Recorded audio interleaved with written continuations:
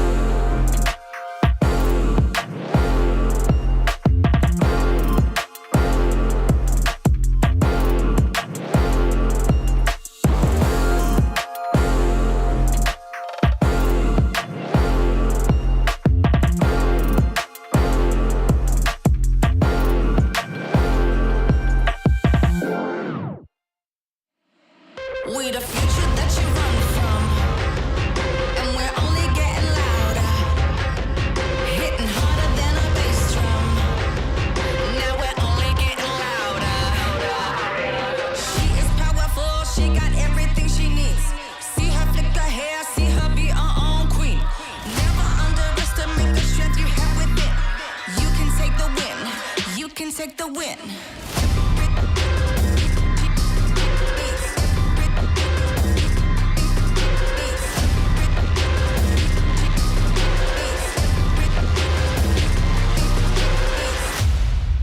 We the future that you run from, hitting harder than a bass drum. And we're only getting louder, and we're only getting prouder.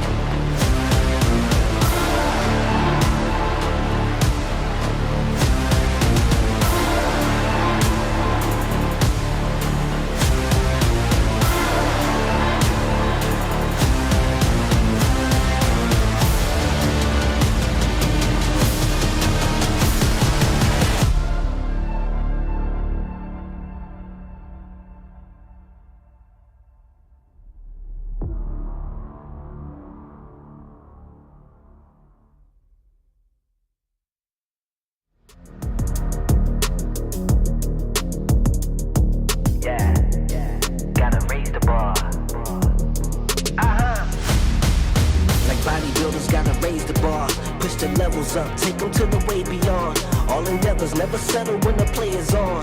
Turning measures from a little to a major one. Activated like lacking patience, decision made it. Gymnasticated so innovative can't be debated. Flow aquatic, don't know a challenge, it been amazing. Fact of the matter, got the pattern to be the greatest.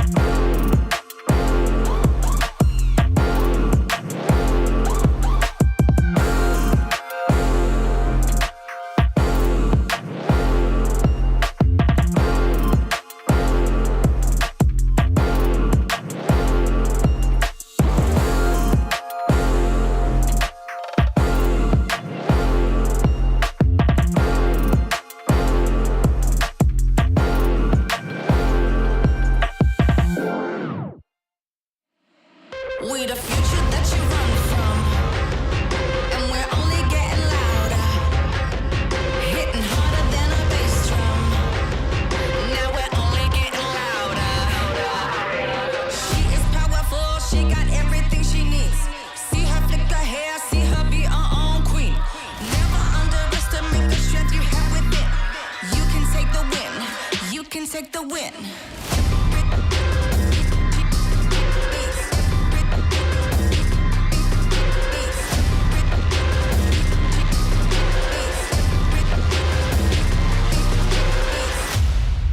We the future that you run from, hitting harder than a bass drum.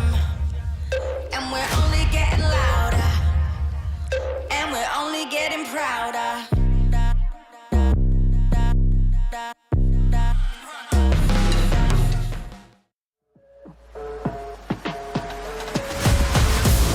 Lights out, lights out. Lights out, lights out. We back in it, ain't no pretending. We here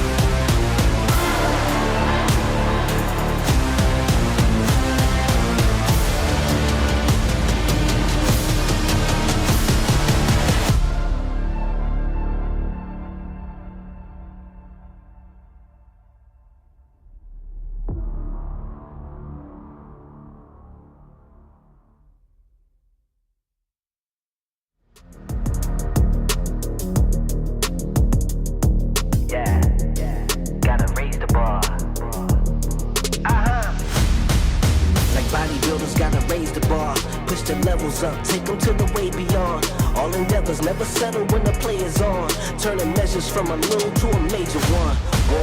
Activated like lacking patience, decision made it. Gymnasticated so innovative can't be debated.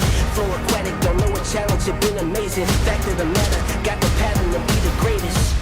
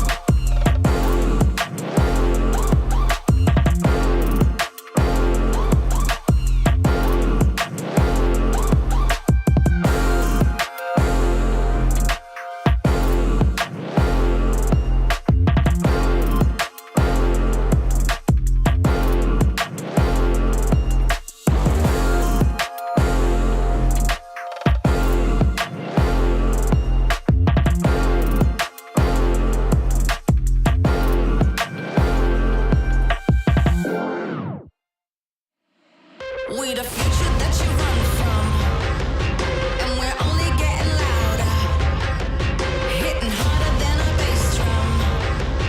Now we're only getting louder. She is powerful, she got everything she needs. See her flick her hair, see her be her own queen. Never underestimate the strength you have within. You can take the win, you can take the win.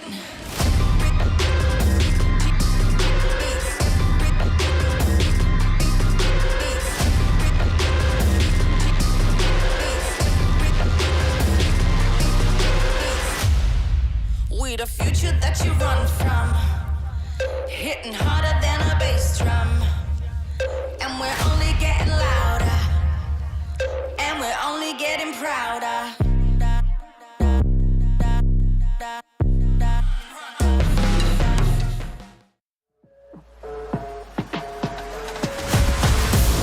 Lights out, lights out. Lights out, lights out. We back in it, ain't no pretending. We hit and get it, we hit and with it. We back in it, ain't no pretending. We hit and get it, we hit and with it.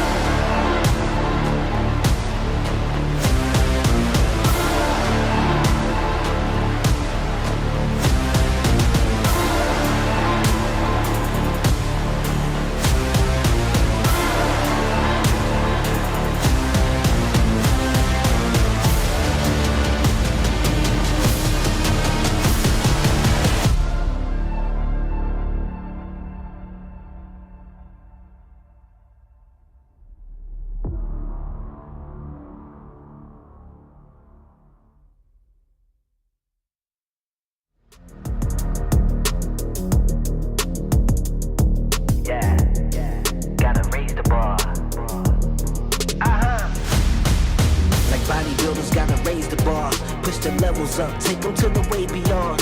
All endeavors never settle when the play is on. Turning measures from a little to a major one. Boom. Activated like lacking patience, decision made it. Gymnasticated so innovative can't be debated. Flow aquatic, don't know a challenge, it been amazing. Fact of the matter, got the pattern to be the greatest.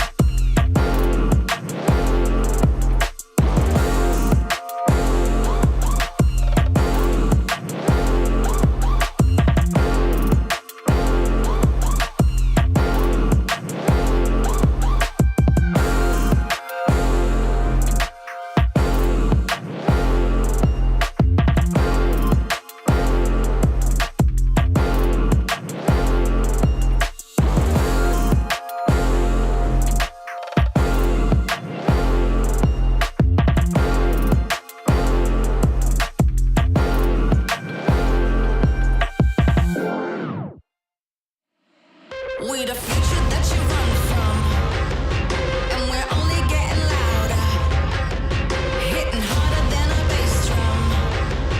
Now we're only getting louder. She is powerful, she got everything she needs.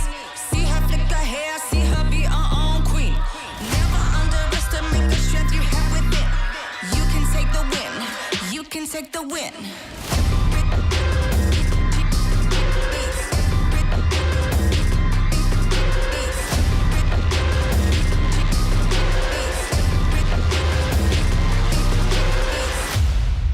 We the future that you run from, hitting harder than a bass drum. And we're only getting louder, and we're only getting prouder.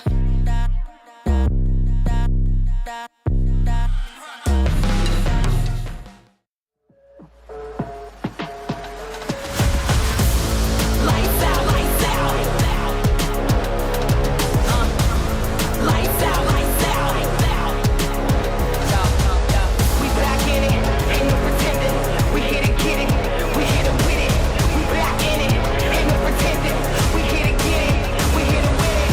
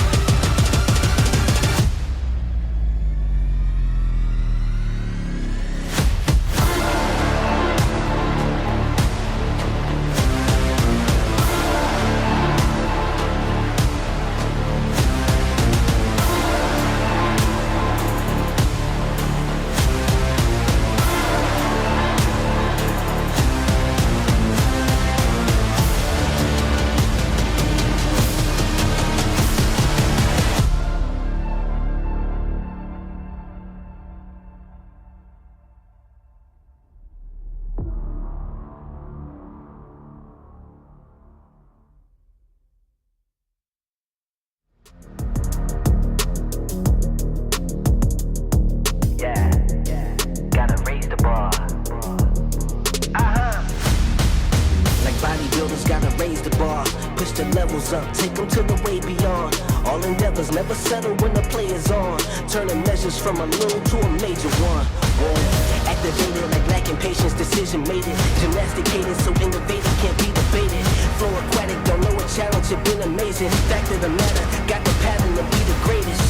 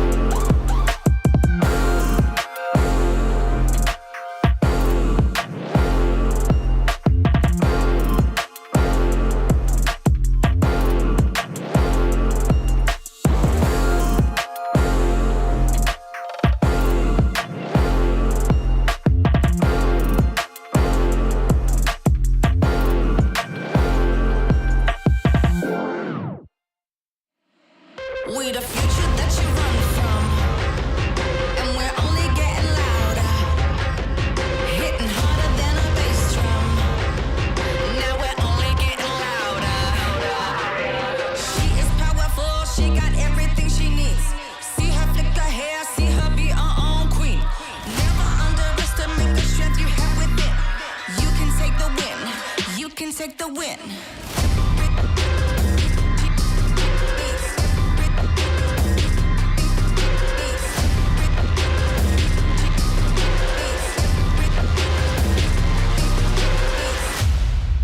We the future that you run from, hitting harder than a bass drum. And we're only getting louder, and we're only getting prouder.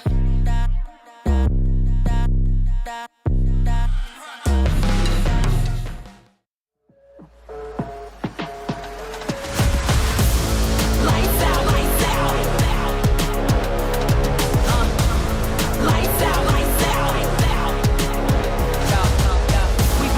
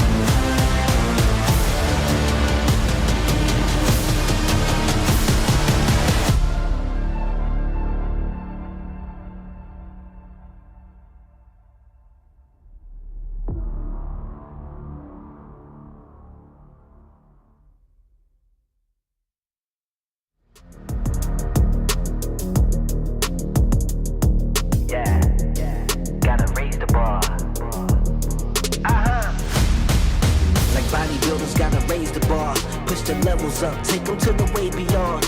All endeavors never settle when the play is on. Turning measures from a little to a major one. Whoa. Activated like lacking patience, decision made it. Gymnasticated so innovative can't be debated. Flow aquatic, don't know a challenge, it been amazing. Fact of the matter, got the pattern to be the greatest.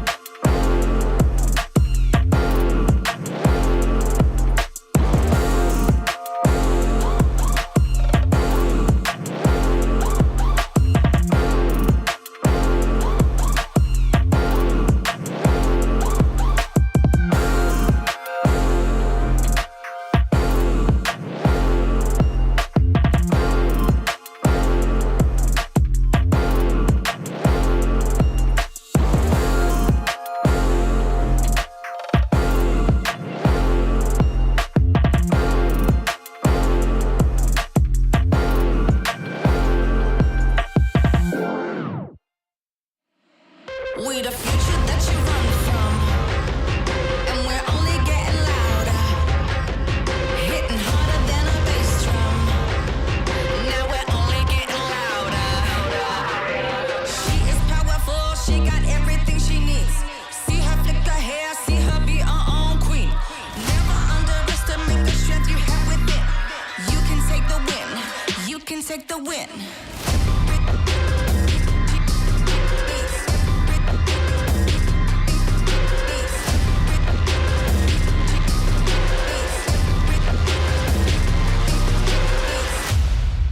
We the future that you run from, hitting harder than a bass drum. And we're only getting louder, and we're only getting prouder.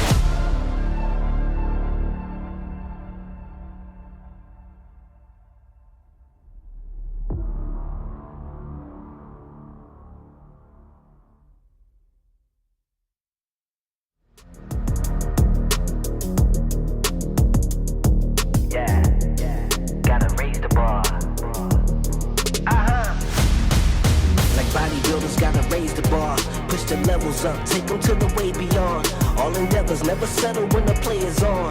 Turning measures from a little to a major one. Whoa. Activated like lacking patience, decision made it. Gymnasticated so innovative can't be debated. Flow aquatic, don't know a challenge, it been amazing. Fact of the matter, got the pattern to be the greatest.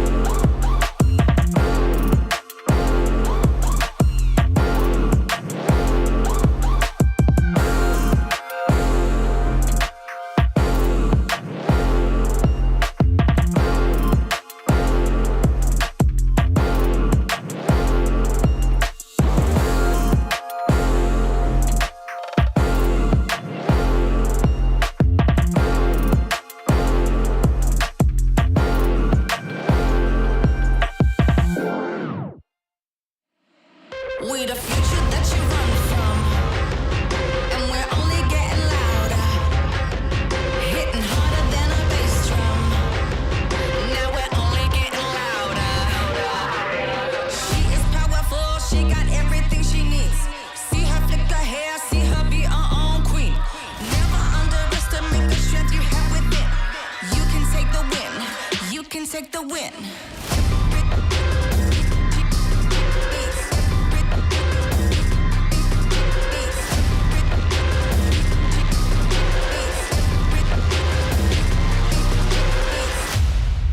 We the future that you run from, hitting harder than a bass drum. And we're only getting louder, and we're only getting prouder.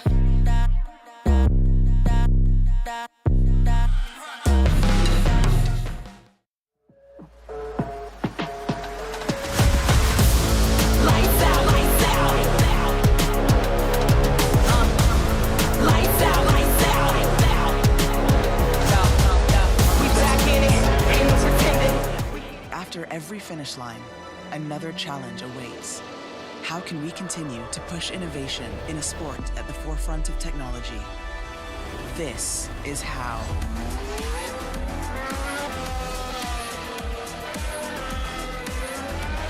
Discover how Aramco and the Aston Martin Formula One team aim to meet Formula One's sustainable fuel targets.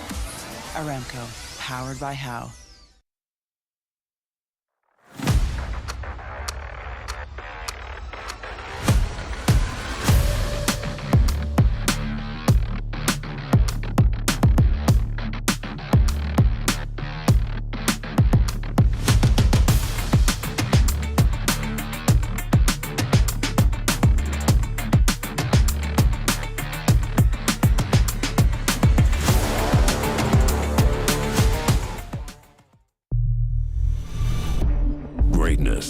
is in an instinct.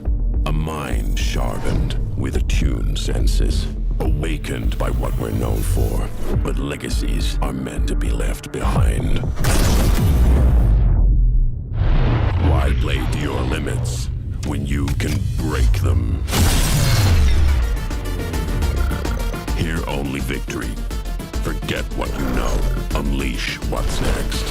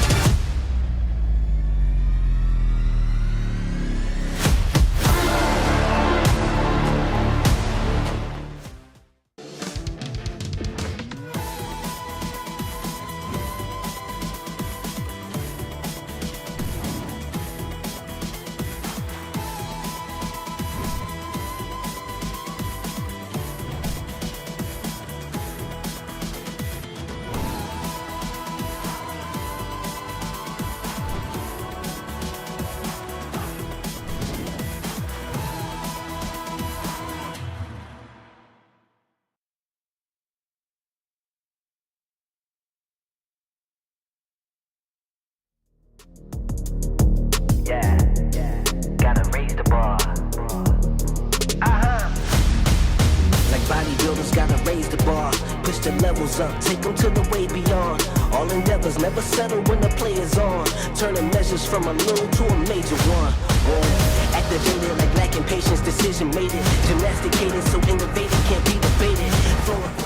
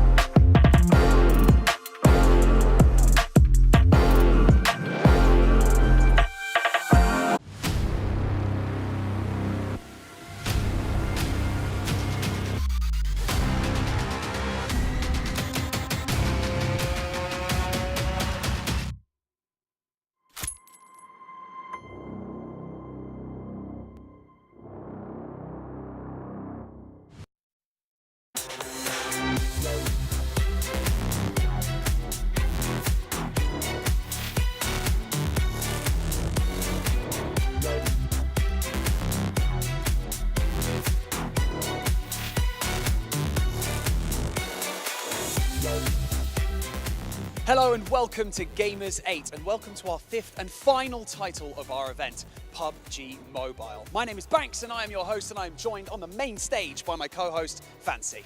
حياكم الله من جديد أعزائنا المشاهدين والحضور في البطولة الأخيرة معنا في حدث جيمرز 8 معنا في المملكة العربية السعودية في الرياض، وآخر تايتل راح يكون معنا إن شاء الله راح يكون PUBG موبايل، وهالمرة ما هو بس PUBG موبايل، لا PUBG موبايل الورلد انفيتيشنال راح تكون أول أيامها اليوم بإذن الله.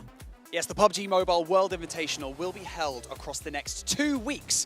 And this week we're going to have our main tournament, and then next week we have something very special for you at home that we're calling the AfterParty Showdown.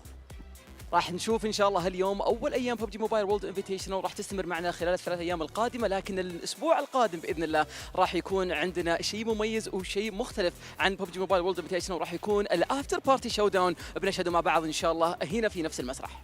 Yes, across the next 2 weeks, we have a total of $3 million worth of prize money up for grabs for our players, and also the Gamers8 trophy. But let's not get ahead of ourselves. We have a competition to get started. So I'm going to send you over to the desk where they can break everything down before we dive into our first map. 18 فريق من افضل الفرق من انحاء العالم متواجدين معنا اليوم يتنافسون في البطوله، ولا ننسى ان الجائزه راح تكون مقدارها اكثر من 3 مليون دولار بتكون متوزعه ما بين الاسبوع الاول والاسبوع الثاني. في اشياء كثيره ممكن نتكلم عنها، في تفاصيل كثيره ممكن نتطرق لها، لكن قبل كذا خلونا على طول اعزائنا المشاهدين والحضور نتوجه للاستوديو التحليلي نتكلم عن المباراه اكثر ونشوف ايش اللي ممكن نواجهه اليوم. Thank you so much, Banks and Fancy, for that. It was a great introduction, and it's going to be a great tournament, not only this week, but of course next week as well. I'm Jason Kaplan, I'm your host here, and I cannot do this show alone no matter how hard I try, and I feel like I said that a million times, but it is always true. We have Maxman here joining me, and Clarissa on the very end. Gentlemen, it's been a long time since we've seen each other in person. How are you guys doing? I'm doing absolutely fantastic. It feels really good to be back here. Not only us together on the desk, but also we've got the players here, finally able to play in an offline event. So I'm really hyped to see how things are going to pan out. Yeah, exciting. I think ultimately there's some different dynamics coming into this tournament as well to figure out how all these teams are going to stack up against one another. It kind of feels me like a World Cup almost here for the World Invitational, so I'm excited for it. There's so many different things, as you mentioned, so many different reasons why this is extra special. We'll get to that in just a second, actually, as we take a look at the format of the entire tournament. Now, normally, when we're doing these PUBG Mobile events, we have 16 teams. Whenever we have more than 16 teams, it's like, okay, well, we'll have groups, and we'll play out groups. Some groups come in, some groups come out. But you know what here? Ladies and gentlemen, 18 teams are playing at the exact same time. And Max, we know that's going to change the strategies out of every single team. Yeah, the first time I saw this, I was like, is that a typo? No, we actually have 18 teams in the lobby this time, and that's going to change so many dynamics. We'll have time to talk about that more in depth, but like drop locations, rotations too, how much space is available in the circles. Everything is changing for this event, and hopefully the teams have done their homework to prepare for this. Teams are going to feel the squeeze on both drops as well as those rotations, which is very important to kind of break down here as the tournament goes on. I think ultimately, though, it's going to test a lot of the teams' potential for adapting to other teams around them here as they continue on the tournament. And we've kind of been like theorizing what could happen. And typically when you look towards the very late game, if you have a full squad up, you're most likely going to win the match, right? But we're not really expecting many squads to ever have 4 players left alive when we get to the very end. Yeah. There's a potential of that. I mean, you could potentially lose people on rotation. You could actually have more infighting in certain compounds, etc. Splits are going to be harder to execute as well because you're just going to have a few more people in the vicinity looking at you as you're even trying to transition to some of those compounds. So it's going to be very exciting to see how they solve the puzzle on the battleground to deal with all of the teams near them. And also it's very interesting, I had the chance to talk with a few of the players, the coaches too. A lot of them are going to be very stubborn, like they do not want to give their drop location away. Surprise. We are going to have quite a few happening, hopefully. Well, you know what? That's dangerous, right? It's 3 days. We have 18 matches in total. Like, it's not like you have a lot of time to adapt. It's not like you have a lot of time to make mistakes and make up for it. As we can see here, 3 days of action with 11th, 12th, and 13th. The after party, we could talk a little bit about it. I'm actually super excited for this as well because not only are we changing like the format a bit, the prize works a bit, but we also have some new teams coming in. Yeah, we're going to have some big teams like, your Bigatron, Redalians are going to be coming into the mix. So I'm really happy to see how they're going to be performing in particular. And also the team I'm going to be keeping my eye out for in that event is going to be R8 Esports. That has had some up and downs recently in when it comes to Arabia. But I think that in this event, it will be great to see how they can perform. So really intrigued to see how it's going to pan out. It's going to be exciting as well. 5 teams, of course, from this event going to be joining. And utter chaos, I think, is fair to say when you look at that after show party. When you look at how things shape up, 6 different maps, different ways to be able to earn some prize pool as well. Exciting. Well, you can see here the point system. If you guys watched any PUBG Mobile in the last, let's just say like 2.5 years now, it's pretty much exactly the same. 15 points for a chicken dinner. But of course, at the very bottom, 1 elimination will equal 1 point. And considering we have now 8 extra players playing every single match, that's 8 extra elimination points that you could see yourself getting. Yeah, actually, I think the elimination is going to be part of the strategy of a lot of the teams that like to play aggressive. So we'll see how it's going to pan out. But if you want to go aggressive, there's definitely one award you could be aiming for, which is Gunslinger. So it's a little bit different from your top fragger award this time around. Gunslinger is going to be calculating your top damage and also your total eliminations. And then you have another award, which is Eagle Eye, which does the average of your top 2 longest shots in the game registered that gets a knock or an elimination. So 2 new awards are pretty intriguing here. I like that it takes into account 2 long eliminations as well, because ultimately there are moments where somebody's like firing far into the distance, and they might get themselves a few lucky shots here and there, but it's going to reward some consistency in those kind of long fights with your DMRs, etc. I'm a little sad to not see like a roadkill specialist or something like that, because we had Salazar, you know, thinking back to PMPL. I mean, he would give him the money now, right? If you think back to it. You see, of course, all the social medias you guys can check us out on. Make sure you guys keep this in mind as well, because later on I'll tell you some ways you guys can actually earn some prizes at home. But it's going to be an extremely exciting event, and I really can't wait to see what's going to happen. We'll be getting into the teams in just a few minutes here, but let's learn a little bit more about the teams, though, before we do dive into talking about them all.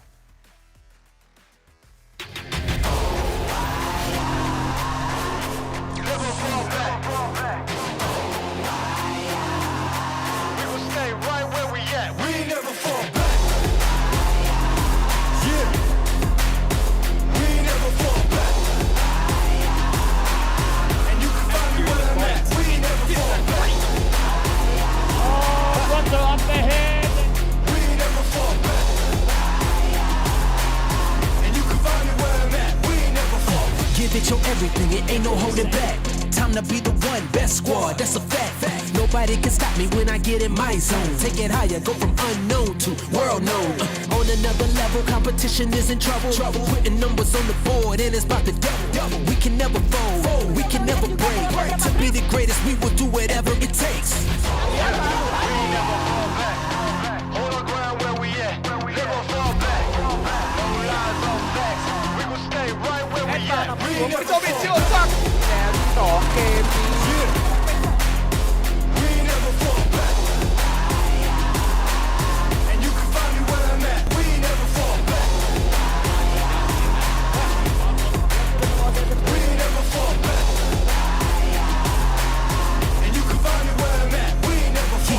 Legendary, feeling like it's my moment. No slowing down now, we can move forward. We got the passion and drive, we stay working. An undeniable team, we on the circle. Bring the fire like a dragon, hunger and the passion. Making history, our energy is everlasting. We're staying on top, team so supreme. Making big moves the world has never seen. We never fall back, hold our ground where we at. We never fall back, hold our ground where we at.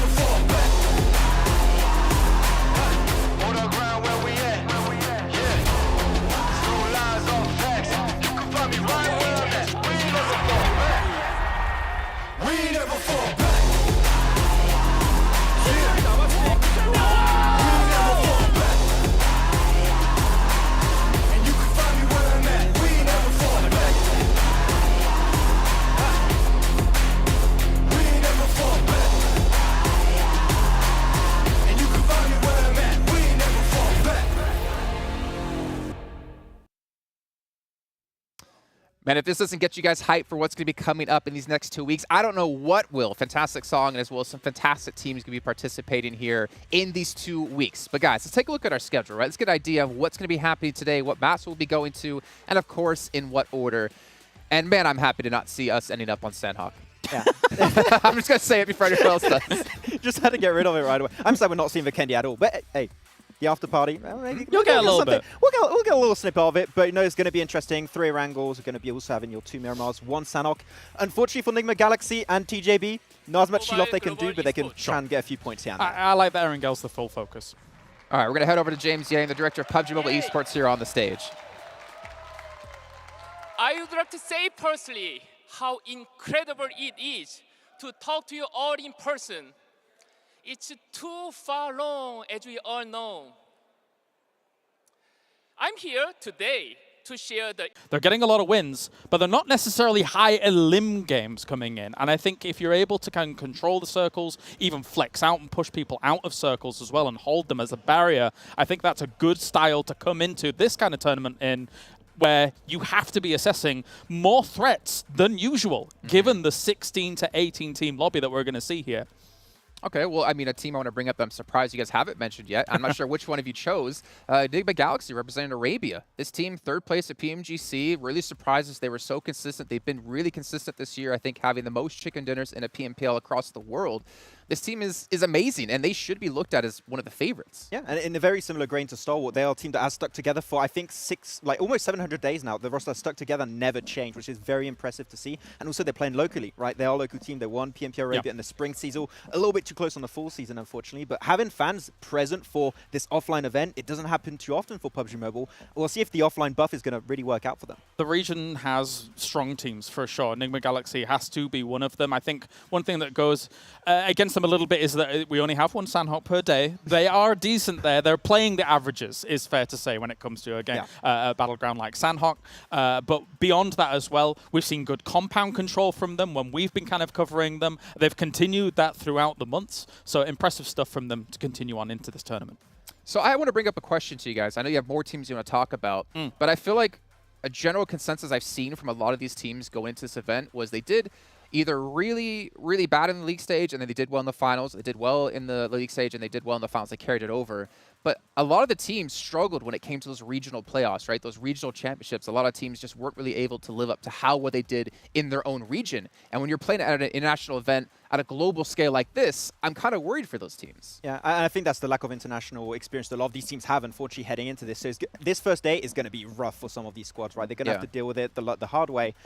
It's going to be like trial and error for a lot of these guys, how the drop goes, how the rotation goes. And I think that after this first day, after the first game of each map, things will start to settle in a little bit more, but it is a lot of unknown heading into now. It's definitely a feel-out day, right? Yeah. That's fair to say. We have seen these guys have a few test games here and there to try and feel out the drops, as you're saying. But even as we've studied these teams' drops, where they're going, sometimes in their own regions, they've had their preferred drop, but then had to move away.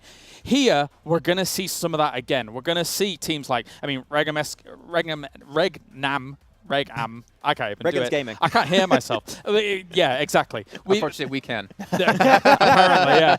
I mean, for example, their Yasnaya split that they were doing with 2 and south of Kameshki, as well as Yasnaya. You have to tighten that up in this kind of lobby here because there's more threats actually looming on the edges of your drop. So even from the word go in these games, you got to be very, very careful about how you're feeling at the other teams. I mean, for teams who haven't played on a national level, like you think of VIVO Key, and I know we talked about this actually quite a bit before the event, they've not really played a LAN. They've not really played a global event. I mean, you're kind of hitting two big things all in one. Like, realistically, what can you expect from a team like this? I mean, obviously, Brazil has high hopes for them. Yeah, I mean, the thing is, it's all about the preparation going into the event, your scrims. And I also know that a lot of teams have picked up a coach pretty much last minute, but that can have a pretty drastic impact on your team and how you approach and visualize the game, right? I think that can have a pretty big impact. Like talking about VIVO Key, they qualified above teams like Influence Rage, Alpha 7, which is even Loops, which is very, very impressive. So I've had the chance to cast them a little bit over in the Western tournaments and like Americas. I think they have the chops to do well on an international event. Unfortunately, we'll have to see how it's going to go because we've never seen it before, but I think there's a chance that VIVO Key could be like a dark horse almost heading into this. Okay. Actually, Claris, do you have a dark horse that you're looking at? I mean, it's kind of up and down. I guess I would have to pick a team like Morph. They come from a great region. I did expect other teams to qualify from that region, like RRQ, for example. But they showed that they're able to hang with the top teams there. So maybe they can make something happen in this lobby, even though I'm favoring the big dogs overall. Okay, yeah, and considering, again, we have 18 matches, right? And you're talking about like getting accustomed to the lobbies, you don't have time.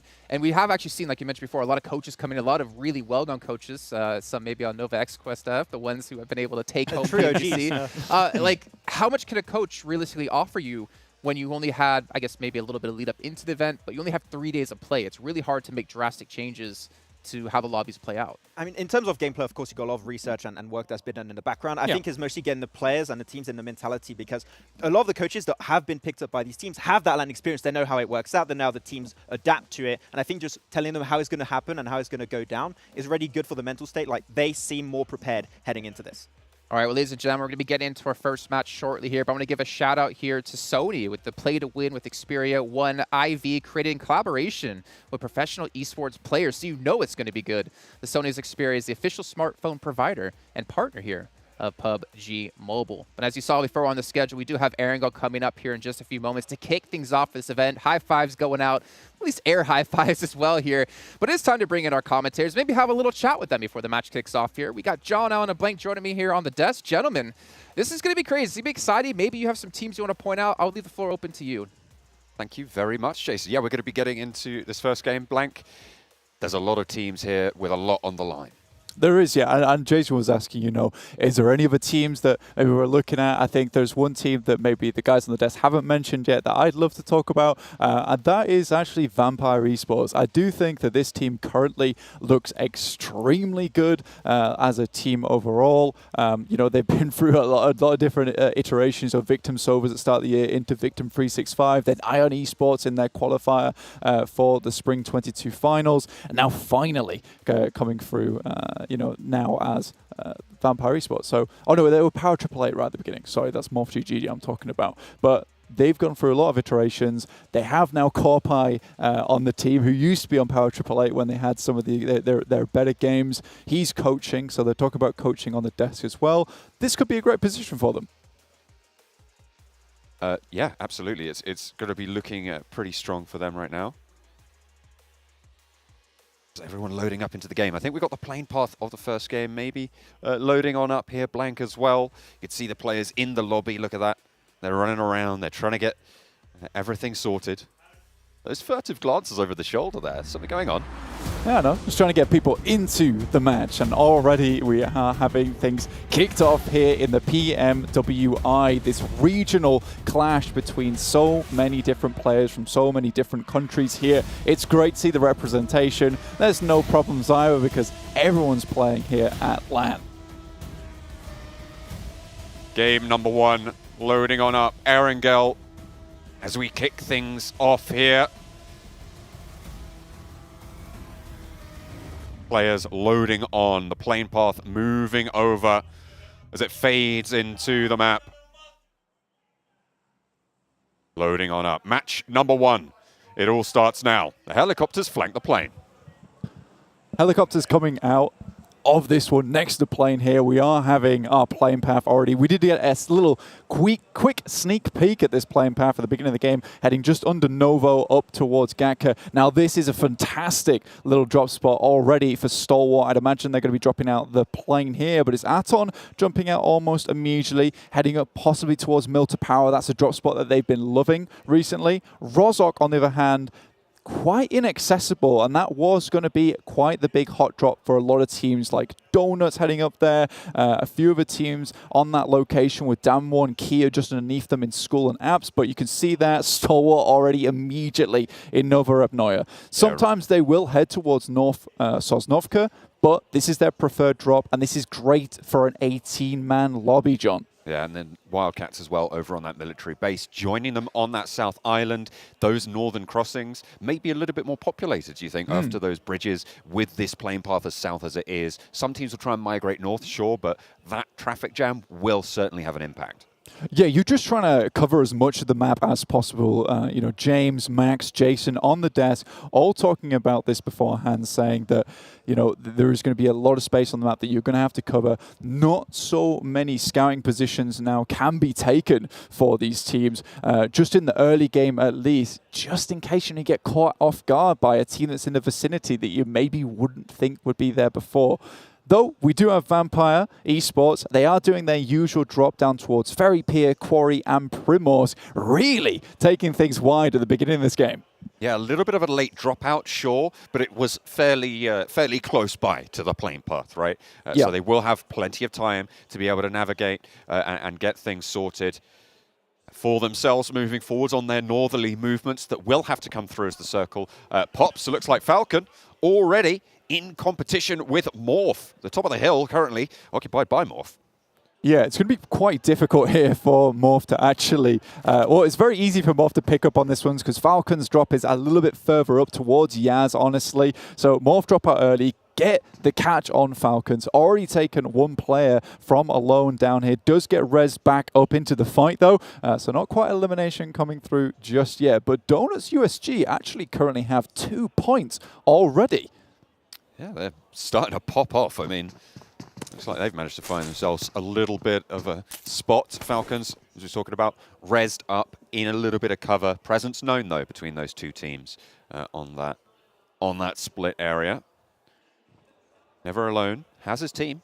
Yep. Seems to play to the name. But look at this. You've got Box Gaming with some trouble. Yeah, Box dropping right on the coastal side, and it's VGS trying to pass by them in vehicles. Now, VGS have two spots. It's up towards Severny as their secondary, Lipovka as their primary. Not able to get to any of them. So this is so awkward, but this is now time for Box to try and show some dominance. They regrouped around Break and Soaz after their decent PMGC. I think it was World League. Now they really need to show their stuff here after losing a couple of players and reforming. Nearly perfect nade there coming through from Break, but doesn't quite get the knock. They will have got that hit marker, that indication that there's a player close. They know there's a vehicle moved. Well, they still know that there's a player this close. Mini 14 with the 4X on the off angle for VGS. Should be pretty solid at holding down this ridgeline, but if 3 players from Box go down, it's going to be tough. Around the side, though, gives away the position, and it's an easy spray down for Box Gaming to pick up their first elimination of the game. That's a really sick just run around there from the team. Very fantastic stuff overall. VGS just crumbling. Obviously not able to get either of their drum spots in this game. And they just fumble for it. And this is what the 18-team lobby does to you. You know, you try and head to a spot that you think may be free, but it's just not. Still bleeding out VGS down to 2. They will be taken on out. Donuts, they were contesting as well. Nigma Galaxy taking early losses. These are the 2 points that you were pointing out earlier. Yep. Yeah, that is rough there. But USG, honestly, this is a team that really wanted to take Rozhok. You know, in all the practice games you see them play before this, they have always gone Rozhok here.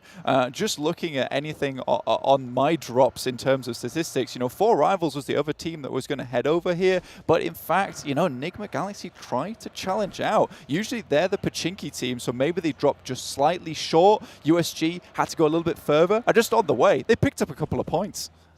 You love to see it. Yeah. Certainly if you're a USG fan. Falcon, 4 players in a vehicle. Not advisable. They're heading towards Yasnaya Poliana as well, which is currently occupied by Morph. On this northern rotation, they are behind the game. Morph on the western side of Yasnaya right now. They will be holding down a lot of those buildings, a lot of those compounds. Hopefully they're going to spot the Falcons' approach, right? It's a very open field. If you're looking that way, you will be seeing them. They're only in 1 vehicle as well, which means that if you're taking some pot shots, you might even be able to get a couple of eliminations there. Absolutely. I mean, there's a real chance for it. Now, VGS, you know, broken and battered, heading up still past Damwon Kia, who've still gone for that Apps School split. It's a little tighter this time, though, and I respect that from Damwon Kia. James on the desk was talking about, you know, how really they wanted to keep things survival-based, get towards the end of the game. It's not about huge eliminations, just consistently putting up those placement points. Now, that's going to give you a good average point over in the PMWI, but 3 days, you do need to strike out a little bit. Donuts USG getting these initial 2 points and also claiming Rozhok straight away. This is fantastic for them. And Donuts USG, they've come out on top in Japan at the moment. Even in the PUBG Mobile Showdown between Korea and Japan, they were a full 10 points ahead of anyone else in that lobby right at the top. So really fantastic stuff from Donuts USG so far. Hopefully spinning around, turning their opponents' heads whenever they can.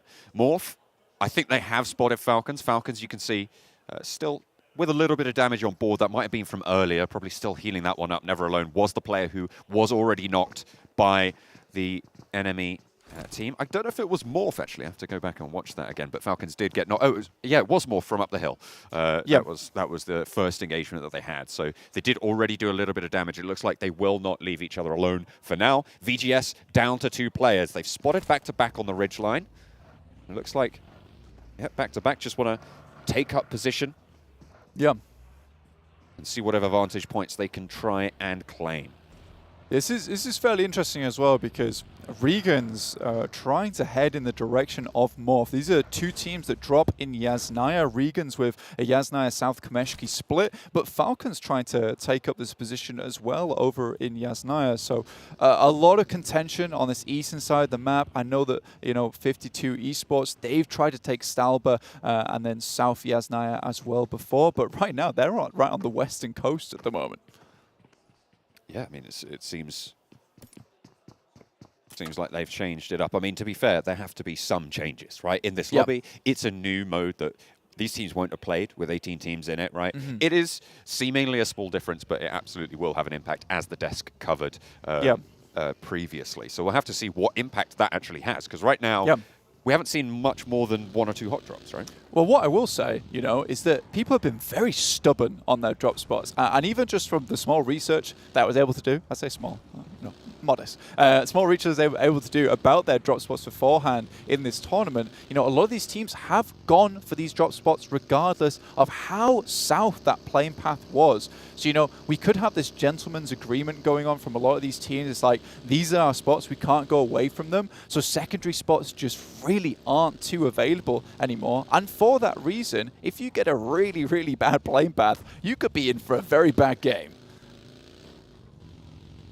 The playing path on this one was very south, and the circle did shift up north. And I'm looking at the teams that have made that journey north early, and I'm looking at 4 rivals, right? All the way up in Severny. Right at the top of this circle now, playing from their northern bastion. Stalwart Esports on the southeast of the circle, just about crossing in. One of the favorites of this tournament right now, Blank. Yeah, absolutely. Like, I don't have too many notes on this team just because they play things so clean, and there's only so many ways you can write clean, to be honest with you. So I was very, very impressed with Stalwart. I think so is the desk. You know, they're set for a fantastic PMWI, but we could see some rising stars, some rising countries just come out of nowhere and blast them out of the water, but we'll have to wait and see here. But for Stalwart, so far, things have been very good. I really do like this Novo drop for them in the beginning here. The edge of the map with 18 teams, it's going to be rough. There's not a lot of positions to play in, and with the loot that you get on board from Novo, with the 6 to 7 medkits that we saw already on just one of their players, you know, they'll be able to outlast that storm on the edge. You'd hope so, with the caliber of teams that we're dealing with anyway. Although that works to their detriment as well, doesn't it? I mean, they have to face off against this super high caliber lobby. It's not going to be easy. Aton take up the gas station. That's out to the west of Yasnaya Polyana. And Morph looking their way. Yeah, so Morph just on that western road, right, with Aton just underneath them. And Yasnaya, for Morph, that being their original spot, they've actually moved west here towards that northern coast. So, you know, they're just looking out for any cheeky teams that try and hold on this north coast. And it's a great idea as well, because it's a very easy position to corner and cause mayhem from many teams, because you don't really want to cluster around this southern edge. There's so much space up towards Severny, especially with that southern playing path. This is a great position to, you know, take up and just chill out, take some time for yourself, especially if you dropped in South George. Like some of the teams, in fact, we've already seen TJB move up. Vampire Esports might want to head up there. So will 52 just in the South George bridge right now. So Morph could get a lot of points just from this singular position. I'm looking at USG as well, right? You talked about earlier in the game. It's great. They've managed to get Rozhok. They've managed to lay claim to that area. But if they don't leave there early enough, it could prove to be their tomb, their mausoleum, right? If they aren't able to get across early enough, if it's a northern shift, they could really be scuppered. Oh, yeah. I mean, you can take every one of these teams and just imagine that they're elastic bands. And USG is that first elastic band. And you know when you create that elastic band ball, at some point it is going to break and explode, and poor USG is right in the middle. They are going to get... Just get bigger elastic bands. I don't... you could do. I'm working with very small elastic bands here. They certainly have had that opportunity, probably more so than most of these other teams. Morph had to move a lot at the start.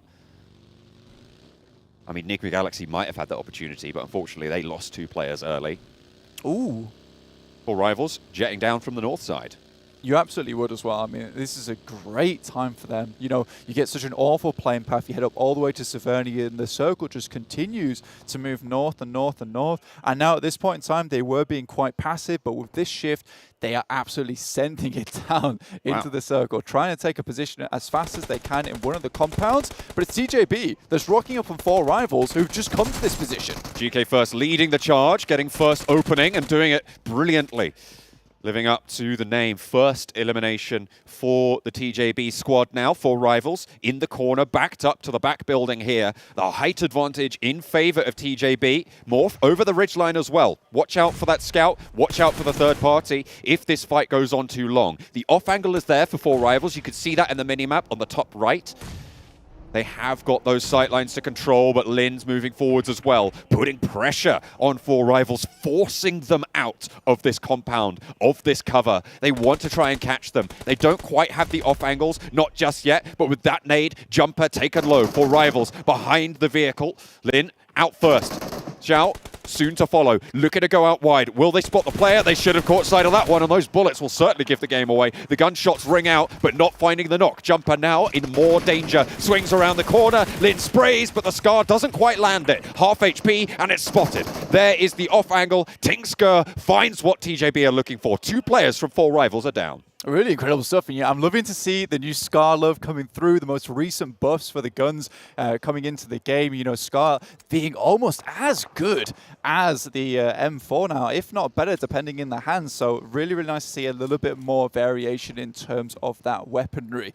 Already another little knock coming through for Team Seoul. But yeah, great stuff from TJB. Considering they were all the way over towards Hospital South George, that was one hell of a send that they made happen over towards this compound, which is now extremely central in this circle. TJB firing for Nigma Galaxy, the first team to go down fully blank. They lost 2 players very early. Yeah. You kind of think, fair enough, go again. It's a bit of a struggle, though, for Nigma Galaxy. It's not kind of the precedent you want to be setting as that team when everyone knows you as the survivalist. You are the Bear Grylls of the lobby, and it's just not working out for them here. Scry from Stalwart taking some shots over towards Wildcats. Already Ray going down. Defoe off in the distance, takes some pot shots back, but now it's the Wildcats having to regroup here and trying to make something work.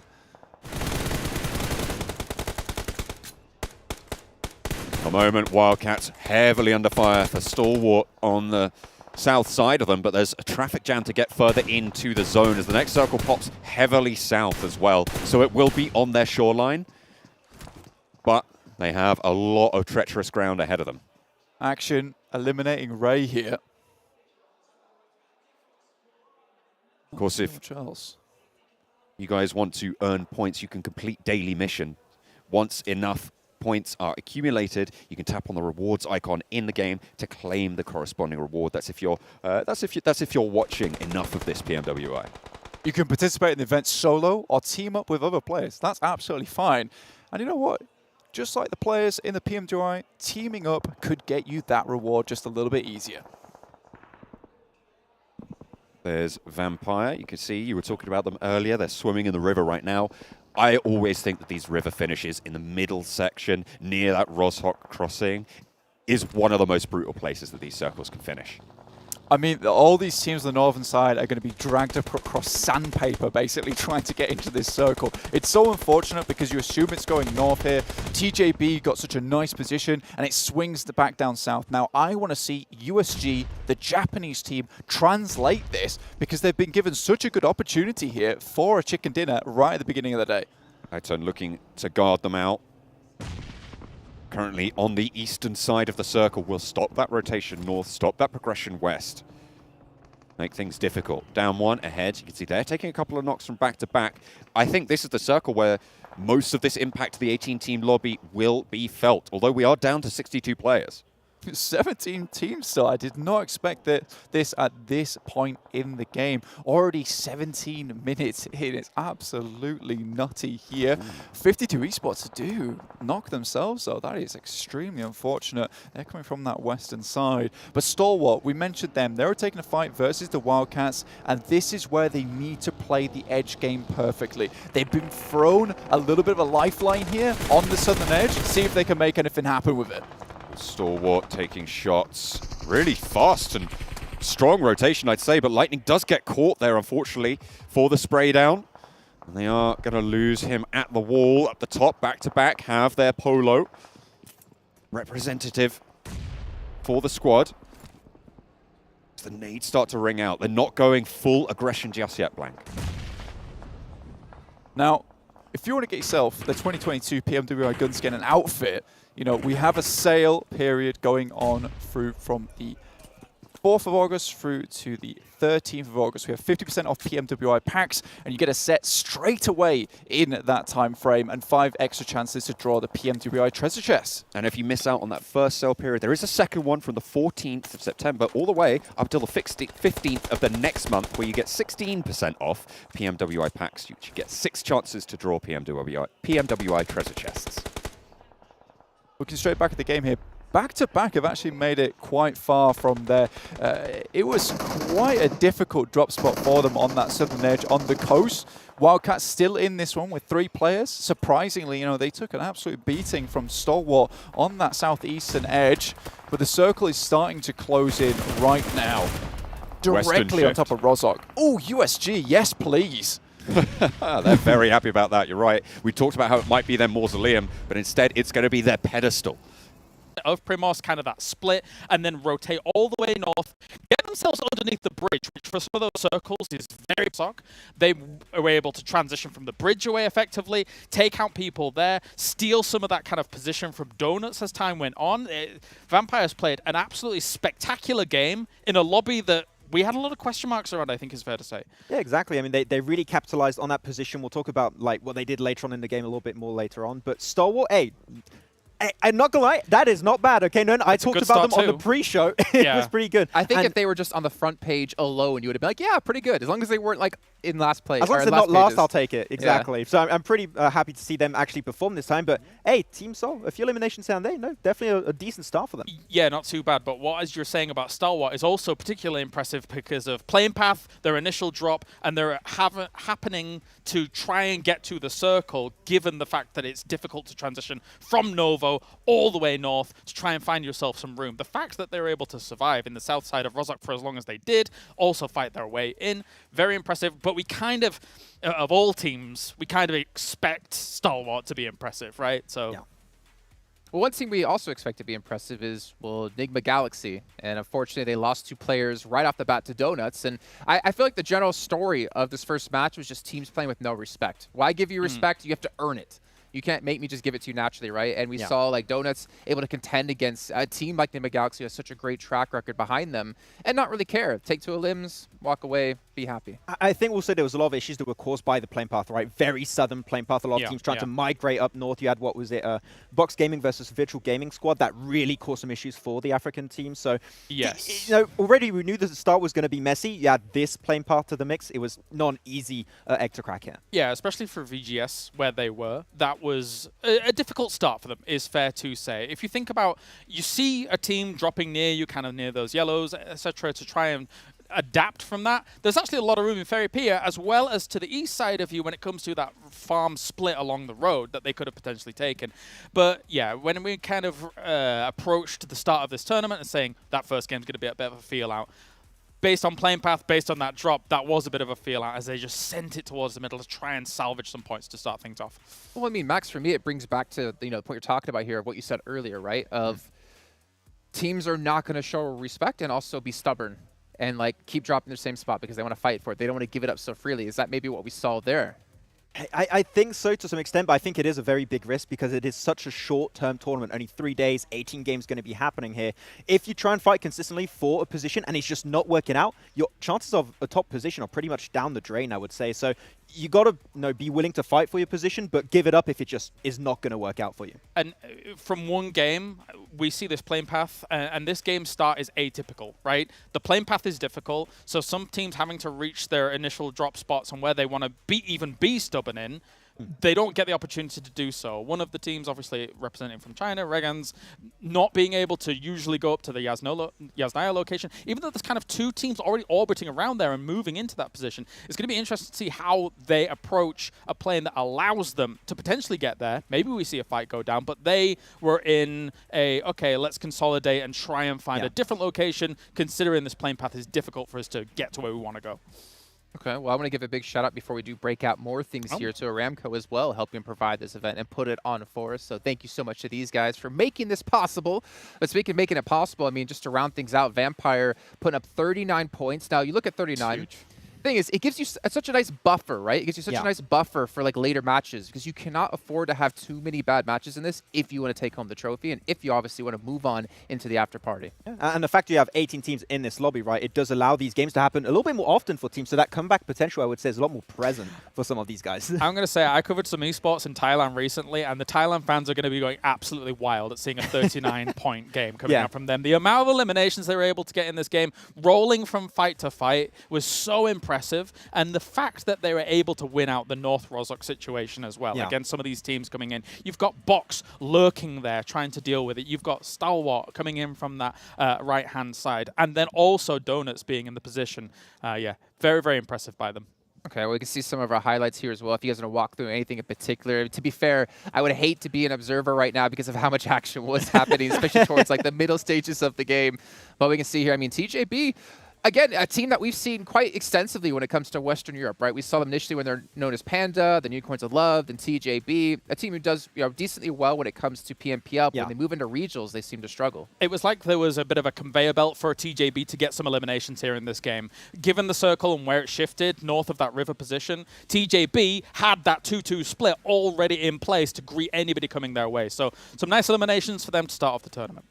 We've seen right now the perfect breach coming out from Vampire here, just pushing right onto Donuts. And actually, I would say Vampire, in terms of being opportunistic, were 10 out of 10. They waited for Donuts to regroup as a full squad away from their 2-2 split. They see that position, instantly send it forward to take that spot. And a very difficult thing about Rozhok is its multi-tiered layers of where the buildings are, those angles that you can take against some of these teams. Box fell very much victim to that, to the Vampires, as they swooped down and bit them on the neck. And from that, I mean, it was just a great conversion. I love what they presented here in this first game. But I feel like at the same time, putting on a match like that, you just basically put a giant bullseye on your back. And also from your fans, right? They expect you now to have this kind of, not maybe this kind of performance with how dominated it was, but they expect you to keep this momentum going. I mean, I guess the upside for them is like you have an extremely good match on the first one of the entire event, and that gives you like a nice high into the future games. Yeah, the thing is, there was definitely a lot of mayhem happening in this match, and they capitalized on the mayhem. So it proves to me, at least, that this team, Vampire, can deal with stressful situations. If they have a really bad circle, I expect they can work with it and potentially come out on top and get a win when you really don't expect it. And there is more mayhem because we have more teams in the lobby, because more people are surviving into those later stages of the games. But the thing that impresses me the most is that this was not a central location that they just held down and they just shot at everybody as they came in. No, it was constant movement, constant attempts at trying to find the next best position to where they had to fight through other teams to get to. So that kind of war-type effort that they're able to bring here to this first game, very, very excellent. And to add on top of that, actually, for Vampire, the very interesting thing is every time they took a fight, the fight lasted, what, like 20 seconds, 25 seconds tops. It was fast execution. It was super snappy. And the fact that they put that instantly, they could shift to another position, take that spot, take another fight. So I think the execution speed of things definitely made it a lot easier for them to secure the win. So I have a question for you, Colaris. That's me. You know, well, since obviously COVID started, we have been online for the most part, and we haven't really been offline together. You typically have a nice little sound you make when we see players pull off a lot of damage, or we see teams pull off a lot of damage. We're actually going to take a look at the damage from this last match from all the teams. And I'm curious, how high will Vampire be? 3,600 is not bad. You know, actually, I thought they were going to show all the players, and I would have estimated with that many eliminations, maybe all of them would have been above 1k damage, which would have been the proper sound that I was bringing. But that is extremely formidable. I mean, the thing is as well is that, yes, Donuts USG actually did put about a lot of damage, but you kind of expect that when they've got the 2-2 split that they had in Rozhok to be able to fire down on anybody that's coming into that area. But the fact that Vampire was going from fight to fight, traversing from fight to fight, and bringing that firepower while also still keeping themselves alive, still covering all their angles, so formidable. I think they barely got knocked in like all of those fights they took versus the Wildcats, versus VIVO Keyed, versus also Donuts at the end. The fact that you keep 4 players moving around and you're not losing any time going for the res is so important for them to get that success, to get the win at the end of the day. And the great stuff. The rest of the numbers are very urban warfare-esque, very even between all of these other teams, because you generally get in these situations where, unfortunately, for all the other teams, they're all shooting each other all the time. And you get a knock, that person moves behind a wall, you get the res, and it's kind of very chip damage-esque in this urban warfare fight. So the other two teams, the fact that they stand out so much in an urban ending is crazy. I want to play devil's advocate here, though, for Vampire. 3,600 is a lot of damage, to be completely fair. But 24 limbs, I maybe expected some more damage. Does this maybe show they were getting a lot of, like they were finishing off knocks from other teams? Or is this like what you would expect for 24 limbs? I think the high damage, a lot of that came from their very wide rotation, right? They were trying to clear some space on the northern side, getting rid of like TJB, VIVO, Keyed, also your Wildcats team. I think that was the main reason why their damage was so high, and then they just capitalized, and every bit of damage they got in that city finish resulted in eliminations, extra knocks coming on through. So I'm not really surprised to see that high damage and like a little bit lower eliminations. We said low eliminations is still 24. Yeah, there was two phases to their approach to Rozhok. One was the actual approach where a lot of the teams in Rozhok are paying attention mostly to teams that are in Rozhok. And as they're pushing up north of the warehouse into Rozhok, not a lot of people in Rozhok can see that because it's kind of a little bit of a downhill. A downhill. Not an uphill, it's a downhill. That's right. Gotcha. And then once they get into Rozhok, they have the highest location. So it's very difficult for people to dislodge them. Okay, well, gentlemen, I feel like we did justice to that first match. Vampire definitely did justice as well, but we do have a short little break here before we do get into our second match. So in the meantime, I'm going to send you over to Team Falcons and basketball. I'm going to leave it at that.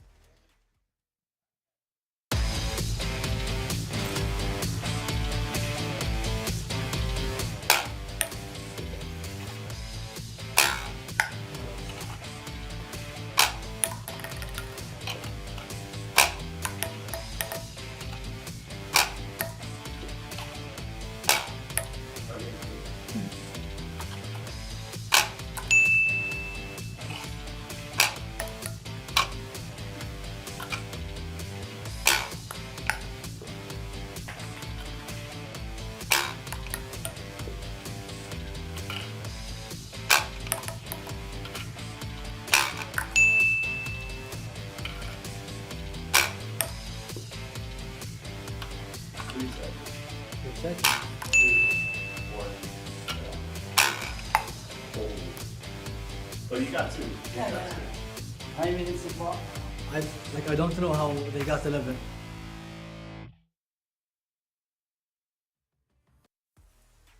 To be fair, 3 is actually not bad because that looks pretty difficult. I think I would get 1 on like a lucky day. It's not. I don't believe in myself when it comes to those type of things. Are you saying Maxman in sports not so good? I mean, yeah, clearly. no, it doesn't go together. I haven't even been mean to you on desk yet. You're being mean to yourself. Exactly, it feels weird, so I have to do it. Yeah, exactly, I have to do it Jason, myself. we've conditioned him. It's been a while. It's a little bit odd now that I'm not being mean, but don't worry, we still got plenty of days left, right? We talked about Vampire a lot. We talked about you making a sound. We didn't get to see player stats then, but we're going to see them now. So let's get an idea of actually who was the standout players on that roster and why they got the 3,600 damage. So close to 3 1Ks, but Mike really kind of pulling out here with the 1,100 damage coming in. I mean, the interesting thing about all of this for me is the fact that not a lot of them took massive amounts of damage. I mean, of course, apart from one in particular, but the way in which we see this damage coming in, they were, as you were saying, they were executing these fights very quickly to move on to the next one, to move on to the next important location, like checkpoints to move to the eventual winning location. Yeah, and exactly. You saw during those fights, the Ravenclaw was always the one breaching the compounds, right? And he would sure take a lot of damage. Sometimes he would get knocked, but you have one player that has to do the dirty work. He was the one doing it. He's the tank. He's exactly. the tank of the team. You got your 2 DPSers. Yeah. And we can't see healing, so I don't know if we have a healer. He was tanking the raid, man. He was going for it. Exactly. The bosses fell down real quick, but I mean, Ravenclaw really did a lot of work to get the team in those positions, and once they were involved, like it was game over.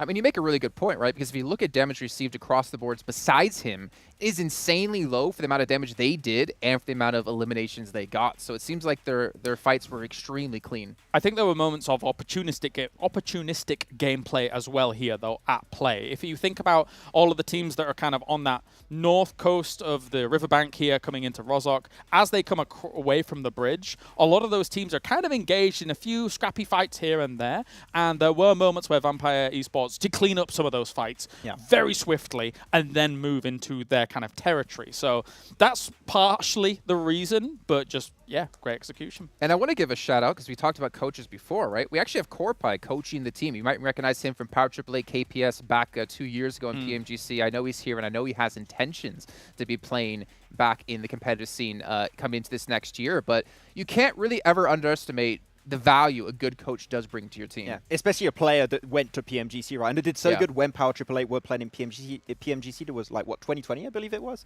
Like, he has that backing, and he's also got that, like, physical presence with players at a LAN venue. So that is definitely huge for the team, and it helped them secure that first win here. Okay. Well, we also have the ability to talk about donuts. We talked, well, not the food form, the form coming in from Japan here with Donuts USG. And how well they did. I know we actually had an interesting thing with them is the fact is they're not all Japanese players. Missile on the team is actually from South Korea, but he's playing within the roster. And as we saw at the very end of that game as well, he got a couple of eliminations to help bring them up the leaderboard. I think Donuts as a whole, I think they've leveled up from incorporating. That's on purpose? Donuts whole? Donut hole? You know, I'm trying to be subtle here, and you're very American, Jason, all right? That's intentional. He's very immersed, yeah. I like that Donuts incorporated in their South Korean players, be it Missile, be it Korean player on, you know, as a fifth, etc. Because I think this has leveled them up. Admittedly, in this game, Rozhok is their drop location, and they did have a good amount of time to be able to choose where they were going to actually pitch up, try and kind of stage their campaign from as a whole. But we saw the transitions, right? Yeah. We saw when the 2-2 comes along, they know they're going to get crunched down on. They have to make a decision. Where are you going to go? You can't go up from the 2-2 into the warehouses, so you go down into the buildings that they were able to kind of isolate. And that was a great little opportunity for them to try and strike out. I thought they were going to get the win off that location. Didn't work out because Vampire just went God mode. So, yeah. It was a nice try. You could not really fault them for that. Like, they had to regroup from that 2-2 to a full squad, because if you don't, you have Box, you have Stalwart entering from the southern side. They're going to breach you, collapse on your position, and then you're down to 2 players, and then you have more teams coming from the northern side. Like, you have to regroup, and unfortunately for them, Vampire played that position above them so well, it was really hard for Donuts to deal with it. Well, I know you're talking about them in the drop location, but they did, to be fair, take down 2 members of Nigma Galaxy very early in the match as well to like really get themselves leveled up. And obviously, again, to show that they can compete against these teams. You know, we talk about Japan and Korea. Typically, it's just kind of in their own region, whether it's the Japan League, you know, or they sometimes have clashes actually between the 2 regions. Yes. But on an international scale, they don't really play much. You know, think back to Bluebees in PMGC 2020, right? This is a team that kind of really showed what they can do and what the power Japan has to offer. Absolutely. And then we're finally seeing it at a global stage. And this is the important thing for Donuts USG is that, again, Japan in terms of like mobile esports and PC esports, in other locations, or console. they're not.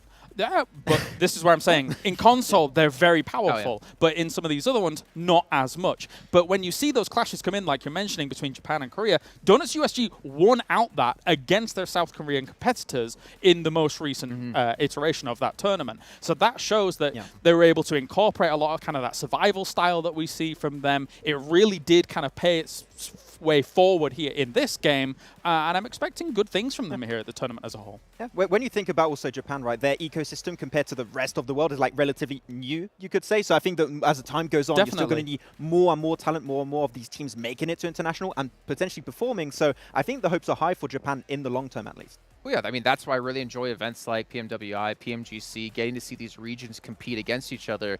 I kind of wish we had it more often, to be completely honest with you. Well, every week's a little bit too much. As long as we're working the event every week, then I'd be happy.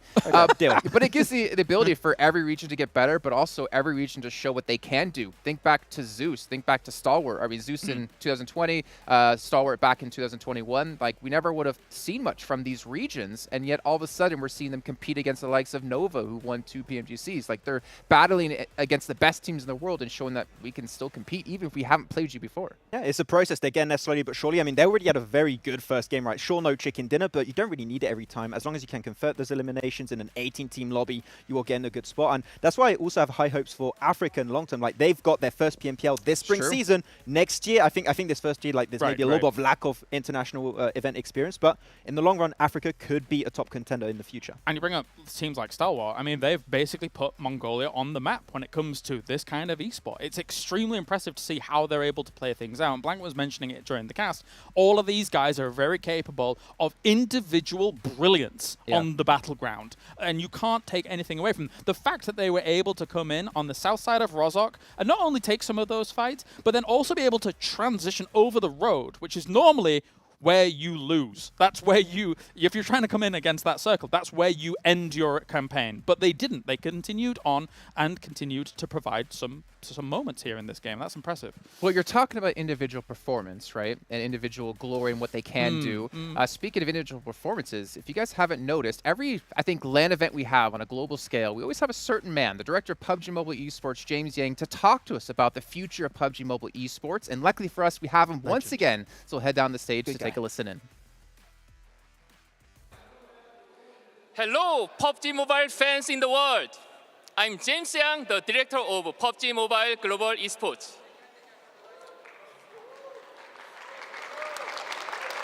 Yay! I would like to say personally how incredible it is to talk to you all in person. It's too far long, as we all know.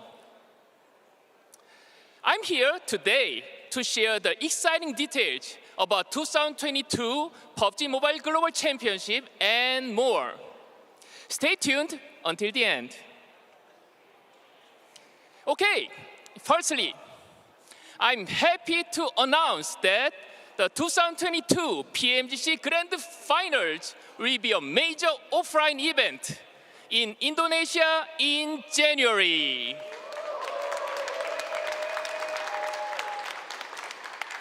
PMGC League will begin in early November, and it will run for 4 weeks to determine the teams heading to Indonesia to battle for the crown as the best PUBG Mobile team in the world. An incredible 48 teams, the best of best teams from each region, qualified through the year. The most to ever in our offline event will join to PMGC League. The top 13 teams will take their place in Grand Finals with 3 direct invites. As well as PMWI, Sony's Xperia will be the official smartphone partner for 2022 PMGC, ensuring all players are able to perform at the highest level on the biggest stage. And that's not all yet. I'm excited to talk to you about a new competition, PUBG Mobile Regional Clash, beginning next month. The PMRC is focusing on pitting different regions against each other, beginning with PMPL's Southeast Asia versus PEL. You never want to miss it, so please follow us from September 22nd to 25th. Okay, it's a time to go back to enjoy PMWI. On the circle! Thank you!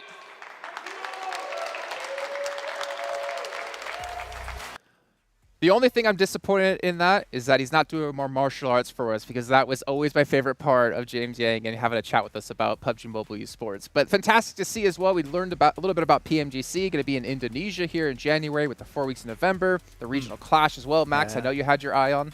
I mean, it's going to be great to see a lot of the Chinese teams from PL actually playing versus the SEA teams, right? Got that rivalry happening a lot of the time. So, I mean, normally you see in these international events like 1, 2 teams from PL. Here you're going to have like half of the lobby PL teams. Like, that's going to be pretty insane. Yeah, we mentioned it before, but I mean, two regions that have excellent teams at the very top. So to see them kind of clash and just make this mega lobby, I think is going to be very exciting. Well, by the way, if you guys didn't know, remember I taught you all at home about different prizes you can win and different ways you can win. We do have a meme contest currently happening. So you need to check out, Instagram and Facebook stories for fan-made memes. You need to make your own and post them over on your own page, and make sure to tag PUBG Mobile Esports as well. And there will be some winners picked out with some lucky prizes. I'm not going to say exactly what they're going to be, but they're good. You're going to want them. Trust me on that one. And speaking of memes, I mean, Max, you are the meme master. Maxman meme master. I was a meme. I was good, yeah. Speaking of memes, Max is a meme. Continue. Go on. And what was your question? I went completely What off. was the question? Oh, okay. It was just like, okay, I'm a meme then. Okay, cool. Yeah, I mean, memes are good. I want to see them posted on social media. Maybe I'll share them. I mean, we did have a phenomenal couple of them back in, was it PMGC 2020, of how to beat Bigatron. A1 Esports was a big proponent in how to do that. Maybe we'll have to revive some with the Indonesian. I mean, for here at the event, we have the Indonesian talent, we have the Arabic talent, we have the Turkish talent, so we have some things lined up potentially to do all together for some fun little things. pretty much updated version, I would say. Well, pretty much it's going to be all of us with Max in the center of a circle, and all of us are going to make fun of him and be mean to him Just in so different languages. Yeah. Point and laugh, guys. Okay, no, don't do that, please. I'm not I interested. won't. Jason will. Oh, Yeah. he'll do that. Yeah, right? yeah. We have to do a crawdad dance in the middle of the circle. Could be an emote in the game in the future. I don't know. Yeah. Yeah, I mean, there's a lot of potential for it. What's up, Cloris? You're looking at me like you don't know what's happening. I'm enjoying myself. You're enjoying yourself? Okay, well, let's enjoy ourselves by talking about maybe some other teams. Any other guys you want to talk about here that we didn't touch on, either at the top of the show or in that last match? I would have to talk about here, I would say Wildcats, right? They had some good intention when it comes to their rotation. As we know, they dropped like a Sanhok Island military position around the map, and it was like a tough circle afterwards. You had to go for the wide rotation up north. I think that there was some good intention behind it. The execution was maybe a little bit all over the place, and I think that for them dealing for the first time with this type of lobby, they have to adapt a little bit more. But the idea was there, in my opinion. For me, I'm of the opinion that Military Island is a bit of a dead drop. For Stalwart, they've got the absolute world class to be able to negate quite a bit of that. For Wildcats, I'm a little bit concerned if that's going to pay dividends later going into this tournament. We'll see based on playing paths, based on drops as a whole, and see how that's going to go out throughout the tournament. But I do have my concerns there. Okay, well, I mean, obviously there's another region we haven't really touched on, unfortunately, because typically we've seen in the past couple years they can't really compete when it comes to these global events. Back-to-back, a team from North America, they have been able to win PMPL back-to-back, which is a great sign. But the unfortunate, or not unfortunate part is, but the fact is they need to show what they can do. I would love to see them do what they can, or show what they can do, because I'm American and I would love to see them do well. Yeah, I mean, it's been proven that they can dominate locally. Like, when it comes to their region, they can do just so well. So I'm hoping we can see some good representation from back-to-back, but it's going to take some time to get there. All right, well, speaking of getting there, we're going to be getting to the second match of the day here momentarily. We're going to be heading over to Miramar this time, which is going to be quite interesting again. A bigger map, so we have obviously more teams. Maybe that's going to facilitate them a little bit more. But I know while we were watching the last match, we were quite surprised by how many teams were still left alive, how late into the match we actually got into over on Erangel. But speaking of getting over to, let's head on over to John and Blank once again to kick off our second match. Thank you so much, Jason. We are ready and raring to go over on Miramar. It's going to get a little bit hotter, maybe matching the temperatures here in Riyadh. It's been pretty hot for a couple of Brits like us, eh, Blank? It's even the walk from the shuttle from the hotel to the event here is absolutely boiling.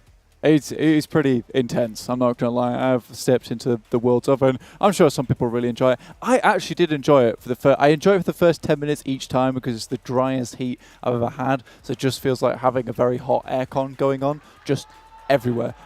That's actually just wind and the sun. Natural. That's just how things work.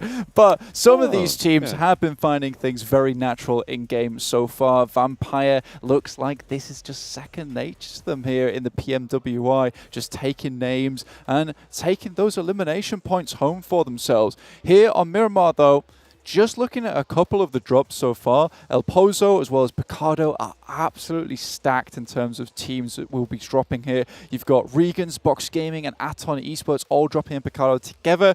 El Pozo got Damwon, Donuts, and Nigma Galaxy. So one of these teams is going to come out on top in those specific locations. We'll just have to find out who. El Pozo a little bit late on this drop path at the moment, as we are. We've got a secret sneak peek at the plane path here, Blank. Don't tell anyone, all right? Keep it on the down low. But El Pozo will be a little bit later on that progression for these players. Maybe could affect the number of teams that do opt to go there fully, but then again, maybe not. We were talking a lot about how teams want to hold on to what they've got. Certainly going to make a difference if they make it or not. But we're going to go into Miramar in game number 2. The plane takes to the skies over the desert once more. So immediately heading up here, Los Leones can pick up a lot of these teams in this current playing path that we will be seeing on your screens very, very shortly. And I feel like I'm telling the future right now. That's because I absolutely am. So a couple of teams could drop it towards Los Leones. There's not too many teams that I've seen so far that have been dropping in Los Leones exclusively, but that can hold at least 3, which will alleviate some of the problems, especially with Miramar being such a large map anyway. We head into the game. You can see now the plane path that we've been seeing from the southeast side up to La Cobreria. Seeing where teams drop out. And of course, the first time this is going to be played at the top level with 18 teams. Keeping an eye on those drops like a hawk. Absolutely. And with 6 of these teams dropping exclusively in Picado and El Pozo, honestly, everywhere else that teams want to go to should be absolutely free. So just looking at this one in particular, Impala for Wildcats, this is a place that they love to go. They're already dropping out in that location already. So this seems fantastic. You know, honestly, I've seen a fair few matches from Wildcats as well where playing path has been absolutely diabolical for them going to Impala, yet they still go to Impala. They love it there. So this is a great start for them here on Miramar. Perhaps, you know, maybe they can shore up some of those issues that maybe they had over on Erangel, where things just really did not go their way versus Stalwart. Puerto Paraíso currently being held by VGS as they dropped out really very early. Down one, Kia headed further southwest. I imagine they're going to be moving over towards Municipalidad Valdemar on that southwestern edge. But Box Gaming and Team Seoul look at a clash in Picado. Only 2 teams at the moment in very close proximity in this location. Neither team yet taking a knock. But look at that very forward position from one of the players from Box. I didn't quite catch the name there. But they are absolutely in the lion's den amongst Seoul, Bensu, with players all around. Omega on that outskirt has the back fall out for Bensu. Has a vehicle, sorry, not a vehicle, a weapon as well in hand. Do they know that there's a player here from Seoul? Picado can hold 2 of these teams, but you do have to be constantly on a swivel here, John, to make sure that no one's creeping up behind you. Box Gaming, very certain on positions that they want to hold around this map. Trismay with the M249, already with a very heavy-hitting weapon, which could be very dangerous should it come to close quarters with these teams inside these compounds.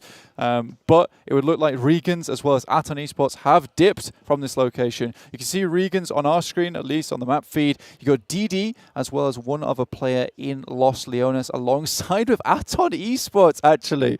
So this is very, very interesting. REGAN.S have north and Atons have south side of Los Leones. So this works out exactly what I was talking about earlier, that Los Leones is massively free. And it looks like REGAN.S and Aton happy to not go Picado, not go to that usual position, and instead take a safer spot here towards Los Leones.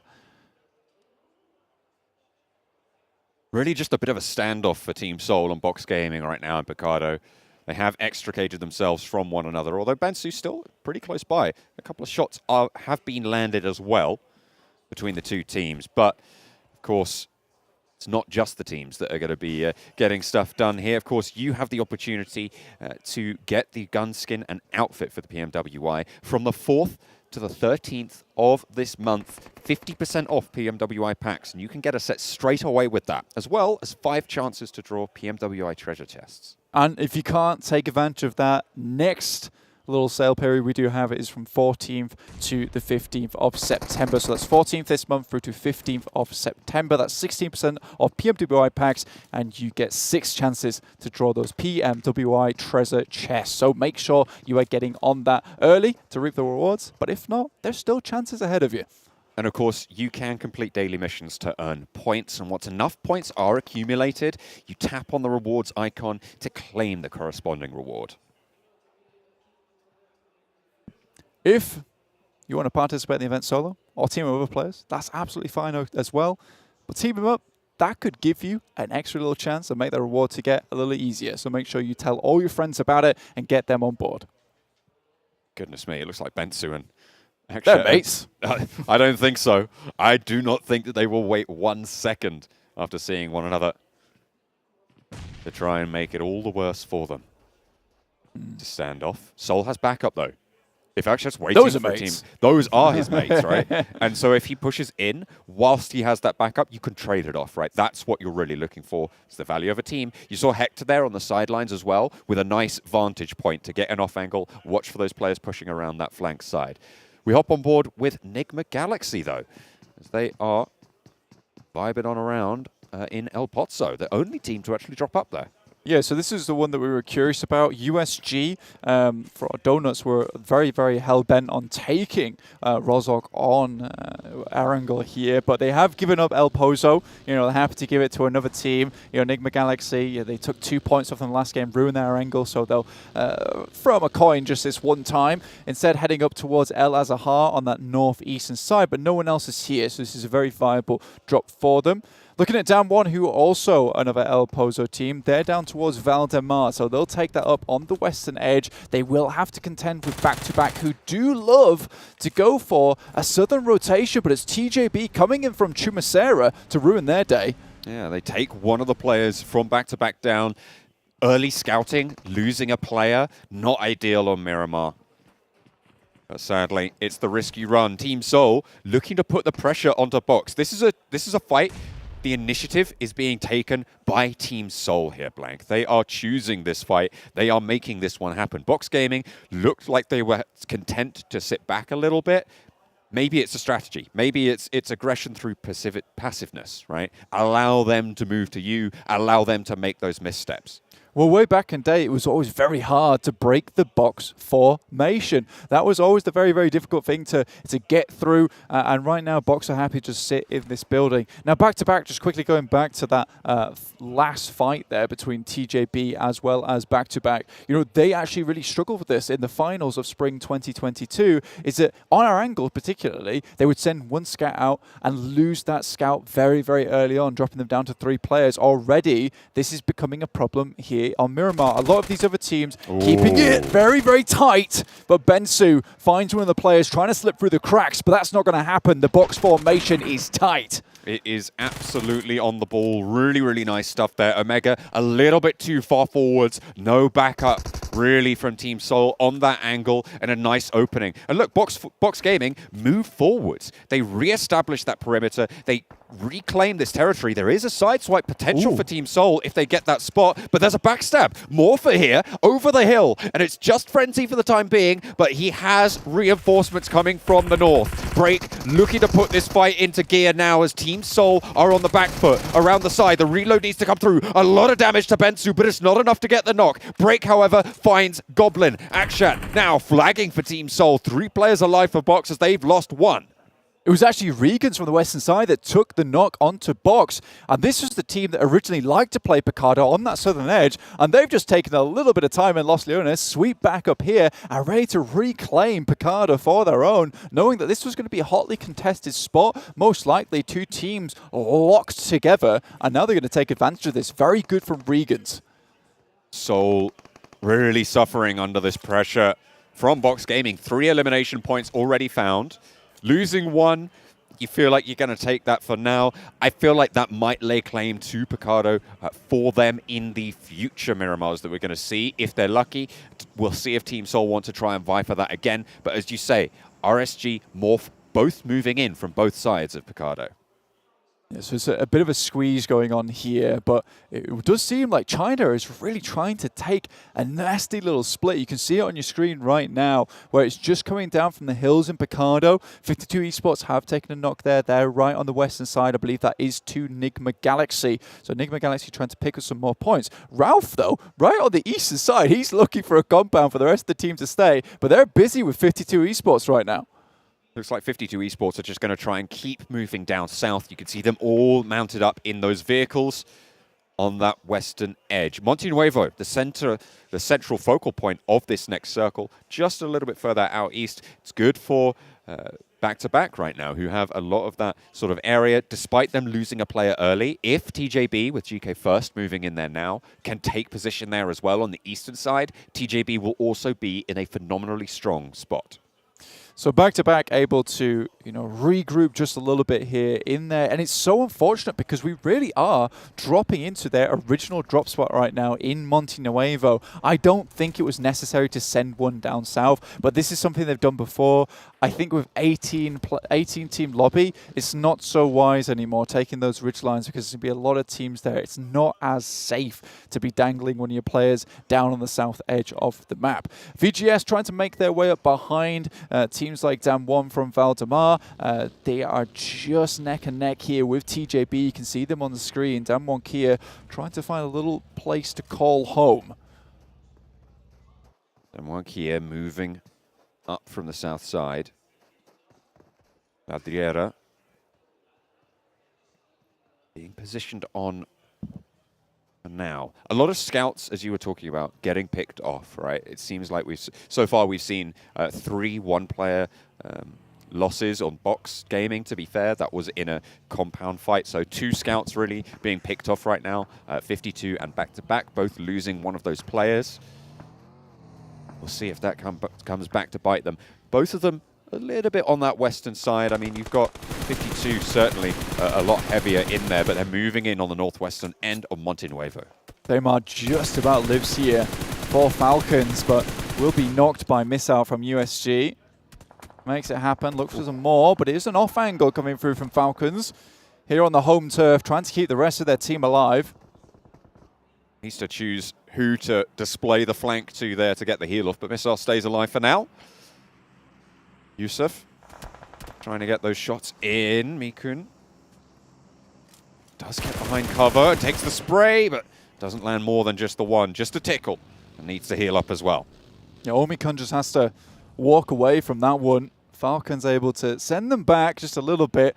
They're still both on this northeastern edge. 4 rivals moving down as a 2-2 split between El Pozo as well as Crater Field. So they're trying to get a lot of information gathered nice and early on. Vampire Esports coming down from Puerto Paraíso. They're heading towards Minas del Valle. Honestly, they're going to be moving up through Chumacera in a second, but they've opted to stay outside of the circle and in the blue to make sure no one catches them on this long rotate.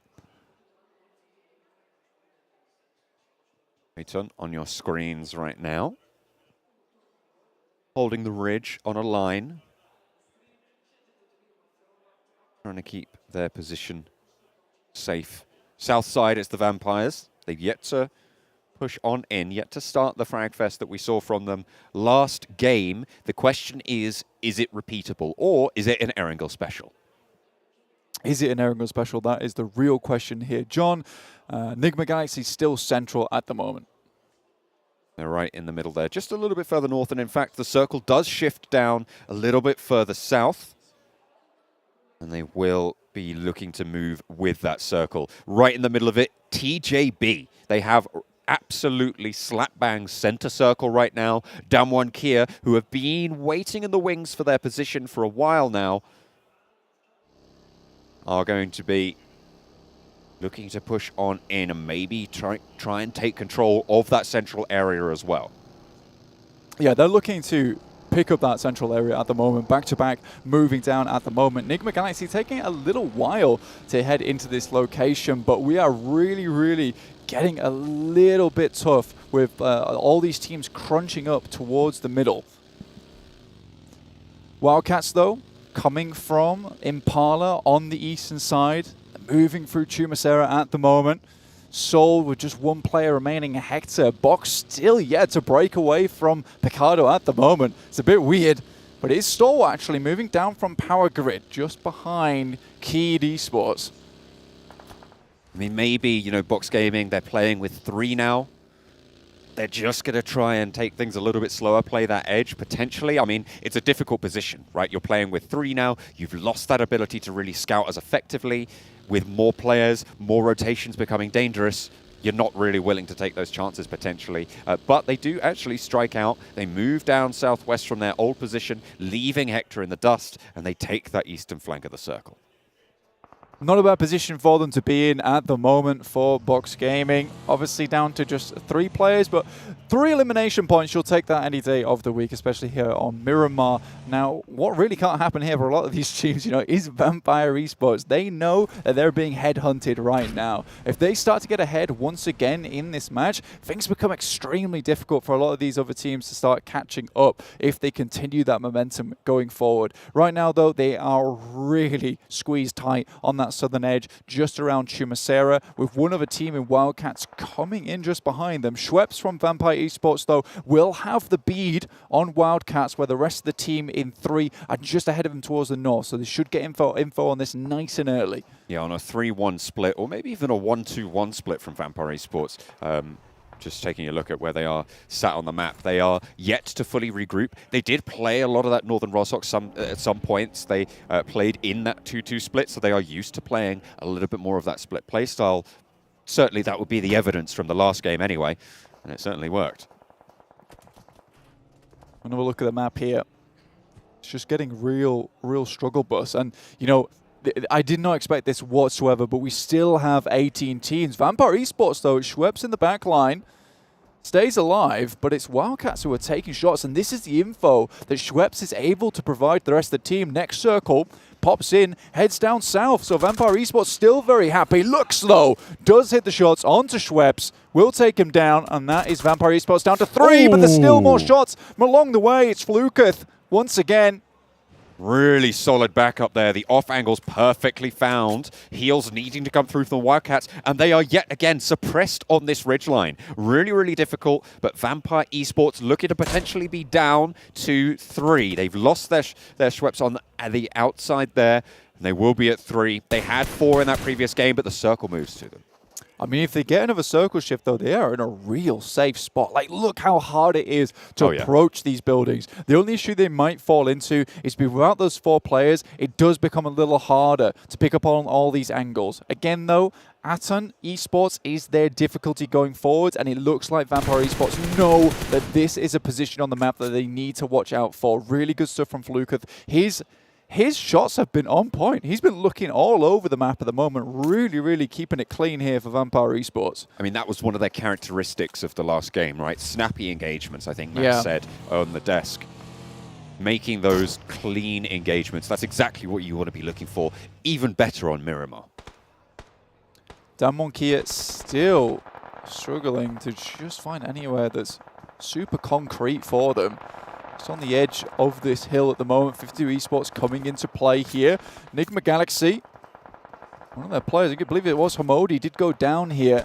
They're just trying to get down through the circle on that northern side.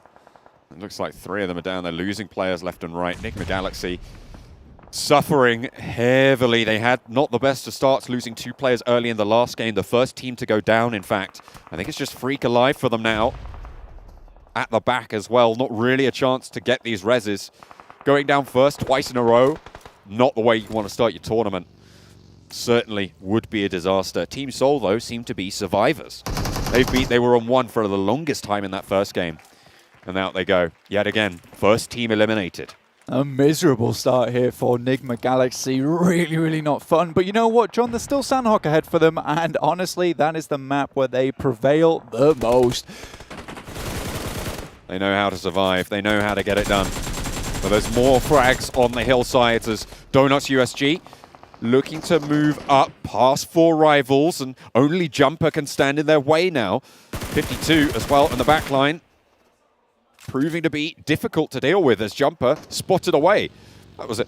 I don't even know who that was, but Virtual Gaming Squad took him down there. Good stuff. Morph drop a nade right on top of one of their own teammates, but they take an enemy down in the process.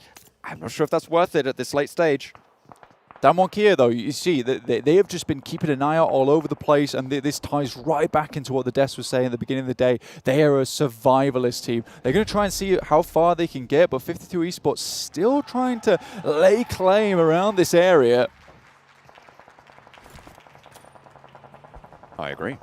An applause ringing out there. Not too sure what that was for, but 52 Esports. Oh yeah, absolutely. To be fair, absolutely. Damonkia, they lose Forest on the hillside. You're not going to be able to get him back up. Daku spots Sung as well. A lot of Damonkia struggling to survive. Fabian and Junie though, a formidable duo to be sure. Fabian takes half HP, but excellent backup coming through to be able to shut that one down. Vaz taken out there. Junie, he still has the DBS. Yeah, it's Korean meta at the moment. All of them use it over in the Korean PMPL. It's pretty insane, but they make it work massively. TJB take hold of a compound, eliminating back-to-back. from that stronghold. They've had a central position for quite a while now, and they will have to move a little bit further south. At the moment, I'm looking at RSG with that central, with pretty much one of the few compounds in this next circle plane. This is very unfortunate for the team from America, just struggling just a little bit here in the PMWI. Stalwart, though, looking for another consistent game here. That's what I want to see from Stalwart, and we could get some more hope into this team. Action, though, coming over the top and just descends upon VGS. Like we've seen nothing before. Goodness me, swoops in. Talons are strong and sharp. There's nothing you can do against them. And they should be able to get everyone back up as well. So a full force Stalwart, definitely something to worry about. Pain run down there after the knock. Down one Kia move up to Daku. Pops out the window, spots Fabian. Needs to be worried about the teammates from the off angle though, but finds the cover from the shack. Through the windows, the bullets pour in, and it's going to be a tall order to get anything done, but Fabian goes down. In the meantime, 52 are eliminated, however. That will slow down one Kia on that northwest flank. Yeah, TJB have been harassing this team the entire time, and they might just have to leave Fabian behind. Lin moves up. Tends to be the first player to move up a lot of the times for TJB. Sometimes it goes wrong, sometimes it goes marvelously. It's hard to say here with Lin. He's really kind of shaky as a player in terms of being extremely good, or sometimes just not so great. Volatility, that's really the characteristic of his gameplay. Sung and Junie, two players for Damwon Kia. Wildcats under fire as well from Falcons. They're trading 1-for-1 right now on the knocks. X-Ray definitely resable here. And so is Yusuf. It's a very awkward playing field, but Junie pulls out the DPS. Lin goes down, but it's TJB. They bring it back nicely there, though I would have been very, very scared at the cracking sound that DBS makes as he comes around the corner. And that's why the Koreans take it, just those singular moments where you can surprise a team coming through. Unfortunately, it wasn't quite enough to see Damwon Kia safe. TJB Esports EU able to put that pressure down, get that res on as well, get themselves back to 4 and move down south further on. But Falcons from the sides, only powerful getting knocked, and they are fragging out. The Wildcats cannot stand up to the pressure, but they're now under fire from TJB on the north side. Doesn't matter though, they are absolutely cool, calm, collected. The Wildcats taking shots every which way as well with their last player, X-Ray. This is a real chance here for the Saudi Arabian team. They're close to the circle as well, but it's STE who's ahead of them. That's the difficulty. Aton Esports, though, keep taking casualties on this southern edge. Falcon Esports really do need to start thinking about making a move, but they've got to figure out where the other teams are. Flukov somehow keeps moving down that hill with the quick feet in action, but it's not enough. Ravenclaw. Whoa. Able to do the job, able to get it done against Donuts USG. The off angle still dangerous. This should be completely broadside for Bruno right now, but I don't think he's taking that position. I don't think he's pushing up. He knows that his position's known. Maybe just not going to peek it. Not going to take that chance of Vampire up to 2. Falcons look for the crash into the compound. Stalwart are here. RSG are here as well. As Aton do lose that last player. RSG suffering now under pressure from Stalwart. This is terrible timing here for STE to try and claim this building that REGAN.S are currently in. Falcon, they just come in at just the right time. Fantastic stuff for them. Laying in the utility. REGAN.S already finds a nade over the top and never alone. Falcons. It's on to Pika. The util is coming in clutch. The nades coming through from Falcons as well for the third party. They're going to be able to take hold of this compound if they keep going. Phenomenal performance on this crash from them, but TJB have oversight. It's difficult to handle now. It's difficult to stymie that pressure. But they will try and lock down those angles. Only action in the compound. This is what I said for Saudi Arabia. They had to move right now into those buildings, and they took that call, and they made that call in the moment very, very quickly, dropped the utility in, and STE and REGAN.S completely blindsided by the absolute decimation that was laid upon them by the Molotovs, the grenades. Even I saw smoke get thrown in there as well. Look at that. The replay there from Ravenclaw as well. Phenomenal. A duo for Vampire Esports. 7 elimination points, looking to take out the Wildcats as well. It's only X-Ray. TJB have an angle, potentially onto Ravenclaw, but he's just storming forwards. Shut down as the nades go long, but Fluketh in the back line, stung in the back as Tingskur able to handle the Vampires. Van Helsing rides. Good stuff here from TJB. keep it very, very steady on this hillside. Wait for the players to reveal themselves before they do lock in the action. And now it's them looking across the way at Falcon. It all depends on this next circle. Falcon would love for it to end on them, but they have to move. This is horrific. But Stalwart, though, action still in it. He's ready and waiting in the wings. And I don't know if Falcon know if he's here or not. 6 elimination points, 3rd place guaranteed. Stalwart, again, with a consistently good result. That's what we're looking for from this team. That's what we want to see, and strong elimination points to boot. Fantastic stuff. But right now, as you said, it's between TJB and the home team here in Saudi Arabia and Riyadh, Falcons. This is going to be really difficult, though, because TJB, you know, they can't lose any of these players they've sent to the edge side, but this is a very strong split that they're currently employing. It's going to be difficult for any sight lines not to be open to these guys when Falcons do start to move out of this building. So really, really tough stuff. Action just needs to hold his ground, stand his ground here. Oh, I think he spotted a little shuffle there from Powerful. GK first.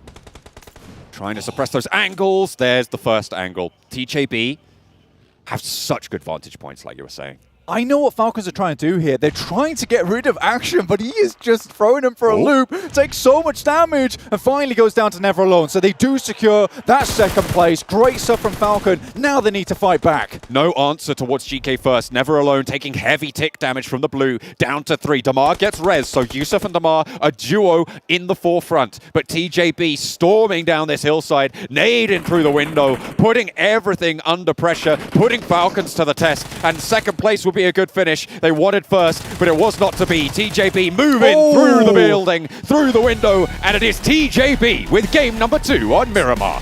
Xiao coming in as a new player here as well, stamping his mark at the end of that game and delivering themselves a nice chicken dinner beautifully through the post there. Well done to that team from TJB representing Europe, which is happy days for us, right? Nice. But honestly, TJB, fantastic stuff. Really, really good split at the end there just to eliminate any angles that Falcons might have taken. But again, big, massive props to Saudi Arabia from Falcons in those last moments to be like, we just have to hammer everything home, taking down action here in these final moments because we want that 2nd place. We deserve that 2nd place. I mean, the Falcons weren't able to claim it. They did really quite well. TJB, they got that circle shift. I think circle, what was it, 3 or so, where they were right in the middle. And they then had to move down to from that northwestern side. So happy days. Yeah, massively so. I think TJB, they were on that western edge for a long, long time, but slowly made their way in. It was a little bit rough, but they kept absolutely everyone just floundering for answers to what TJB was doing. Well, that is going to be it for game number 2. We're going to head to a short break, and we'll head back over to the desk.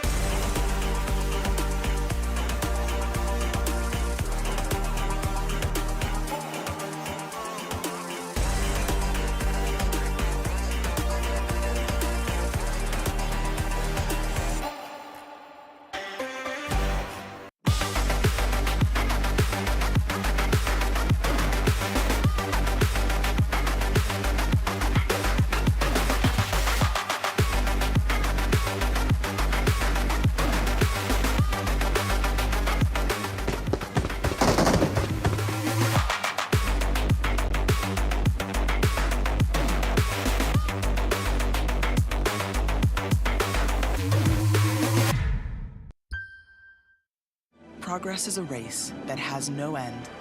After every finish line, another challenge awaits.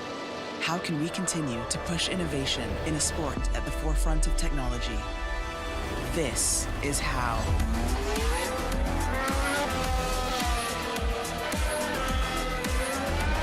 Discover how Aramco and the Aston Martin Formula One team aim to meet Formula One's sustainable fuel targets. Aramco, powered by How.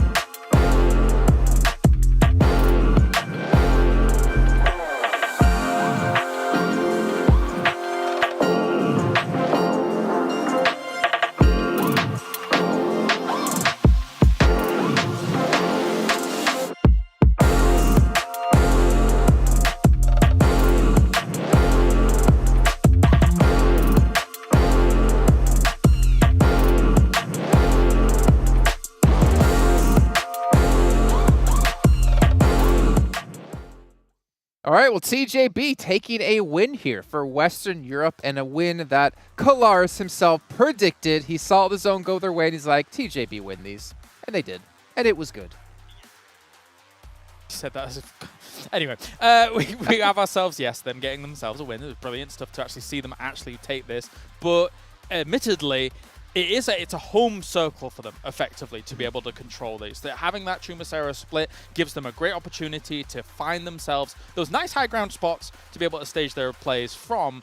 And they do, traditionally, when we watch them in these circles, they win them here, Max. When it comes to terrain knowledge in that position, like no one beats TJB, right? And also they saw that third party happening. They saw Falcons get involved into the fight. Like this is prime opportunity to start gatekeeping teams now. Like if we take the 2 perfect angles, no one's going to be able to escape it. And if the circle comes our way, it's GG. And in that case, it was. All right, let's take a look at our STC match rankings, get an idea of how many points they got, as well as the other teams out there. And 27 points. Big points again. Huh? It's good. But then you look at the first match and like, I'm not as good as Vampire with their 39. But I mean, if I'm not mistaken, Claris, you did say Vampire should be on 52 points now. 52 points. It's insane. Ridiculous. I really kind of didn't expect that, considering that they had a bit of a rougher game this one, but still 7 eliminations coming their way when they're kind of being a bit scrappy, fighting in from kind of that southwest side to fight towards these final circles. So very impressive for Vampire Esports to put themselves, what is effectively now, so far ahead after just 2 games. Yeah, and doing that in like a 3-day tournament, once again, like that is very impressive. Like that could make a huge difference at the final ranking. So we'll see if they can try and keep up the pace a little bit. I think they struggled mostly because they had a 2-2 split and it took a little bit too long to get back together. They got caught off, but at least the intention was there. They still got 7 eliminations very, very early on in that game. So yeah, first place by far, and now it's the team to beat currently. Well, we are seeing, Team Falcons, some consistency, doing well on match 1, now on match 2. The local team here from Saudi Arabia, Stalwart Esports as well, yet again able to get there with 16 points. Even Vampire down in 5th, and then you look at Donuts in 8th. Like, we're seeing... I mean, yeah, it's 2 matches. I understand the statistics work, Sean. Don't worry, don't come over here and yell at me. But we are seeing some consistency start to show. But the divide in terms of the top-heavy stack here of the top 5 compared to anything 6th and down is huge. Anybody 6th and lower here in this lobby, 6th to 18th, really didn't get much to their name here. Only single digits, under 5 points as a whole. It really shows that everybody in that top 5 had great vantage points to be able to blast at anything that came along from them. Chumacera, especially kind of that northwest side, is kind of notorious for some of these high ground spots that people will stake claim to and then be able to effectively turrets from on the rest of the lobby. Yeah, and there was still in this game a lot of things that we did not expect that were actually happening. I think that's one point you brought up, Kalaris, while we were watching that game, is that RSG did not go for like one of their main jobs they go, which I think is Southern Picardo. So teams are still like trying to bring different things to the table, and I think we can expect more adaptation as we go on. Yeah, adaptation is definitely the word for it. I think what we'll see from RSG is a slight change up. I mean, they got them for 5 points, and they're kind of in that kind of mishmash of kind of everybody getting that 5 points. But they can get themselves even more, I think is fair to say, when it comes to... I mean, normally they drop in terms of like a full split south of Picardo, but they actually went for 1 person there and 3 people up towards La Bendita, kind of rivaling where Morph was. They can go back to that South Picardo split and I think have much more success in their next Miramar games. That's what VOD Review is going to help out, right? They're going to see that opportunity like, okay, we're going to go right for that spot, and if it works out for them, they could find some chicken dinners over on Miramar. We are seeing, look at this fluke, highest damage, grenade eliminations as well. Remember, we do have, was it $5,000 for the player with the most grenade eliminations throughout the event? I don't remember the exact amount, but it is a decent amount of money. I can tell you that much. I'm going to be honest. At this point, it might all go to Vampires. Every single penny of it. In terms, if you get 52 points. now they're all going to be playing Orm for the next one to get the Eagle Eye. It's ridiculous to see them get that many points in just 2 games to start. Well, if you guys have actually missed the match, luckily for you, we have some highlights brought to you by Sony here, as we're going to take a quick little recap of what all went down. And, of course, TJB is going to start things off here, and why wouldn't it, considering they took home the chicken dinner? Yeah. I mean, it's home territory, right? You do not mess with the Chumacera location. If you do, TJB, they're going to be lurking in the shadows, ready to strike at any opportunity coming their way. So you got to be careful about it. And I think that teams might be looking back on this game and saying, like, okay, Chumacera, let's be a little bit careful around that. And I think it's cool as well because normally when we see TJB actually get themselves wins around Chumacera, it's kind of like the circle came to them and they really didn't have many people rivaling their positions, and then they kind of win. But in this game, that wasn't really the case. There were a few breaches onto their position that they had to defend from, and then once they realized that they have command over the circle, as you were mentioning towards the end, they pincered Falcons. They gave them no room, no opportunity to be able to get out of here, and Zhao's position on the overlook here, perfect to shut them down. Yeah, I don't like using the word impossible, but I think overlook, right? Yeah, exactly. That's down. Is the overlook like this? No, that's a plateau. So is this still? I don't know. I don't know why I'm doing this. Go ahead. I don't know what I'm trying to But I don't like using the word impossible, but I think in this case, it is almost impossible for Falcons to get out of that situation. It's just how good the lockdown from TJB actually was. So, and it's great. Like, Western Europe is not a team that, not a region that we usually know as great when it comes to international tournaments. They get a win now. Yeah. I'm hyped to see if they can continue. Because it's not just Zhao's position that is actually oppressive from there. It's also the fact that they basically have a 1-2-1 split across that circle to be able to just have so many angles of oppressive fire onto where Falcons is. So, yeah, very difficult for Falcons to do anything from that spot. I think that's why you saw them kind of tanking the blue as well, realizing it's probably not realistic for us to fight our way out of this. Maybe just try to deny some points, because again, it could come down in the very end. We've seen how many PMPLs now, how many events where like 1 or 2 points would have gotten you double the prize pool, or like 10, 20, 50K more bucks in your pocket, and it could come down to that yet again. Just half $500,000, you know. It's easy money. Just like a day. It's day rate for Colaris. Hey, that's my joke. Okay, I have to take it at some point. I appreciate that you both think I'm extremely wealthy. That's fine. Thank you. It begins. If you actually don't realize, in the talent room, the green room, while we're watching the matches, Colaris just sitting there talking about financial investments and trying to actually get us to invest our money in many different ways. I'm just trying to help you live your life. That's all. That's all. Yeah, but I don't think my investment in Pokemon cards is going to help me later in life. I disagree. I will respectfully disagree. All right. Well, any other teams you want to mention here? I know we actually wanted to take a look at like a head-to-head here between two teams. Not sure if that's ready to go just yet. But we haven't seen overalls, but we do know, obviously, Vampires in currently first place. And I was even talking to the Indonesian talent, and they're like, well, sorry, talking to Junior, I will say, because the other talent disagreed with him quite heavily, where he's like, Vampire, that's not a big deal. That's not that good of a game. The other teams will do better in match 5 or 6. And I'm like, bro, 5 or 6? There's only 18 matches to play in the entire event. Match 5 or 6 isn't going to carry you through. Was he defending Vampires, or was he the one that... He was saying like, it's not that big of a deal. Other teams will do better. All right, like, well, he's wrong. That's fine. you can be wrong. That's okay. Yeah, I think if they keep being wrong, we'll take their studio. I think that's... well, if they keep being wrong, then I think Maximus can move over to the Indonesian talent, because when it comes to predictions, that's typically where you would go. I think that's going to work out eventually. But you're talking about other teams that we'd like to mention, right? I think one team that comes in my mind, at least, I thought would be a lot more prepared than this is Nigma Galaxy. They had 2 games in a row now where they go out like super early. I think they got 0 points game 1 and 2 points in this second game. I think they need to get himself back on track a little bit. It's only the first map of each. Like, we had 1 Erangel, 1 Miramar. They can still adapt, right, on the next iteration of these maps, but they are struggling a little bit here. But I feel like from our assessment of Nigma Galaxy when we watch them, I feel like they are a team of averages. And I feel like 2 games, small sample size, we can quite easily see them play out across an 18-gamer and find themselves in a bit of a better position. So, yeah, I think they've got things to fix for these 2 games, but I won't spell doom for them. I think they're all right. We're not even halfway done with the first day. Like, it's okay. There's still time to adapt and bring some changes. Yeah, no, impossible. Impossible. Max isn't hardly say You can't use that word. You can't do it. Max's favorite word, I heard. Impossible, yeah. I don't think that's... No. I think I just said the opposite like 5 minutes ago, but okay, it's fine. Exactly. I thought Max's favorite word was stop it.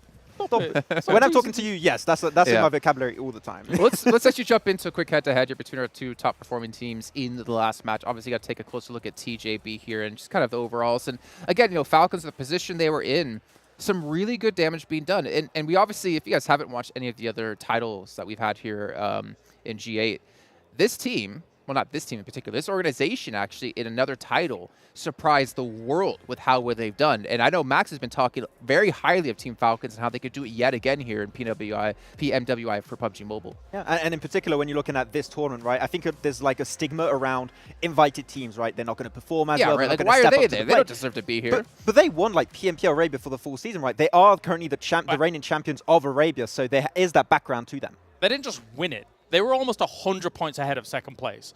I feel like they should have been here, and then in the next stage, and then in the next stage. That they could have invited them to the end of time, considering the kind of performance that they were able to put up in their region as a whole. Yeah. So, well, and they ridiculous. Also dethrone Nigma Galaxy as well, who was third place at PMGC, who was dominating Arabia, the team with the most chicken dinners out of any other PMPL. Like, this is actually a really good sign, but also it makes me kind of sad, because sad and happy, I guess, if I think about it. Sad that like teams that are so consistent, look at like Bigatron, I mean, maybe Nigma Galaxy now, teams who generally perform really well, just have these like ups and downs throughout the year.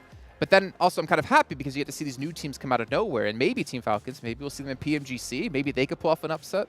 Yeah, I mean, it's very surprising too, because when you compare Nigma Galaxy and Falcons, like Nigma Galaxy have that international experience, right, in PMGC. They've already played that. Yeah. And they actually did really well, right? They got, what, third place, I believe it was, last year. So they couldn't technically perform at this level, and Falcons just came in as a huge surprise already and are performing so well. So the question is, can they keep that rhythm going? If so, there's a chance that they can compete, except for Vampire, because they got like 50-something points, Yeah, they were ultra consistent in their regional. Yeah. It's fair to say. I think with like, we even saw back-to-back first places coming in from them when it came to kind of their approach to the game as a whole. And again, I think that they're cutting in this game in particular to just then hold off the REGAN.S as well as STE's kind of battle that was going on. It's the perfect opportunistic play to say, okay, there are these two big powerhouse teams clashing head-to-head, but this is a stranglehold on your ability to continue in the game. You might be able to defeat each other, but you're not going to get any further in this game because we've set up a barrier for you to do anything else. Okay, well, this is a nice little talk about Team Falcons as well here. I want to learn a little bit more about them, though, in a series we like to call This or That.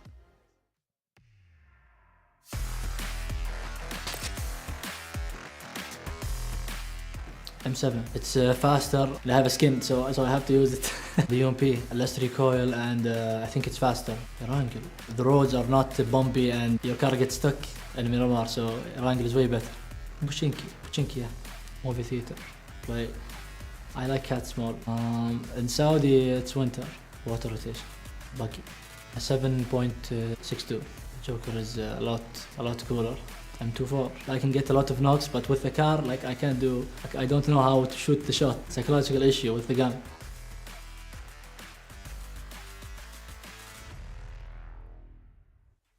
Well, great to hear some this or that from them. It's great to learn a little bit more, like cats versus dogs. Max, cat or dog? Dog, 100%. I'm not even thinking about it, and I think you're the same. Yeah, I'm allergic to cats. They're rubbish. Especially for you, then. Well, you know what?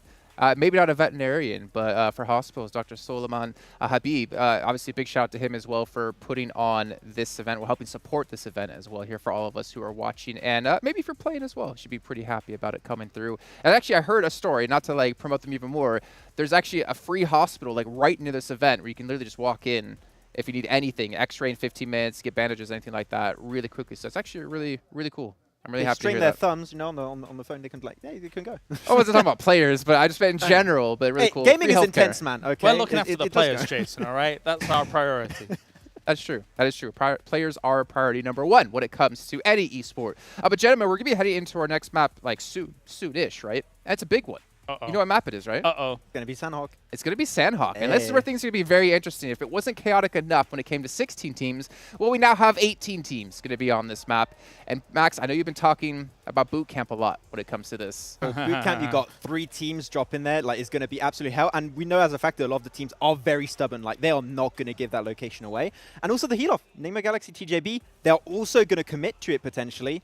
That's going to be also a very interesting interaction. Yeah, no, definitely. We've as studying has gone on, yes, there are some people that are notorious for that heal off. Maybe there's going to be a little bit of a change for some of these teams in terms of who is actually doing the healing themselves. But as you say, in terms of drops, boot camp's a hot topic. Trifecta split has been a hot topic when we've been looking at some of these teams. Will be conflicts here and there, and as well as trying to transition from location to location, be it the Northwest Island, the Southwest Island, and the mainland. That's why the Trifecta split was really cool. We saw Damwon Kia trying to employ it in their region, but then they got kind of pushed off. I'm just excited to see if we get the conflicts that I'm expecting to see happen here at the beginning of the game. I hope it is. I hope it's going to happen, to be honest. But at the same time, You got Nigma Galaxy, you got TJB, you've got heal-offs. We saw it happen in Western Europe quite a few times. If I'm not mistaken, Lin healed like 3,000 healing himself alone. Yeah. We are going to see some 3,000 heals coming out. I'm going to go, the highest one will be 3.1k for this game. That's a prediction. No. Actually, no. Wait. Impossible. No, actually, that's not a prediction. That's a spoiler, Jason. Read the script. We agreed with not doing that. Sorry, I apologize. I can't with this guy. I I can't with either of you. No, I'm can't with us, yeah. But I mean, like, the thing is, I know we knocked on it a little bit when it came to PMPL Western Europe with TJB constantly doing that, but it's a viable strategy on a map with $2 million on the line. If you can sit in the blue, heal off, then why not? I mean, there's an interesting factor you got to add to the mix, right? Is that if they do both commit to that Same split to get all the meds right, whichever team eliminates the other, you pick up all of that. Like, you could see like 4,000 maybe. This is your meds? This is my meds. My meds now. That's right. And it becomes even more challenging when you consider it's 18 teams on Sanhok. This is not a big battleground. Yeah. So limitation in drops. I want to see Camp Bravo as well as that split going down. We'll see if that fight continues on. Yeah, we do have Sanhok coming up next, but once again, I want to remind you guys at home what's all going to be going down as we do have the Vibe and Drive event currently happening. During the event, you can log into the game and complete the corresponding missions with your friends if you have them. If you don't, Max will help you out. And you can get your hands on a free permanent legendary set. So make sure you guys don't miss it. Make sure you guys are checking out as much as possible there. You can see the dates. It runs through the 24th, starting on the 11th. But it's time now to head into Sanhok here onto the Moist map where there's going to be a lot of healing, a lot of blood, and a lot of eliminations for these teams. John Allen and Blink, take it away.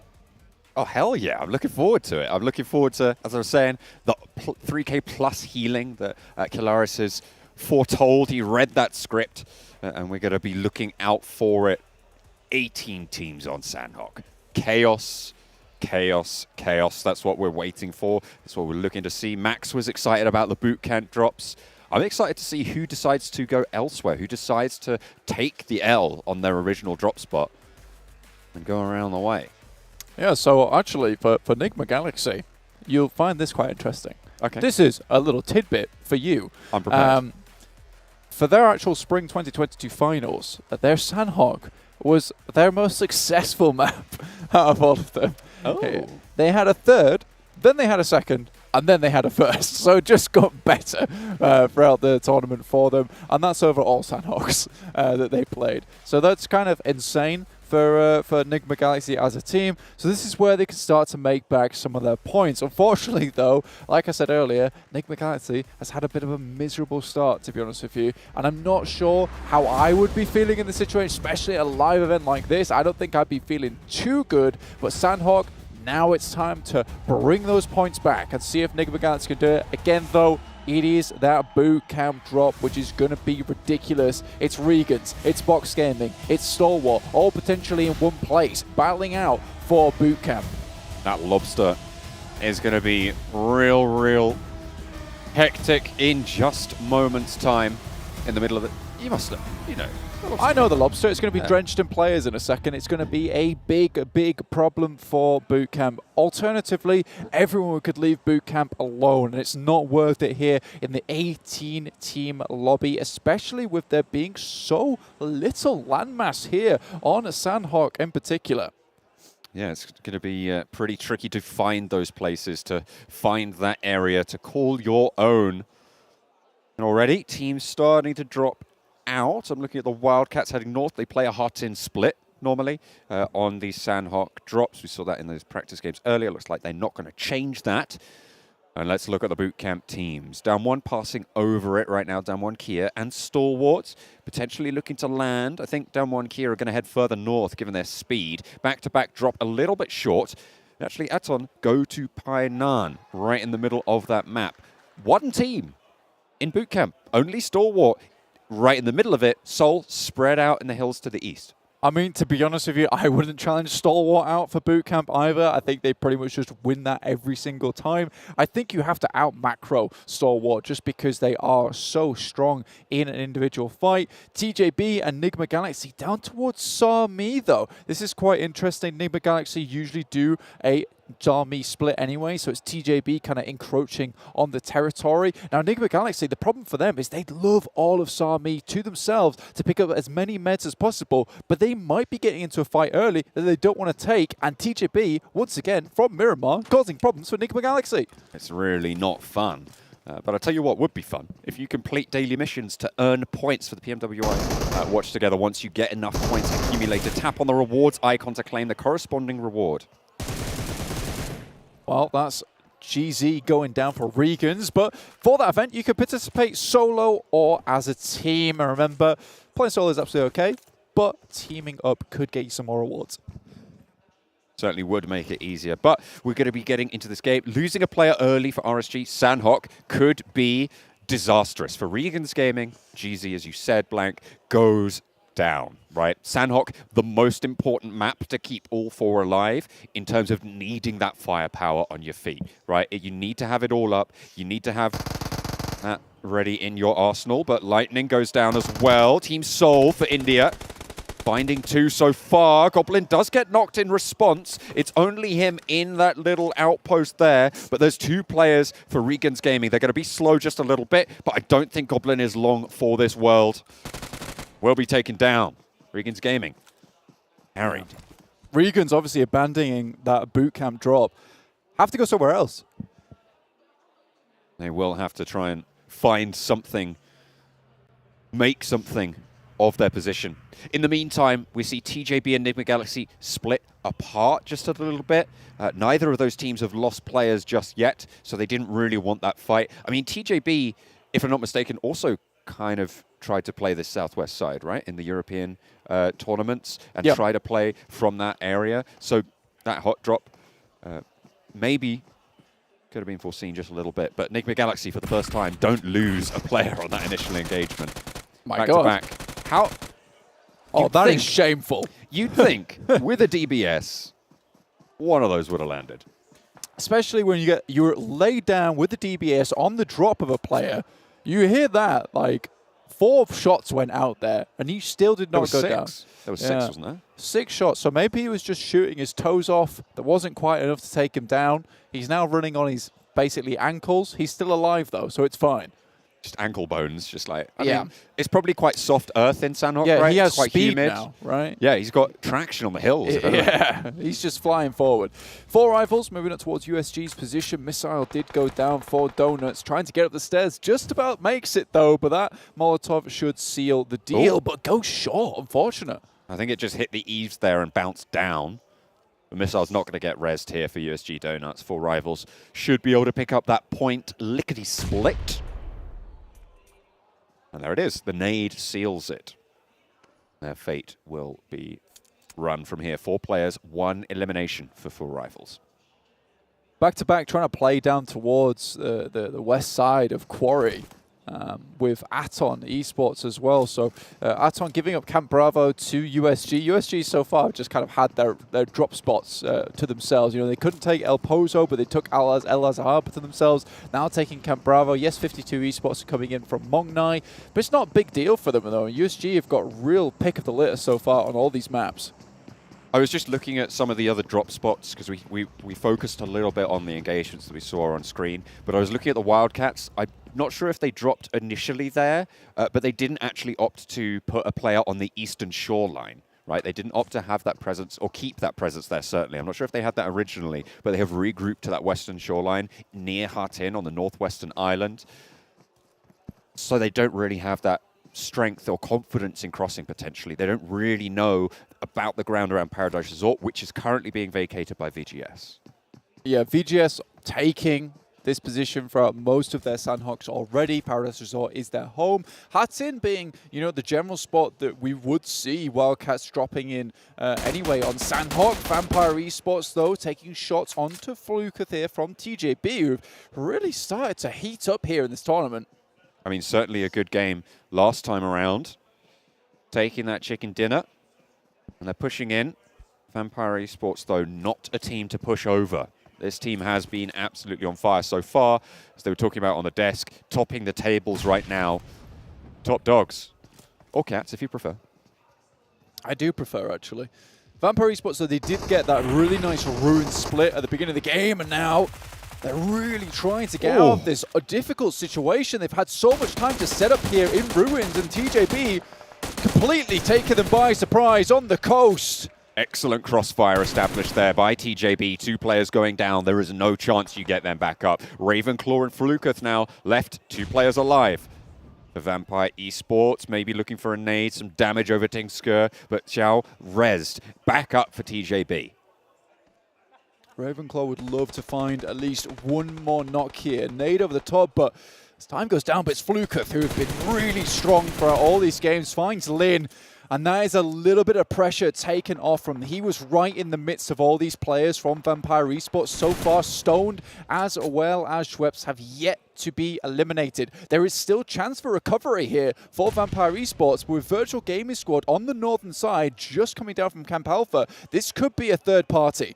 But there is absolutely a clock ticking. GK First lands a beautiful shot to Flukuth on the ridgeline. GK First has been pivotal in this fight. He was the person who was part of the crossfire in those initial 2 knocks on the buggy players, and he's just taken down the 3rd member from Vampire Esports. This is GK First at his best.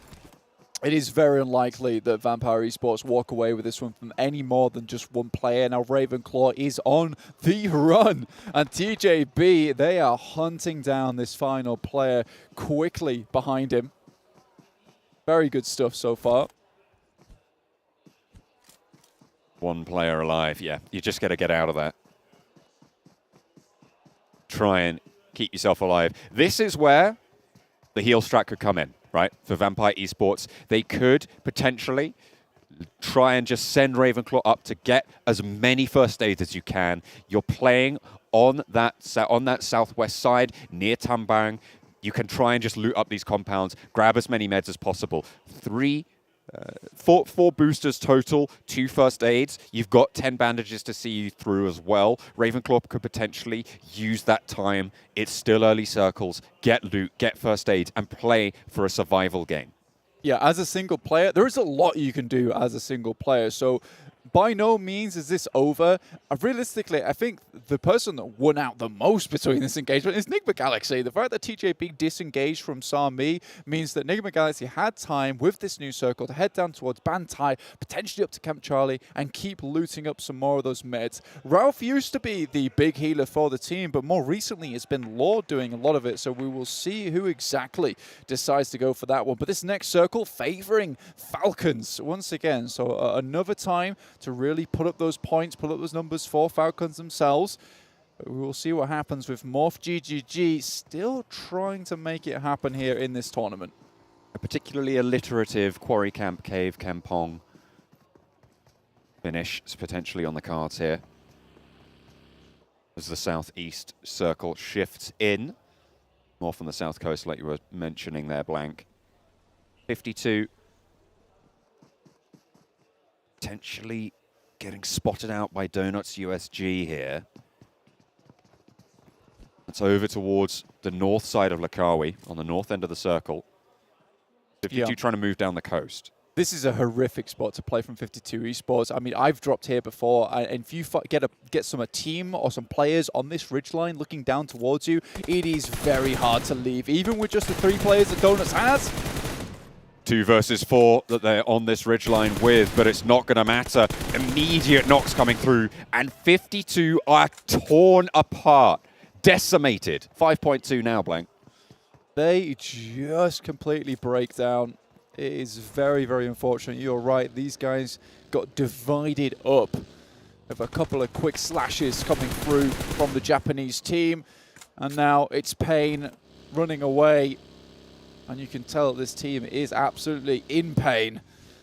They try and just get away from this kerfuffle. And honestly, that's what happens. And Donuts USG must have been trailing this team for a long, long time. And once you get on that downslope, you know, there's no cover whatsoever.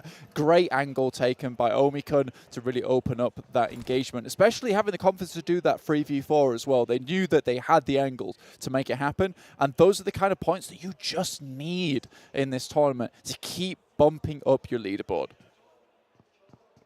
The circle's not going to hurt too much just now.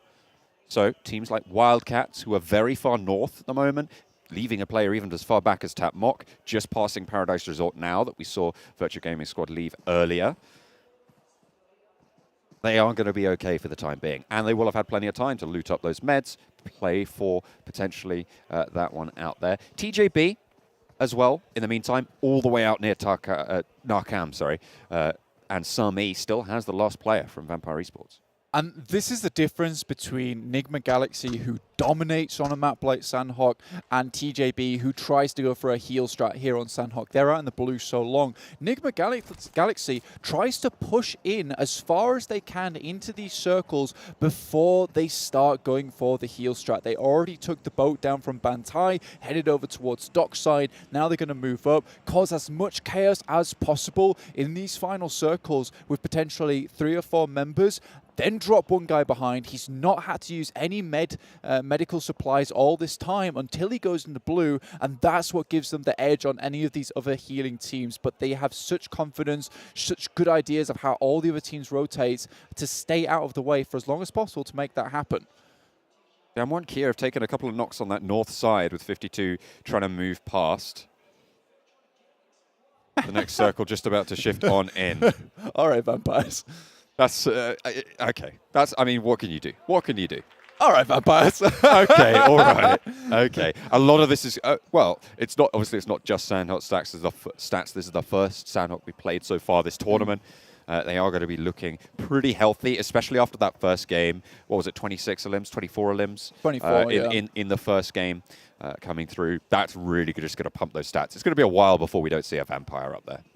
Yeah, it's very, very crazy stuff so far coming through from Vampire. Honestly, it's just a case of, you raise from your coffin in the morning, easy peasy, back in the coffin at night. They're just slamming the lid on the first day already with that massive performance in game 1. So really, really good stuff. Now, Circle centers up, which is very, very nice here for Nigma Galaxy. They can really just keep it easy on this southern edge. Wildcats spot Damwon Kia and further hamper their progression down south. Juni looks for the retribution onto X-Ray. Sung's taken a lot of damage in the meantime, but X-Ray escapes unscathed there. A long spread out progression line for Wildcats, but there's the answer. Juni taken a knee there to Boran from the Wildcats. Starting to move forwards, wants to play aggressive. 2 players knocked for Damwon Kia now. Sung and Forrest standing. Damwon just do not look confident. Honestly, we're so used to their playstyle of heading center very early and taking control of that. And it almost feels like they're afraid because of this 18-team lobby to actually go for something like that. But that's where they excel. They're really good at controlling those final circles, but they never have the opportunity so far. And I think this is something that might need to change over the next 3 games or potentially even coming into tomorrow. But will it be too late by then? We'll just have to wait and see. With Vampire Esports going out very early here, though, it does give a chance to some of these other teams at the top. Forrest trying to heal up. It looked like Damwon Kia actually got all 4 of themselves back up. Okay, fair enough. They were allowed to res. The pressure not quite there from the Wildcats, but they will be known. They will know that this rotation is coming through. If there's a boat in Lakawi, you might even want to take that and sail down south. But even then, you got Nigma Galaxy. The absolute machines here on Sanhok to deal with if you want to try and take that route. Yeah, 2 points in 16th place to 18 points in 5th place with Box Esports. I mean, you can easily jump up a lot here. Freak stays behind at the moment, looking to pick up some more meds. Not sure if he'll regroup with the team. Honestly, they're able to, it's interchangeable, which their healer is at the end. It just very much, I was talking to Kalaris about this actually, and we were having the discussion. He was saying, it's very interchangeable who your healers are, particularly because, it's very different setups. You don't want to switch over weapon types that someone's more comfortable with. So you just give the guy who's got the most medical supplies, because it's easy to just splurge out a ton of first aid kits on the floor than it is to switch out entire loadouts. The next circle just about to pop. It's really moving down towards Kampong, towards docks. See where the next one does fall. And it's fairly central, northwest, just to the east side of Quarry. Team Seoul, with their backs to Quarry, have a pretty solid position to hold, but they're most likely going to have to leave it in the next phase. Looking at Box Gaming as well, can they set up that compound? Can they set up the box fort? That is the real question here at the moment. Already a 375 elimination meter-wise for Stalwart there. Really, really good stuff. Now, Stalwart's going to struggle, but they are quite far at the top of the leaderboard at the moment. I believe they're in third place, just behind TJB at the moment. And yeah, there haven't been like massive standout games for them, but they're consistently there in first, second place, third place. They're just making it happen. And this is the consistency you want to see from a championship team. So 32 points just behind TJB and 33 at the moment, but they have to make it through the swampy marshes of Quarry. VIVO keeps suffering heavily at the hands of back-to-back. We're doing a lot of work now. 2 players down and out for VIVO Key, the Brazilian representatives. Nades answering though, as Diego not having any of it. Polo goes down to the nade. A lot of damage was put in on that push as well. J-Way spotted. More nades being popped over now by Diego, suppressing these angles. Look at the low health bars for back-to-back. Diego crawls on forwards, and it is bombardment. Nade after nade. Fire now burning away at the heels of back-to-back. Can they regroup here? That nade a little bit long, but it finds nearly getting the knock. Diego tears them apart, gets everything done, and back-to-back with 2. Take care of business. Diego could not have made that look any easier. Dropped the smoke and then just through that sent the bullets whistling, including the grenades, and back-to-back have just had back-to-back bad games here in the PMWI. And USA just really want to step this up at the moment. We know the back-to-back can be good. They have stood tall in their region before. Certainly look at us stand tall, and if you want to be competing with the best of them, you need to complete those daily missions, I'll tell you that, to earn points. Once enough points are accumulated, you can tap on the rewards icon to claim the corresponding reward. You can participate in that event solo, or you can team up with other players. That's absolutely fine. You get some more rewards if you team up anyway. You've got extra chances there. And for 2022 PMWI Guns get an outfit, there is a sale period on currently from the 4th of August through to the 13th, and that is 50% off PMWI packs, and you get a set straight away and 5 chances to draw PMWI treasure chests. And after that, you do miss that window, the 14th of August until the 15th of September, 16% off PMWI packs, and you get 6 chances to draw PMWI treasure chests. We're back into the game though, as Stalwart coming up against Team Seoul, who did, as I say, have their backs to the quarry. And are going to be looking to try and hold them off for the time being. A lot of damage sent. 1 res found. Omega spotted in the sideline. Stalwart still have all 4 there. Still have them all available. Omega stands up and gets rebuffed immediately. Hector eliminated, swept aside. Can Stalwart stay alive? They will have to try and survive just that little bit longer. Unbelievable stuff. Great stuff coming through from them. And you can celebrate too with the regions and your team region as well. So the top 3 teams for a region will have the chance to win a prize, and it's a maximum of 1 award per user. And that's through from the 4th of August through to the 13th of August this month.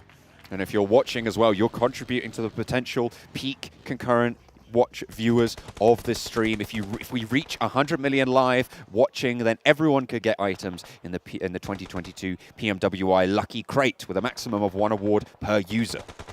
Please visit the in-game 2022 PMWI Watch Together event every day from the 11th of August for more information. You can find that all out there. Box holding on the north side against Stalwart, who are still recovering from that fight and may not be able to do so. However, they might have done the work they needed to. Consistency, as we said, always about Stalwart is the name of the game. Keep those points nice and high, keep them tumbling over. A lot of eliminations coming through. Vampire finally taken down a peg. TJB with 1 player left coming off the back of the chicken dinner. Not ideal, but it's Box Gaming and Morph with all 4 players alive. Stalwart still going strong with 2 though, which is very, very good, but this is a very good opportunity for Box Gaming. Saudi Arabia's Team Falcons, they only have 2 players. 1 player is down. There's potential to get them back up again, but they have been in the circle a long, long time. Look at this though, John. Nigma Galaxy out, 0 points. Not good. Far from ideal. Taking a look around for healers out in the zone. At the moment, I see, as you say, Damwon Kia, right? Fabian healing, northeastern side. maybe trying to just stay alive for as long as possible, and it might work. 8 teams remain, and so many of those have 2 or 1 player remaining. I think it's 6 of those teams. 4 of those teams have 1 player, 2 of those teams have 2. Honestly, not all these teams have got many points. I think that, Vivo Keyed have got 8 eliminations so far, but realistically, we can say that's just from Diego's unbelievable performance. The masterclass he set upon us with the smoke play. Incredible stuff. Action, though, still on the ground. Looking for Box here. Does stand up. Doesn't quite take him down, but will look for more. Gets the knock on the sidelines around the tree trunk. Action still in the fight, still alive, but for how much longer? Finally spotted, finally handled by Bensu around the edge, but there's backup. Potentially slowing down things for Box Gaming, and Pika's going to have to heal. 13 first aids, down to 12 now. That looks like they're going to heal out in the zone for Stalwart. He's going out here. No stims. Big struggle for him. Like you say, no stims is very difficult. Zay moves up for Morph, and they have been having a bad time. Coming into this game with 0 points right at the bottom of the leaderboard. Morph GGG, though, looking to make something happen. They have 4 players alive, and that really does spell a victory here on Sanhok, especially when the rest of the teams are down 3, 2, 1, 1. Look at that. You see the stims that currently on board for the last player from Stalwart are going to be there, so a little bit of time there. Damar also looking to heal out, but this is the last first aid kit for Team Falcons. It looks like a 5th place finish, unless someone goes down first, unless someone gets spotted. Diego eliminated out there. Still 1 player left for Vivo Key, but Box Gaming trying to roll down this hill against Morph. With 3 eliminations, they've been fairly quiet so far on that tally. But they're going to have to try and fight off against Box descending. Some nice angles. Bensu spotted, handled. Another knock on the backlines. Looks like this is going to be Morph all the way. Oh as they my spot God. yet another, and they are going to be able to take control of this zone. It's only the players out of sight that will be proving to be problematic in terms of finishing this game out. Cielo for Vivo Keyed and Pika for Stalwart Esports. Morph will take those 6 eliminations and a chicken dinner any day of the week. Pika tries to jump into the blue, but won't quite make it in time as he falls. And Vivo Hang on a minute. will take What the hell? Wait a minute. Oh, finally spotted. It looked a little bit dangerous there. But 3 of them go down. In the end, the last player stands up, and Morph take control. They take the chicken dinner. What just happened?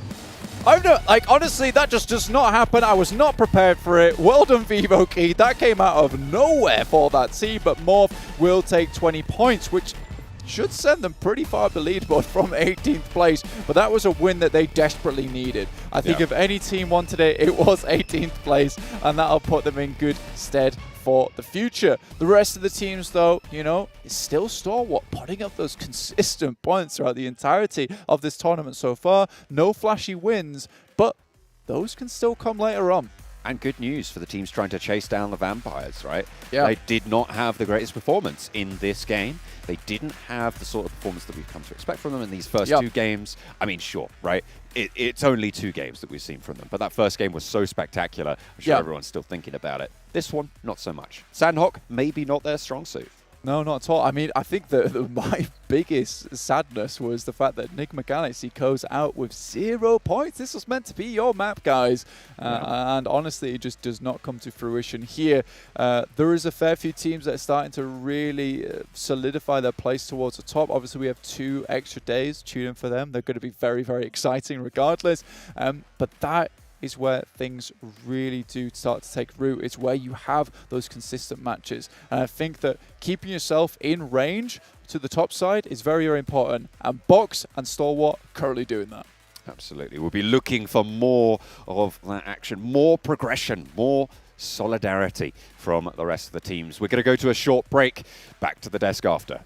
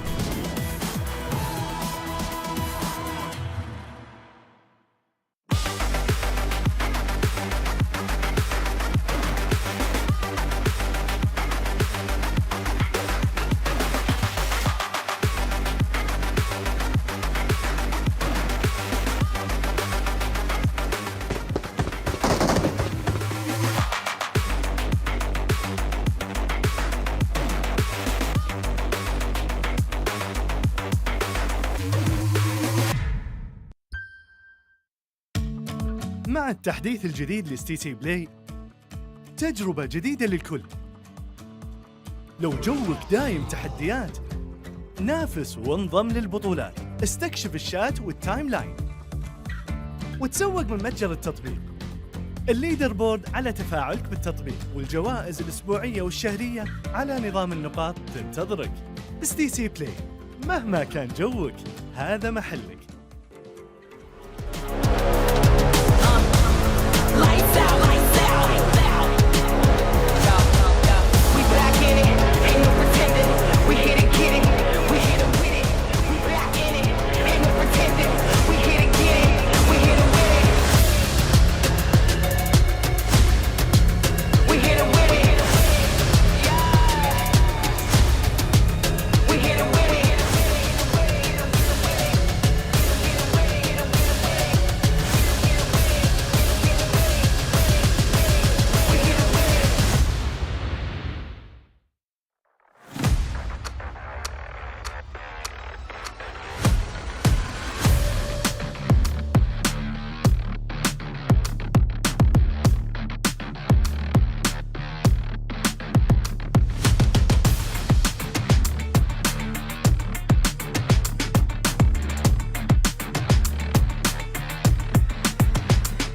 I don't think anyone was as happy as Indonesian talent here in Saudi Arabia as we heard them screaming, seeing Morph take home the victory over on Sanhok. But you know what? They got the victory. They finally got themselves off the bottom of the table. I believe they had 0 points going into that match, if I'm not mistaken, and able to get themselves through a little bit more. Really quickly, though, as we do want to talk about STC, as we have to thank them here for obviously sponsoring the event, but also sponsoring our match standings. Let's just dive straight into that one and see how many points all the teams did get for themselves. And Max, I know you're also going to be happy because look at place number 2. Place. Oh, I'm happy it was place number 2 and place number 3. Like both of them, I'm feeling really happy about that. But VIVO has been relatively consistent when it comes to securing those points. Same for Stalwart, but Morph, really the main thing, Kalash, to allow them to get this win is keeping the options open in the early game and making really good decisions based around the circle right and getting that position very early on.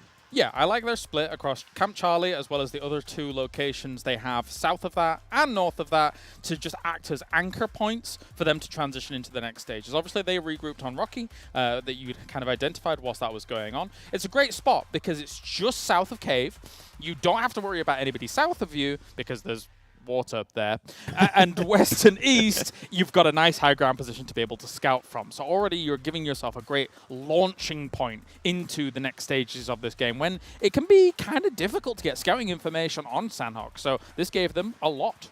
Yeah, exactly. And also they were able, by doing so, having that position where Rocky was, right, to gatekeep teams that were trying to potentially cross that bridge. It didn't happen in that scenario, but if it did, they were prepared for it. So good stuff. Then I'm looking at the rankings. One team that I think this is the first time we see them on this first page here, or on the only page we look at, is actually 4 rivals, right?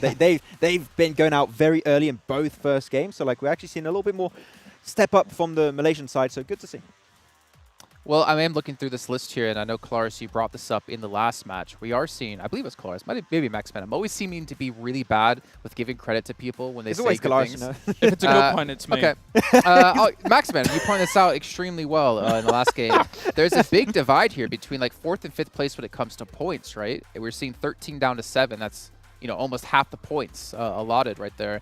And we are starting to see this quite consistently that like the top 5, maybe top 6 teams are just getting a huge portion of the total points in a lobby. Yeah, I think it's because if you get a really good position in these circles, you got like 2 extra teams technically that have a chance to come your way. So like a good position can be rewarded so much more in terms of eliminations alone. And in this case, you saw that with Vampire in particular. Like they had a good spot and they really made it work for them. So I think teams that can play around those spots like are going to be heavily rewarded. Okay, let's take a look at our round report here really quickly and see who stood out across the board. And Diego, my man, 5 eliminations, most amount of damage, 2 grenade elims as well is fantastic to see. But we have seen, if I'm not mistaken, Stalwart now at least 2 matches in a row be the longest elim. Thinking back to that prize pool, Eagle Eye. I mean, he is looking pretty good, Diego, right now. Like, normally Dora is looking for things like he finds you, Diego. Like, he will find you right away. So he's been roaming around the map and really... Okay. You get it? It took some time to get it. Yeah, I was like, Dora. I don't remember there being a player named Dora.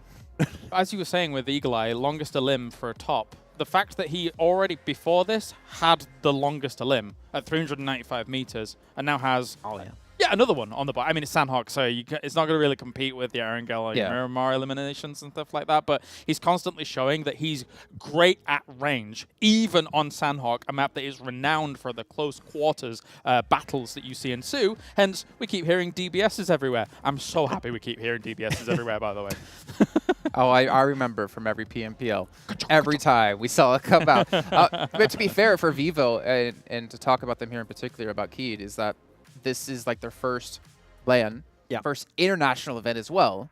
And they do get themselves a second place finish here on Sanhok. And that has to be like a nice sigh of relief for them, for their fans as well. Take some pressure off of them so they can maybe now flourish further on into our later matches. Yeah, I mean, when you look at all of the Western regions, I think you have two regions that really stand out a lot from like the rest. And that is going to be, you know, you've got the Turkish side and also you have Brazil/Latam that are kind of like together in some way. And the thing that they lacked was that international experience, playing in international events like that. But I think that when you're looking at the team and how they play, they are willing to be aggressive. They're not willing to give away spots for free.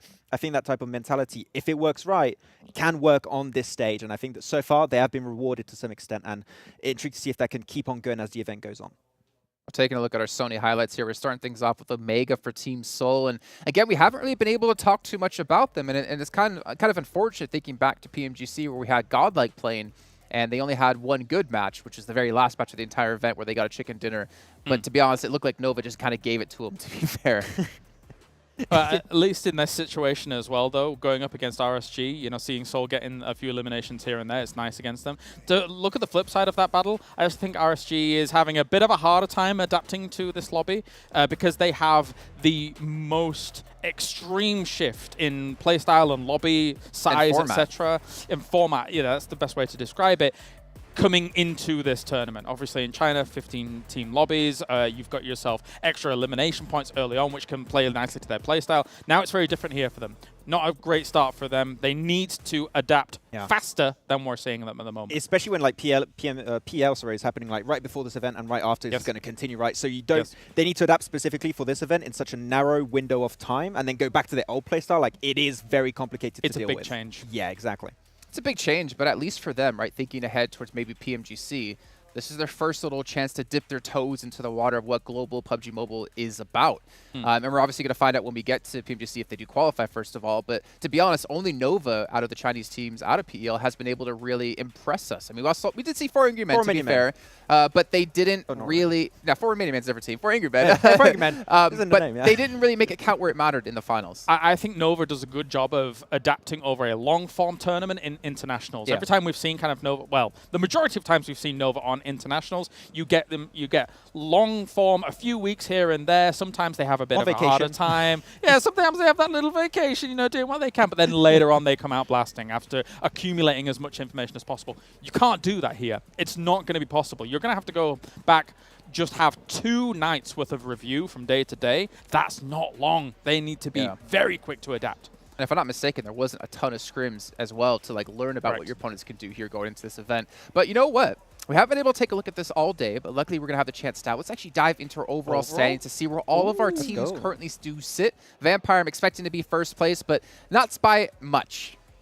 Yeah, I mean, that gap is closing, and mainly because you're looking at Stalwart. They've been, like, around top 3 every single game, consistently up there. Still not able to convert that chicken dinner. I think it's bound to happen eventually. Are they going to end in 7th, then?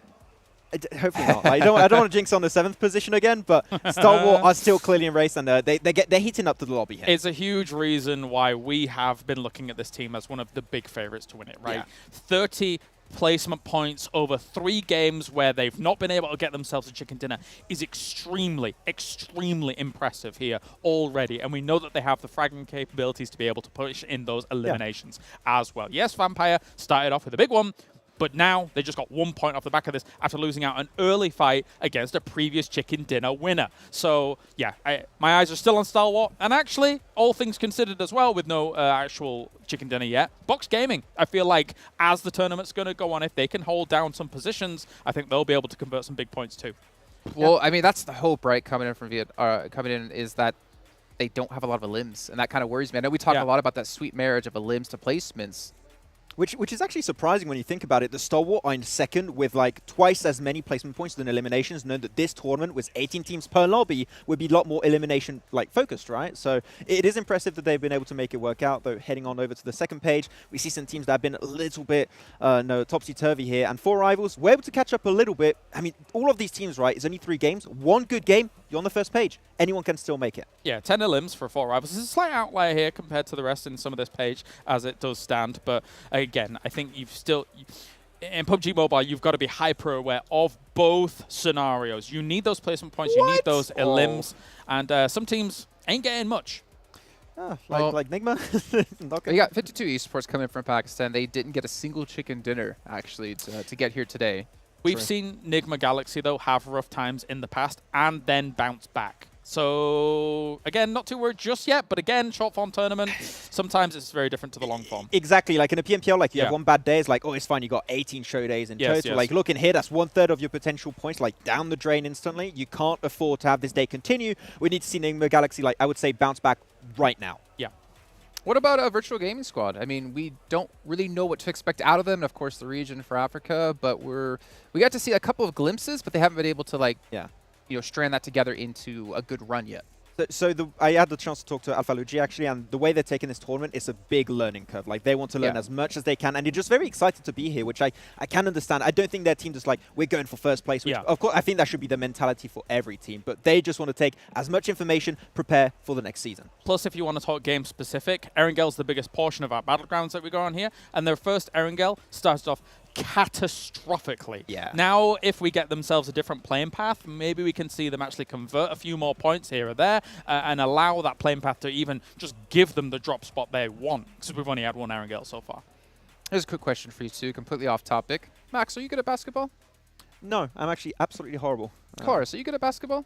No, I'm about 3'12", so absolutely not. That does explain a lot of things. I'm used to be good at basketball. We're going to find out how good our TJB at basketball, and we'll be back here in just a few moments.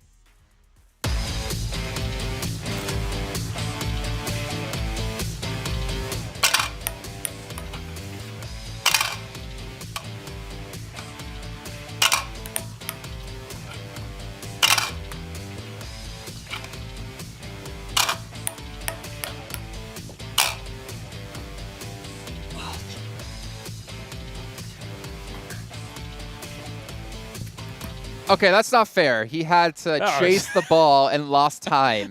I mean, you got to think ahead of time. You know, you might miss, but don't miss so badly that you have to run after the ball and replay. They did us proud in one of the games where they won, but now they've just represented us terribly when it comes to the basketball. I can't believe it. But then again, keep them in line, you know?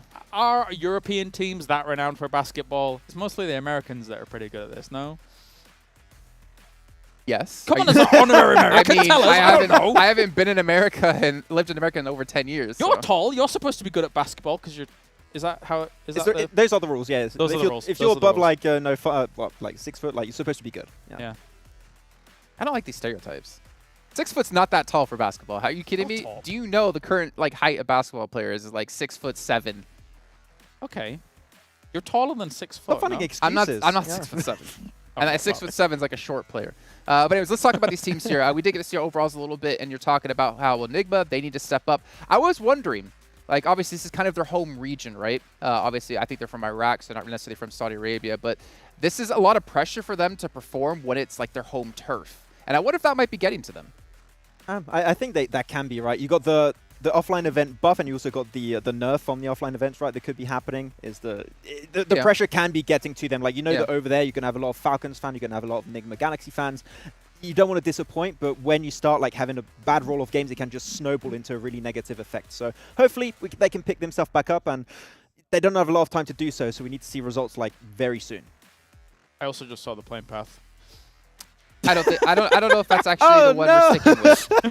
I think that's a replay of match 1 of today. But that's actually a little bit of a problem in a short form tournament. If you do get even just 2 not easy Erangel playing paths as a whole, that already kind of puts a little bit of a thorn in your side. Okay. Let's be real. If this is actually, I know you guys at home can't see this, but if this is actually staying true to what we're seeing, this also means that Vampire could have another ridiculous game. Same rotation. Like, they do the same thing in the same circle. It could work out. I mean, sure, it's very, very game-specific to game-specific, depending on how things go as a whole. But yeah, I mean, we will see how that does go down. Because they started down in Primorsk with that kind of split. They played it very well. They're able to get those wide rotations. And notably, actually, on Erangel, our first Erangel, there was quite a few teams in the pack going for the wide rotates. And I'm a big fan of that because it just allows you to look for those better entry points compared to smashing your head into a wall and not making anything happen with it. It's cool to see that all the teams are willing to put extra thought behind like their rotation and really trying to find the best entry point. Goes to show the homework has been done and they are willing to like aim for the better position in every circle. So we'll see. But if that circle is real, which it seems like right now it is, like sorry, the plane path. I am hearing it's a rehost, so that's not actually. Okay, it's not real. Okay. Cool. So way to take all that analysis and throw it in the trash. I'm going to be honest. I'm going to be honest. I'm kind of happy it's a regame because 2 plane paths that same very southern plane path. I was going to say, no one at home has any idea what the plane path is because we didn't mention it. But I'm glad well, if they watched Game 1, we were like, oh, it's kind of like Game 1. But yeah, so for very, very southern plane paths, obviously, like that lends itself a little bit to those military teams. Even though there's only 2 of them right now in terms of Wildcats as well as Stalwart that are kind of moseying over towards Novo area. But even then, the circle can still shift hard north, and you have to make those wide rotates, which are also important, especially on Erangel for the macro play. And I think one thing we really need to take into account for this Erangel in particular, this is our second Erangel. So that means teams that had a little bit of a rough first drop, bad first rotation, they are going to be able to learn from that and just bring that to the table in this second Erangel. So that hot drop you had from Virtual Gaming Squad on Box Gaming normally shouldn't happen. Some weird hot drops that were happening in other compounds should not happen. So this one should be our first normal game technically, where not really, you got 18 teams in the lobby still, but it should be at least a little bit easier for teams to adapt to it. You just had to go there. First normal game. Wait till we get the rehost, and you're going to see the plane path south again. If that happens, I'll be like, well, I mean, you know, that's how it's going to go. Well, I want to give you guys something to think about while we watch a video. What is your favorite type of donut? And I bring that up because we're going to be actually taking a look and learn a little bit more about Team Donuts. We'll be back here in just a second.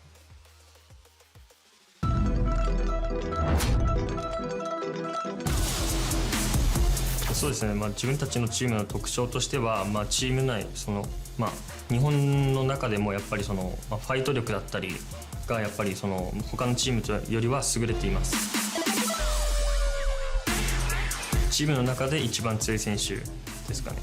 そうですね、やっぱり IGL として活躍しているミサイルもいるんですけど、やっぱり自分は国内のリーグで MVP を取ったっていうのはありますし、やっぱりそれなんか。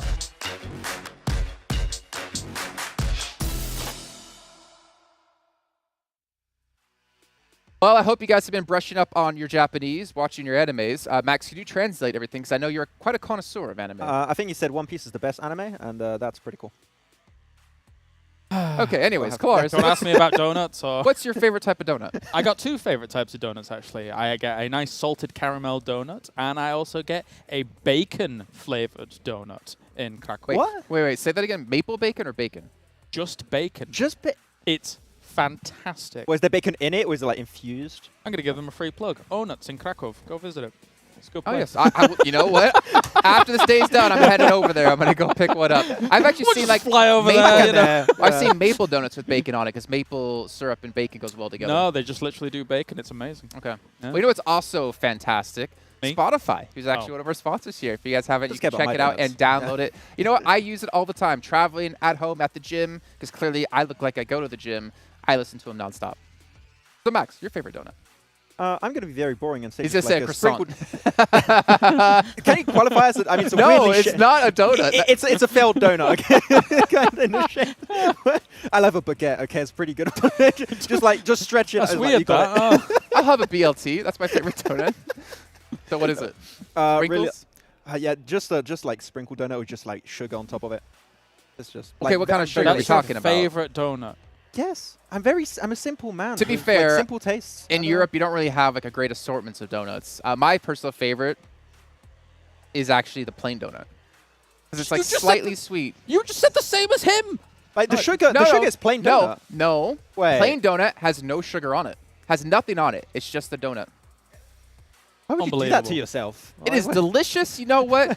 I don't need to hear any more of this. Maybe we can bring in our casters here in a second as we get on into our 4th match of the day, and they could tell me what their favorite donut is, because 7, I know, in Texas, you get some really good donuts. But ladies and gentlemen, we still have, 3 matches left to go today. We are past our halfway point, but we're going to bring in our commentators for their first time of the day. We got Avenger and 7 Worlds Gaming. Thank you so much, Jason. That was an amazing segment, especially about the donuts. I love donuts myself. But what's your favorite donut? My favorite one is the one with icing or frosting. You know, it's just a simple one. I'm like Jason. I like it just like a simple stuff. A little bit of maybe sugar sprinkle on top of it. Yeah, I like the extra sugar. I just want it to be like filled with strawberries. That's what I'm into. That's what I want to be seeing. All right, this is our first game and the 4th game of today. I am super excited to get this started 7 here. This has been some crazy games already, obviously, with all the regions, all the countries clashing, and 18 teams. That is a spanner in the works for me. It is so hard, especially with the amount of pressure that comes out. We saw some of the potential hot drops. And as the desk was talking about, you know, the rotations that we're seeing, the way that sometimes we're going to see the hot drops with the hard plane paths, and that is what I'm really interested in seeing once we get live here with game number 4. Yeah, something that I really enjoyed that Max was talking about was just how this is going to be a normal Erangel in a way. This team's already kind of know what happened in the first one. I do want to see, though, if Vampire Esports can actually pull out another 24 alien win, or if any other team can beat them. I mean, Stalwart Esports right now, third place. I feel like consistent. I feel like they're destined to just have at least a win. Yeah, I mean, if they can continue this consistency, it would be crazy. Also, if they continue getting all these eliminations, right? Because obviously, with 2 more teams available, there are those 8 points extra per game, and that's also why we potentially could see some, 25-plus elims wins out of this tournament here, and that's what I'm really excited for. I have one for you while we're waiting for the game to start. Do you think we're going to see any team get over 30 elims in one match? That would be insane. That would be absolutely insane. I would hope so, but because of how everything is going out, it has to be, I feel like, some of the start of the days, right? Because if it doesn't happen today or tomorrow, the teams are going to be more settled in. They're going to be knowing exactly where to drop, and also they will have all the information from day 1 that they can go back, look on, and see, all right, how do we improve for day number 2? Yeah, I feel like that first game was just a perfect storm for that performance of Vampire.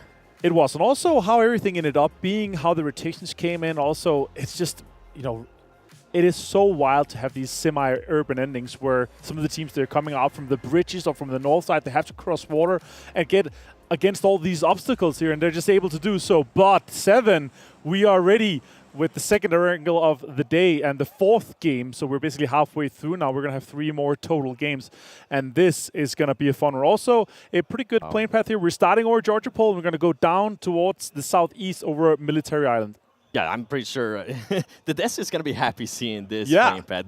This is actually more likable to me. I'm interested to see what the first zone is going to be like and how these teams are going to be reacting. And another thing that the desk was talking about, that Nigma Galaxy, like, this is a team that a lot of us expected a lot out of. And right now, they're a team that's currently sitting just with 2 points, and they didn't have one of the best starts either. That was the first team that was eliminated in this tournament. I'm hoping they can turn it around here on this match. I hope so too here. But we are seeing some teams jump out. I'm curious to see if we're going to see some of these famous hot drops here, or some of the contests on the cars potentially that could become deadly.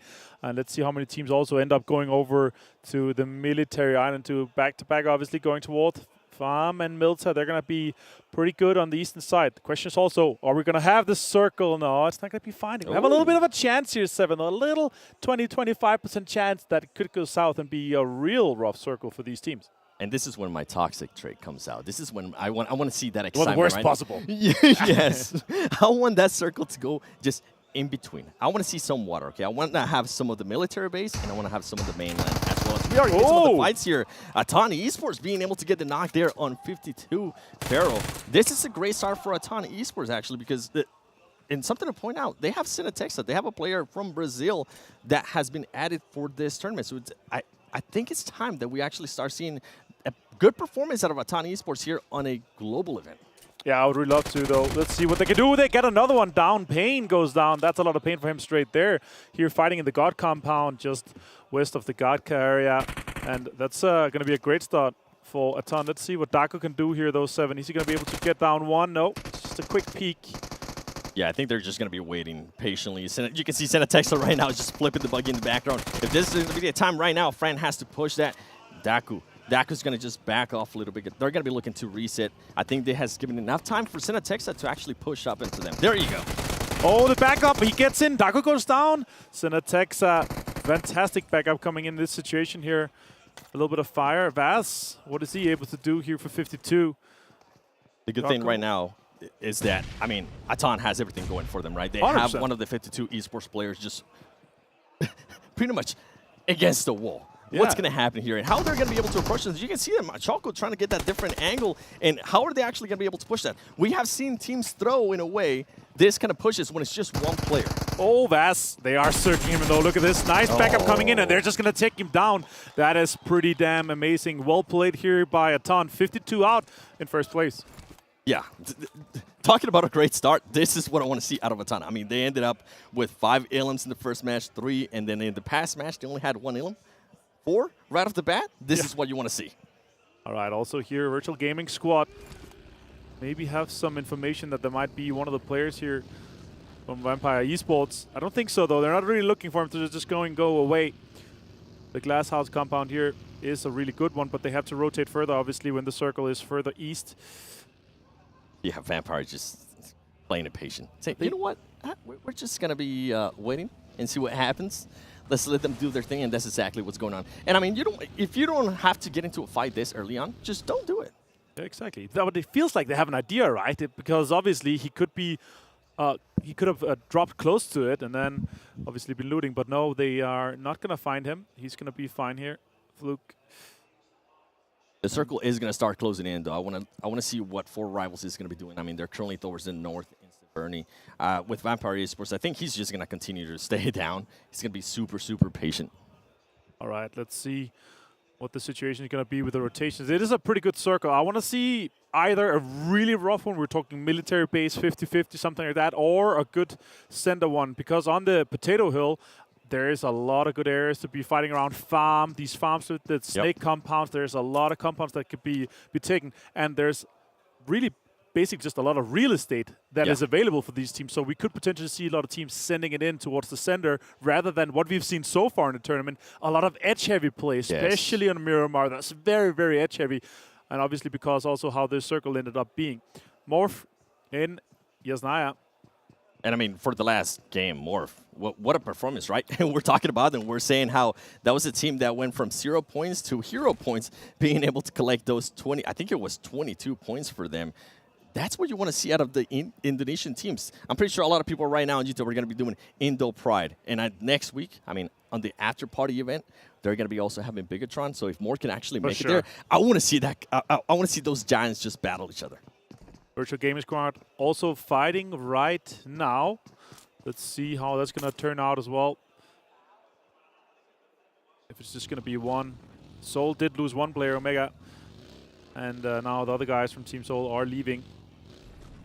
There's a lot of teams right now trying to scout, trying to figure out where they're going to be going. You can see Stalwart Esports finally starting to move a little bit. I think they're going to make sure that their bridge is going to be clear and they're going to be able to make a move for it. Right now, the amount of loot they're going to be able to get is going to be amazing. And I think this is great for them. Nobody bothers them at the start, right? And it looks like they're just going to have a clear path. If for some reason it does go to the main island, they're going to have a clear path. And I feel like this is why they're currently being able to be consistent. And I mean, Stalwart Esports, this was a team that, by a lot of people, they think that they are going to be the winners of this event. So I'm interested to see if that consistency, even though they don't have a chicken dinner yet, if that consistency is going to continue. That is like 3 games back-to-back third. That is very impressive considering the format, how the teams are playing, the difference in teams. You're not playing against your usual regional teams. You're not playing against teams that you usually know. So that is that's pretty impressive. And I think, especially the guys on the desk, they talk so much about Stalwart and how their expectations is high. Let's hope that Max is not here to curse them, but rather bless them together with Kylaris. And one of the teams we were talking about earlier, Nigma Galaxy. I mean, right now, middle of Pachinki, with this circle, you're in a way you're kind of blessed. Just take your time, see what's going to happen. More than likely, nobody's really going to be trying to push you. But you can see, you were talking about Potato Hill. Guess what? There's a lot of teams going there right now. There is. It's a lot of good information to be taken from the high ground there, but also you can't be some teams can be sneaking up, and right now Seoul, they are pulling up here by the shacks, and Damwon Kia is lurking in the back, and they're already throwing some of the utility that way here. Vivian and Nate's coming in, and then Seoul hears it. Goblin's the only one that's currently left in the back for it. Let's see if that's going to continue, if he's going to stay kind of an anchor, or at least just make sure that his teammates is going to get away safely, and then he can leave as the last guy, or if they're going to contest Damwon Kia here on the high ground.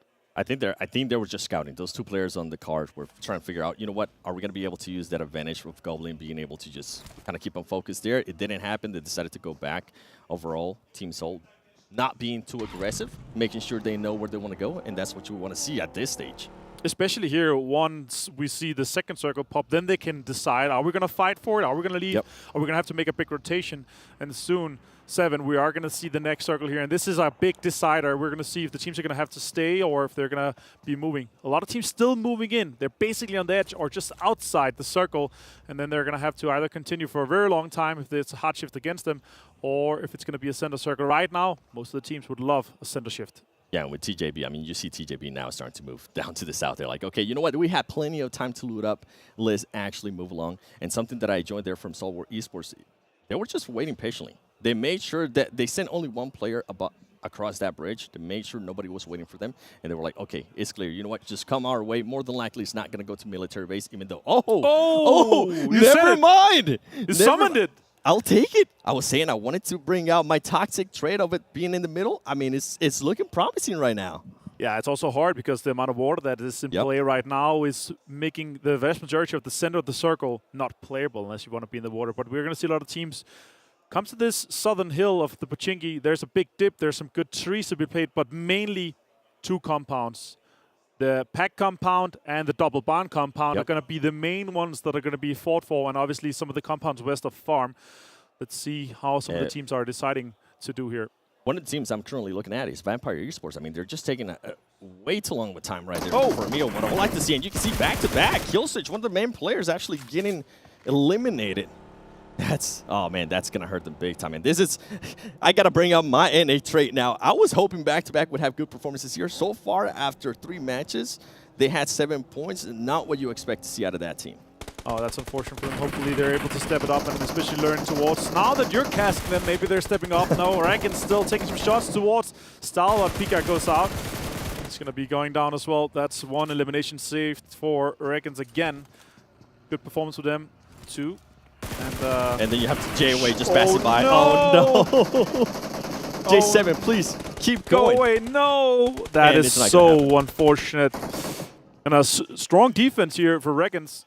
Really good performance with them so far. They're sitting in a decent compound if it goes north-northeast, but they are not the most center team right now. But they're going to be fine. They got some of the elimination points they wanted, and now they're able to secure this. Morph have heard that in the distance. And the good thing there with REGAN's gaming is, I mean, they were able to take full advantage of that. A lot of those teams weren't really expecting them to be there, and guess what? You end up being able to get 4 elims. That's not bad. At this point, that's not bad. You didn't lose a single player. You didn't have to heal. You didn't have to lose any utility. That's maybe one of the best stuff that you can expect out of a team. Such a good start for them here, considering still have 17 teams remaining, 63 total players. And the Wildcats, they are guarding the bridge. And this could be really interesting because if we see a southern shift, worst case scenario, or for your toxic trade, what you hope for, then it's going to be a huge game for them. They could either get past fast, or they could be gatekeeping everyone that's going to be trying to go across on the western bridge. And as we're seeing all of that, I'm also looking now back-to-back Polo. He's staying right there, very, very close to the water to see if he was going to maybe have to rotate to the military base because he's by himself now. That's going to be a very hard rotation, so it's interesting to see that. And then TJB, we saw that north to south rotation. Right now, they're not really having to worry about much. As I say that, Lin gets knocked. I'm just caster cursing this. Yeah, it's just basically live caster cursing them, or it could be some of the other amazing casters that we have here in the arena. Obviously, so many languages is covering these amazing games, and we're gonna be seeing the next circle pop just shortly.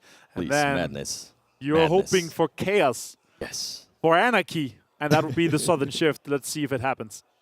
I kind of wanted to go to military base now. I know earlier I said, oh, and as I said that, it decides to stay just on the main island. Okay, well, we'll take that. We'll take that.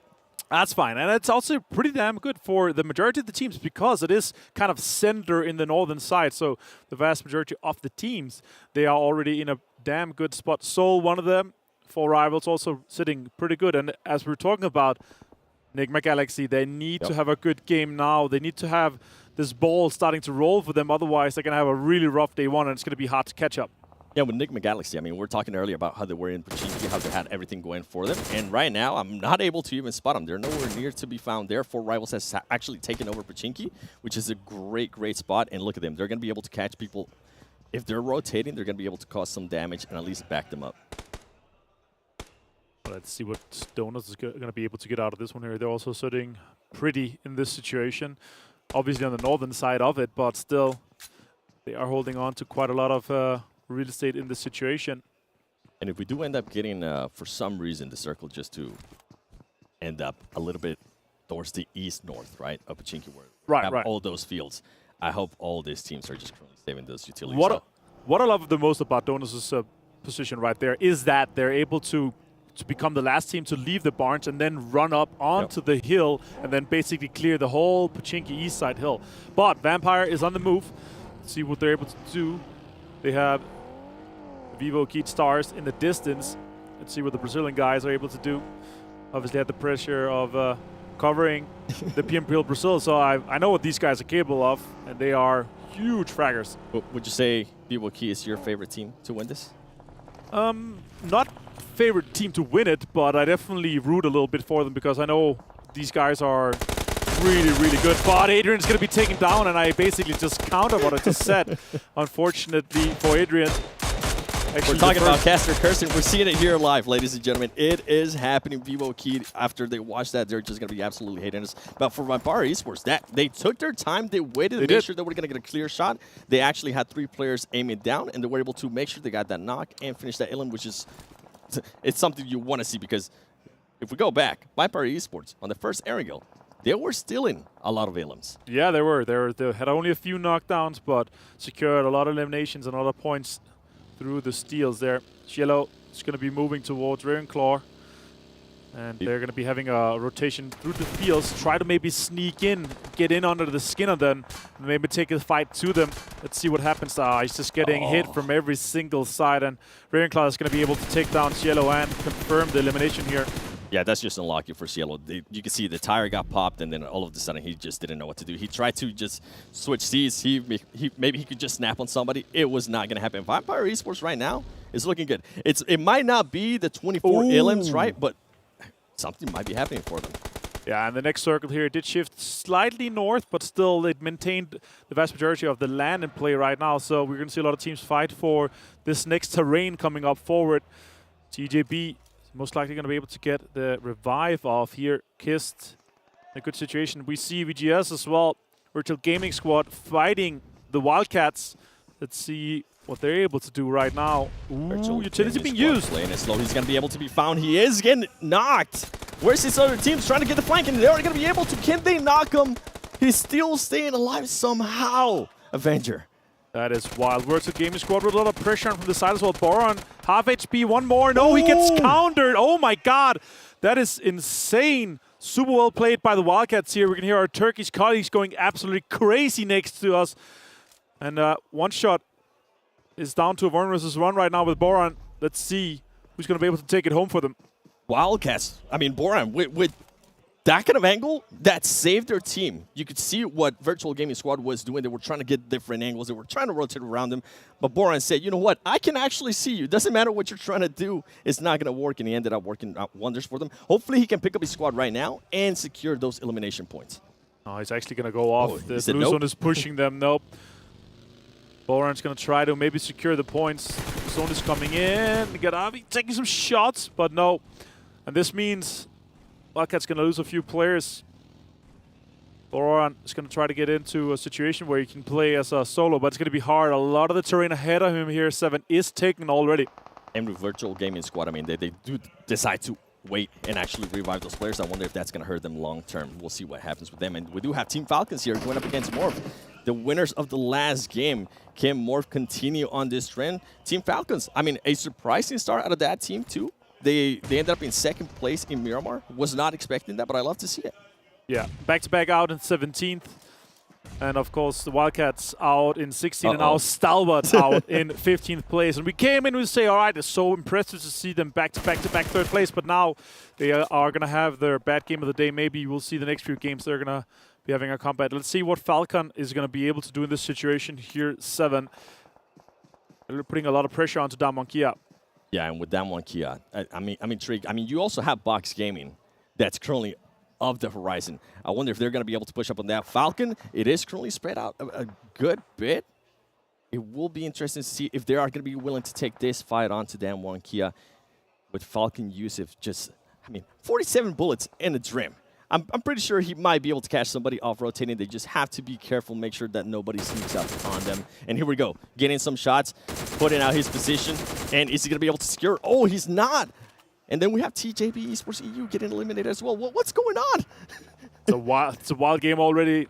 Damwon Kia putting some pressure on it. Now also, he ended up backfiring. Remember, I was telling you if it was going to backfire for Virtual Gaming Squad? It did. It did. Yeah, it took too long time. They have to finish their fights fast. And now Falcon putting on some pressure onto Damwon Kia. Forest goes down. Let's see what Dama is going to be able to do here with the DP28. Only a level 1 helmet. So it takes much more damage and durability on it, though. Falcon under pressure from multiple sides. New circle has popped, and has gone northeast. When we were talking about it, Donut, they were potentially going to be able to have a massive game from this, and they have the center compound 7. They do, and I'm intrigued to see what Team Soul's going to do right now. They're currently sitting in the middle of that field, or kind of close towards the mountain. I want to see if they're going to have to rotate or how they're going to set themselves up. If they have any vehicles also for cover, because I know in those areas, you don't have any vehicles, and this is what happens to Stalwart Esports. Oh, man, we wanted to see that consistency. Wow. It didn't end up happening. Yeah, that's crazy. REGAN.S are able to sweep and take control of the southern side of the circle, and they're continue to do so. Now Falcon's putting some pressure on to Damwon Kia. Takes down Song. Amazing. Damar, that's what you want to see at a Team Falcon. So Don't impressive. Be scared. Take those shots, Martin. So impressive. Now Box also trying to get in, and the eastern side is going to get more and more occupied with both Falcon and Box. As you see here on screen, powerful, putting more pressure onto Box, trying to push them away from their edge, making sure that they have the control. That Box Gaming pushing up to the rock just in time. I mean, Yusuf right now, he wants some elims. He wants those points. Falcon still in this situation, putting on pressure for this.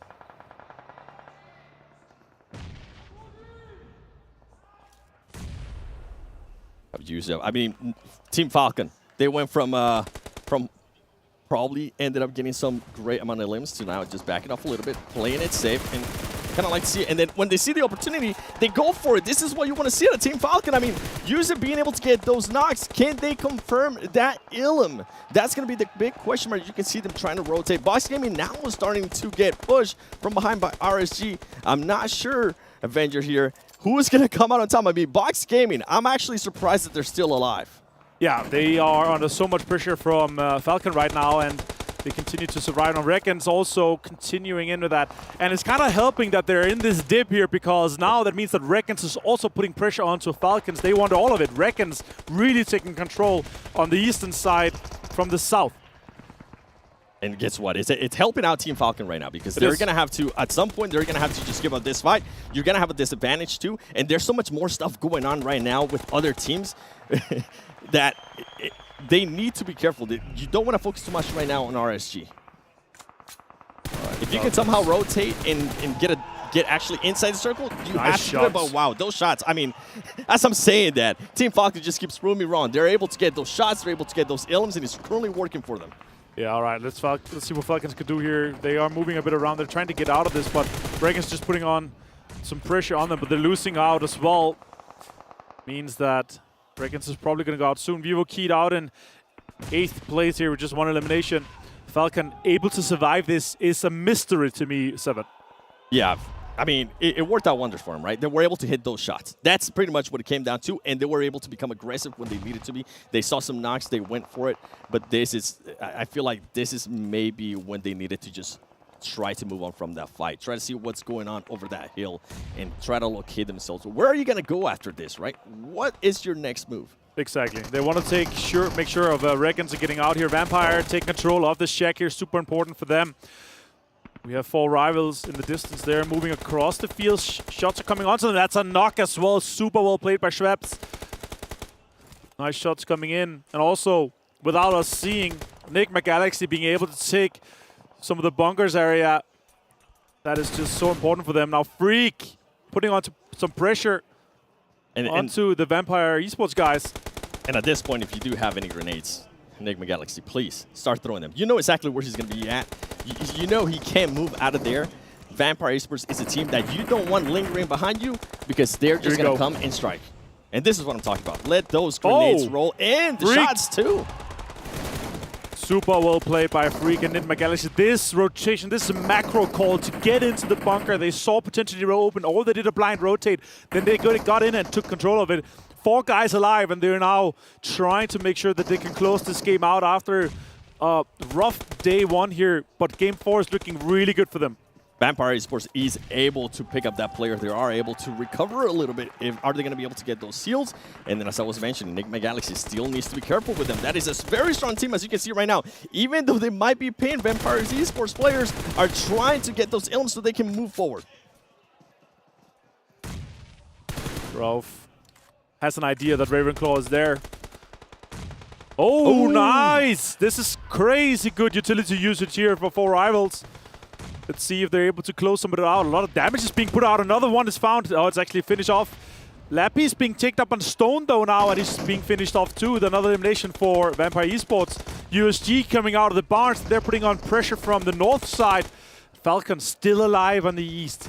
And guess what? Vampire Esports says, you guys decided not to eliminate us. Well, guess what? Now it's time that we put that pressure on them. And Donuts, USG, helped them out big time, too. This is what happened with Nigma Galaxy. I was hoping they would finish off that fight early. It didn't happen. And now we do have Team Falcon. Hopefully they can start picking some people off from here. Oh, that's a headshot straight to the level 3 helmet. Donuts are not taking anything off it. Missile sends bullets raining his way.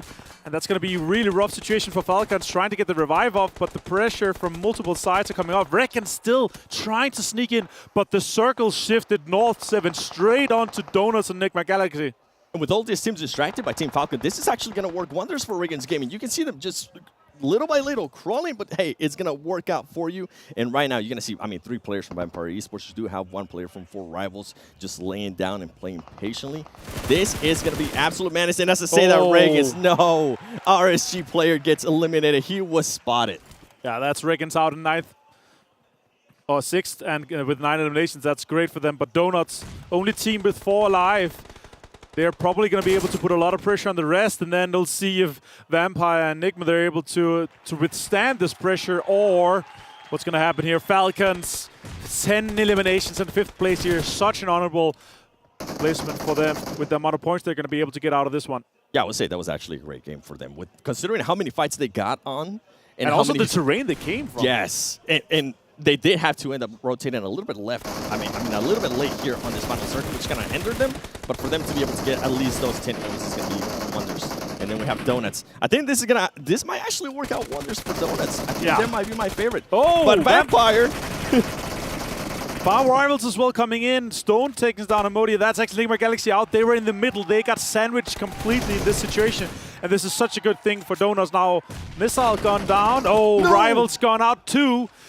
We're just down to Donuts, and it looks like a Donut game, this one. We were talking about it before this game actually started. Well, guess what?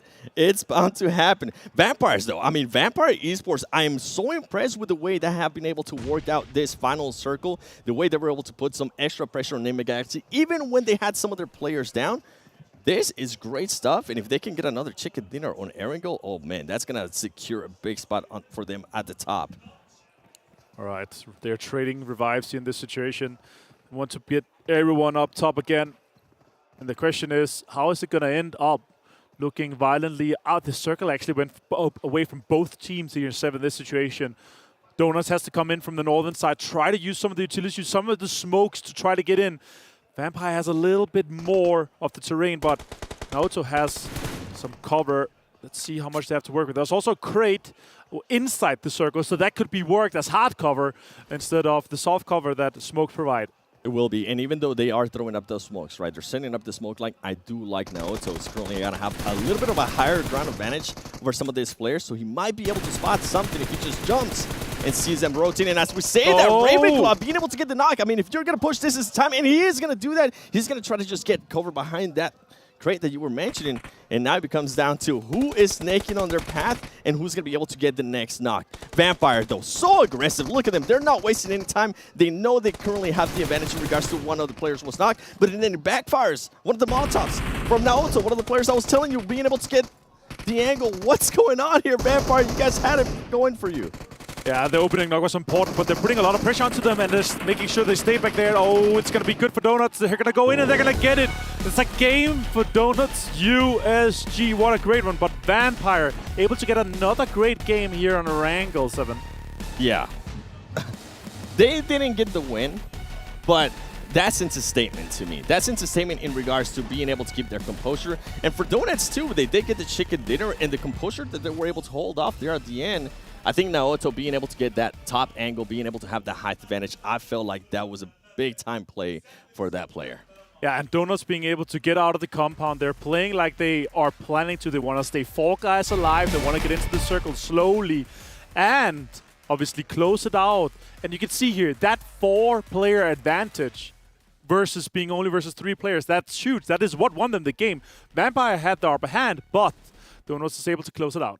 And one of the teams that is going to be saying what could have been is going to be Nigma Galaxy. Yeah. They had the perfect spot, and then everybody just ended up crashing onto them, and it was just too much for them to handle. They took too long, I feel like, the fight with Vampire Esports. They should have been able to hurry that up a little bit more. If they had more utilities, I think that was the time to use it. They didn't, or maybe they just ended up running out, and Vampire Esports was able to take full advantage of when the other team started third party. I love what I'm seeing from them compared to what we've seen from the first 3 games. Yeah. So them being able to put themselves into a central location in the circle, putting pressure on the rest of the teams, that's much better than we've seen from the first 3 games. And if they can continue that and maybe potentially clear an angle, they could potentially close out games in the future. But, guys, that is it from our first game here. We have 2 more games. We're going to go to a short break, and we're going to be right back with the desk who's going to break down this game further. عايز تترجم راب؟ تعالى لي. ملوك الصين دي انا ملخصها في سطور، بس مين يقرا؟ فاهم؟ كلام الشارع ده انا هرسه كل المجال حبايبي. بروز. وانا كاكازوكو مصدع ايه القي نظرة لو على الحلاوة عندي كاستر بالاسم. عفرت يا عفرت، هتفضل معفرتها ولا ايه يا برو؟ انت مين يا هو ازاي ده دخل هنا يا جدعان؟ نكسر الدنيا الاول وبعدين نتكلم، نعيد من الاول. لا لا لا لا لا لا لا مش مسجل. اخواتي عشان فاهمين الصين، سبوتيفاي عمل لك بلاي ليست الاقوى راب مصري، اسمع ملوك الصين ببلاش.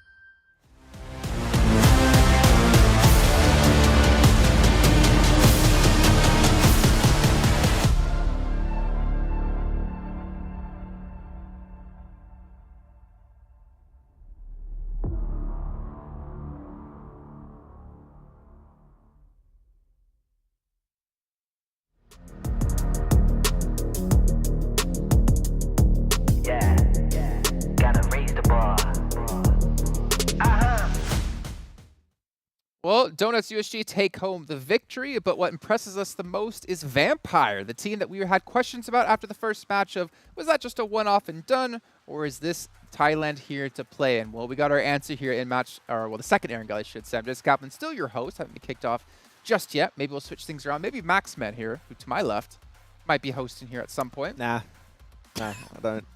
I politely refuse, Jason. I am not interested in your role. Very nice of you. Yeah. He doesn't get a choice. It doesn't matter. I don't care if he's refusing. I get to choose if he's going to host. You were staring me and down. I refuse to let him host. And then we have, of course, Kalaris on the end as well. But gentlemen, as you take a look at the match standings by STC, that was a ridiculous game yet again out of Vampire.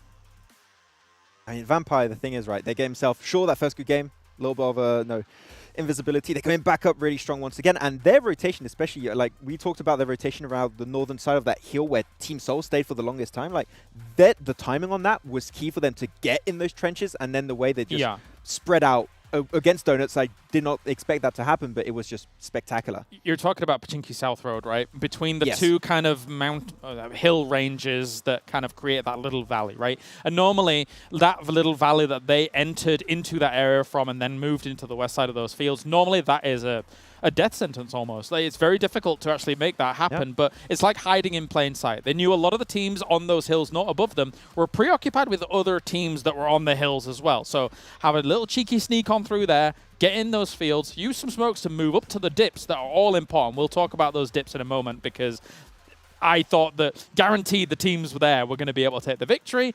And eventually one of them did. But yeah, Vampire converting 25 points after already an insane day to start things off. That's huge for them and Thailand. And the thing I want to say for this match in particular is there were so many things that were great to see. Now you're like, oh, Jace, that's such a vague thing. First of all, we got to see VGS change their drop location, right? They moved away from box. They went to Ferry Pier. They still had a team to contend with there. We saw RSG have finally some sort of resurgence out of the team that we have yet to see, able to put up some good numbers with 9 eliminations. We saw Nigma Galaxy as well finally show up here in this match. I feel like this really opened our eyes to like what potential, or maybe opening the eyes to the audience of what we've been saying about some of these teams and the potential they have here in this event. I mean, that's what's going to happen when you have a second iteration of each map, right? This is the second Erangel. Teams could have that adaptation a little bit more, and they did change, especially like for VGS. You asked for them to change exactly where they went, right, Kalaris, to that very peer position of Big Split. They did chase down Vampire a little bit too long, but at least they didn't, like, go out in the first 2 minutes. Yeah, so the Ferry Pier split was a decent choice. As you say, that fight, or that kind of, as you say, that chase went on a little bit too long. I do think they're a bit nervous about how they're approaching the game right now. That's just me kind of watching how they're moving around, VGS, right? VGS, yes. And I think that with their Ferry Pier drop, it's a decent spot, but I had to question how much potential loot they had because there was kind of that chase around against Vampires going on for a little bit longer than should have been happening, and then they had to transition north early as well to get themselves a bit more of a center spot. So I'd have loved to have seen their exact loot in those moments, but, you know, we can't look at every single thing. Not yet, but maybe soon. Speaking of central spots, though, what about Team Seoul? They got themselves set up very nicely. It's touchy, you know. Okay. Oh, you don't want to talk about it? No, we can talk about it. When they went for like those dip positions, the shed too, right? It was a good play. Like, they had multiple options. You can stay on the hilltop, keep that position, or you can go central and try and aim for that chicken dinner, which in that case, that was what Team Seoul were trying to achieve, which no issue with that. I still do think, and you agree with me, Kalaris, on this point, like we did think that Nigma Galaxy should not have been allowed to get to that point, to that position that easily. It should have been punished severely by Seoul, and it seemed like the setup took maybe a little bit too long to really have the impact on Nigma. Yeah, Nigma Galaxy's move was referenced in the cast, and it's something that's astutely pointed out, the fact that they were able to take that away from them. As soon as I see this circle fall on these fields, there's 2 dips that kind of create this opportunity for people to sit in and kind of survive. Seoul had one of them, and Donuts USG had the other. When I see this kind of circle, I think one of those 2 teams is going to win. However, Nigma Galaxy crashing onto Seoul and absolutely smashing their position completely stole that away from Seoul. I do have to question how strong Seoul is coming in, not being able to hold that dip when a team's crashing in like that, because they should have been able to put up more of a fight, I feel. Yeah, and you can see that by the damage here right now, comparing it to Nigma Galaxy. Team Seoul, 367 damage, definitely not as much damage you would expect when you are a team trying to force other squads away from that spot. And then Nigma take exactly that position, and they step up when it comes to damage. Like, they are trying to do and make sure that they can force teams away in some way. There's so much to talk about regarding those 2 dips. In terms of, like, when you use utility, the symbiotic relationship of those 2 dips, holding out other teams to make sure that they're not going to be approaching and things like that. And when it came to the very ending moments of Donuts USG actually winning that out, I was a little bit concerned from them because I don't think they had much utility left. One molly. To go up against Vampire. And we saw how strong Vampire was doing so well down in that kind of southwest dip.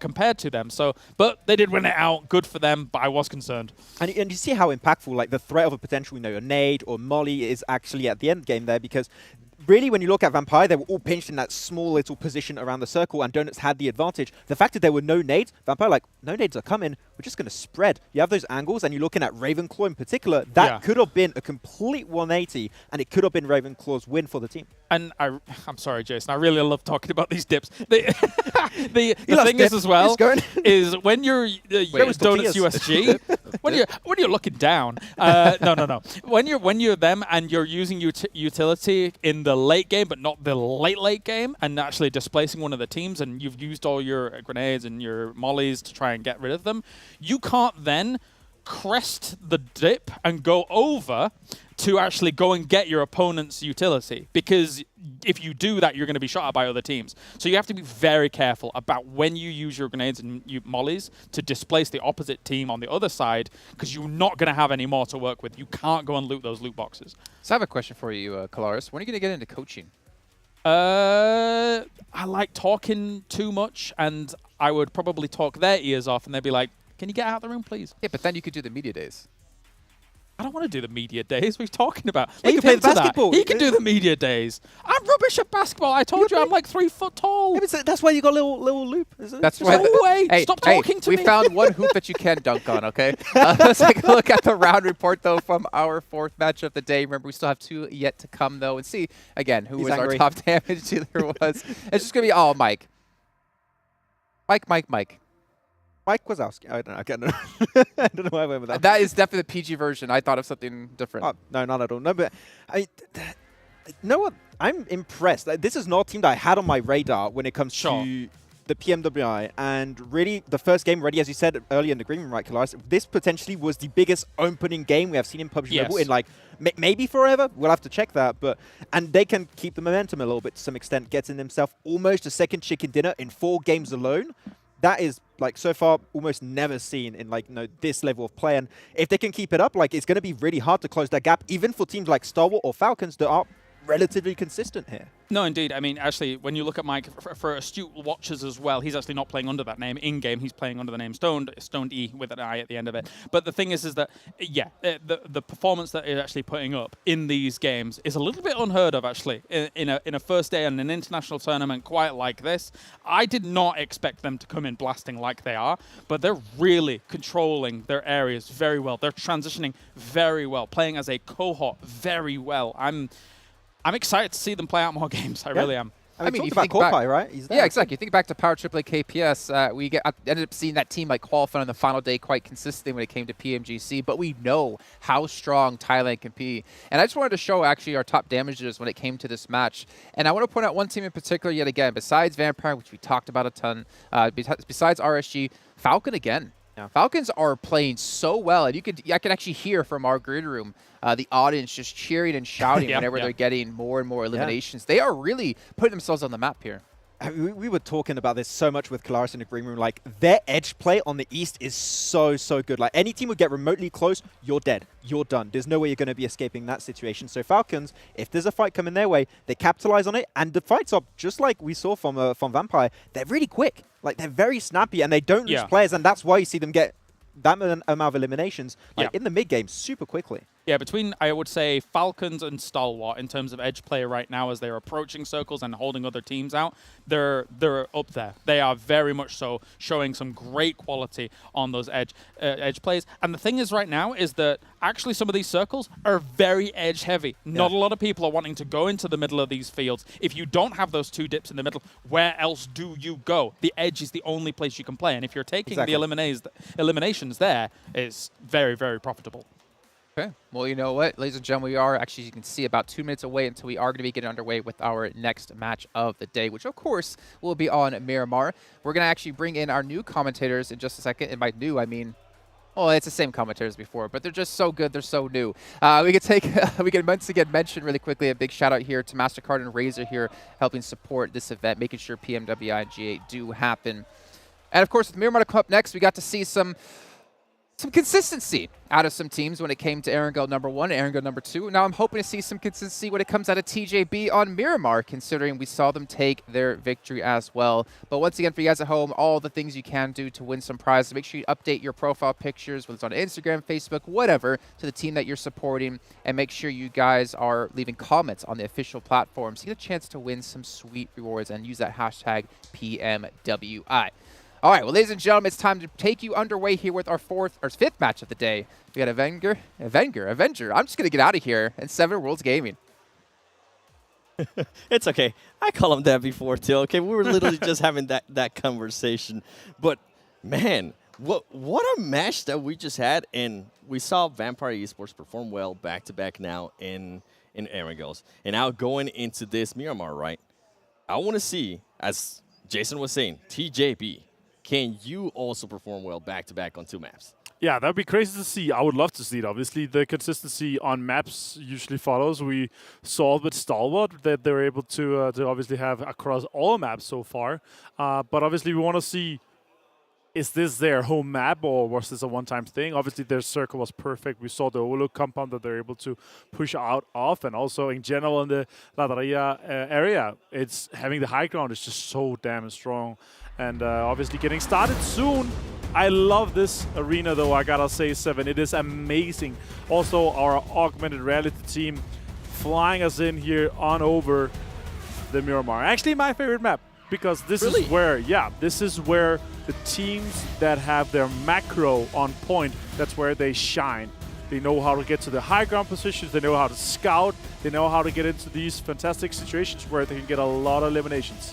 Okay, I respect that. I respect that. You already know me. You already know I like madness, so it wouldn't be a surprise to you that I'm going to say Sanhok is my favorite match.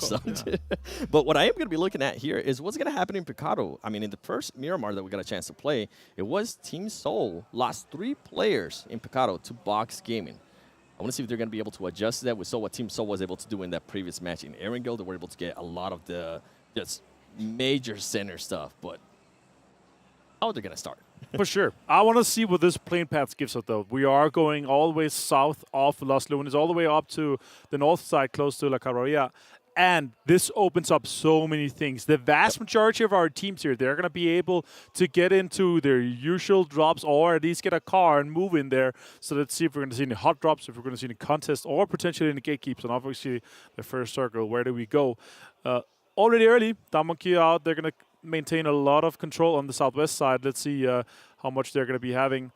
Highest damage so far.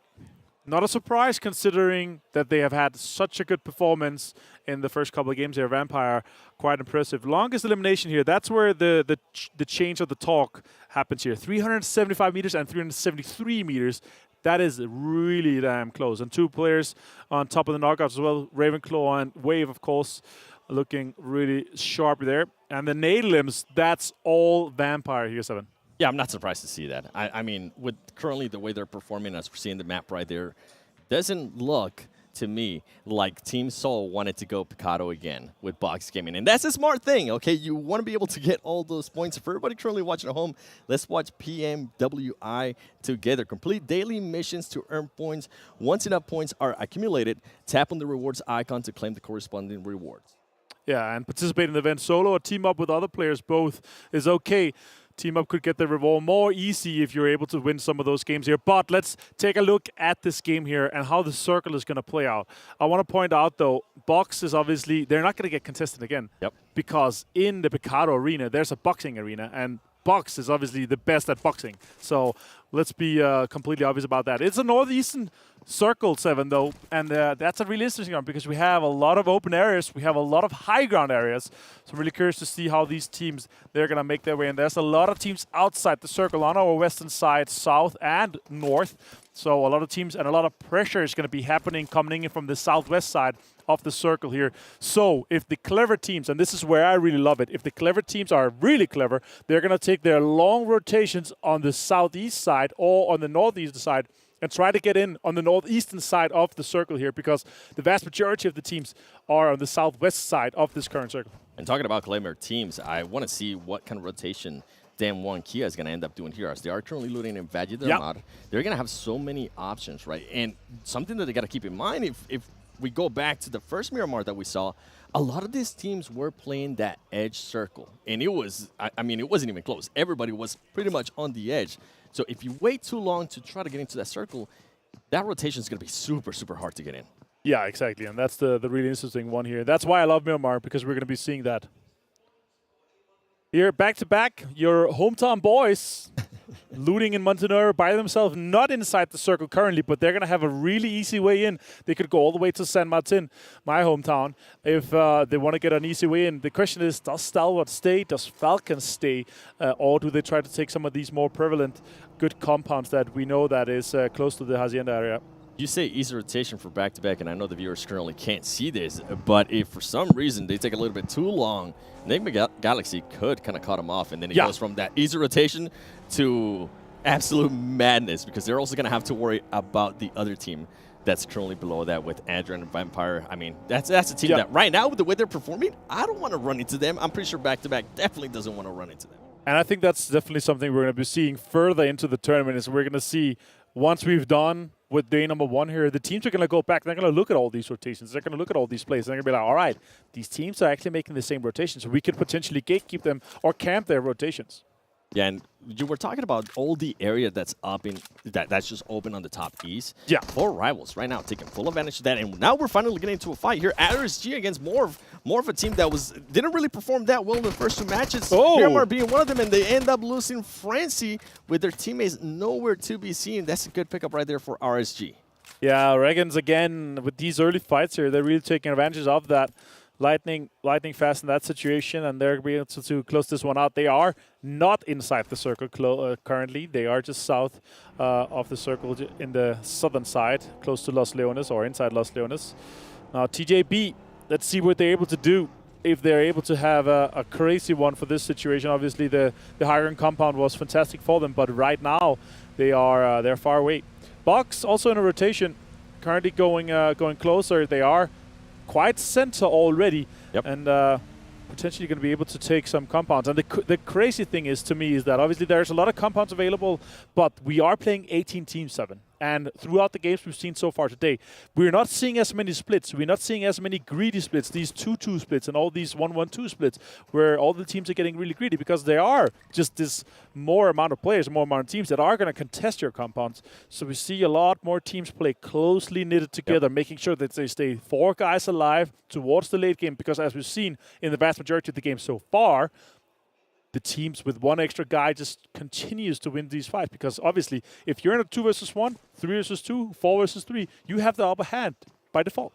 Yeah, and I mean, you're saying that we just literally saw it in the final ending of that previous Erangel. You saw Vampire, they did have 1 less player, and it kind of ended up hindering them. I feel like if Vampire would have had those 4 players, they would have definitely ended up winning that. And we do see TJB making sure that some of the players from Box Gaming back off. They don't want to be anywhere near them. Actually, Vampire Esports backs off.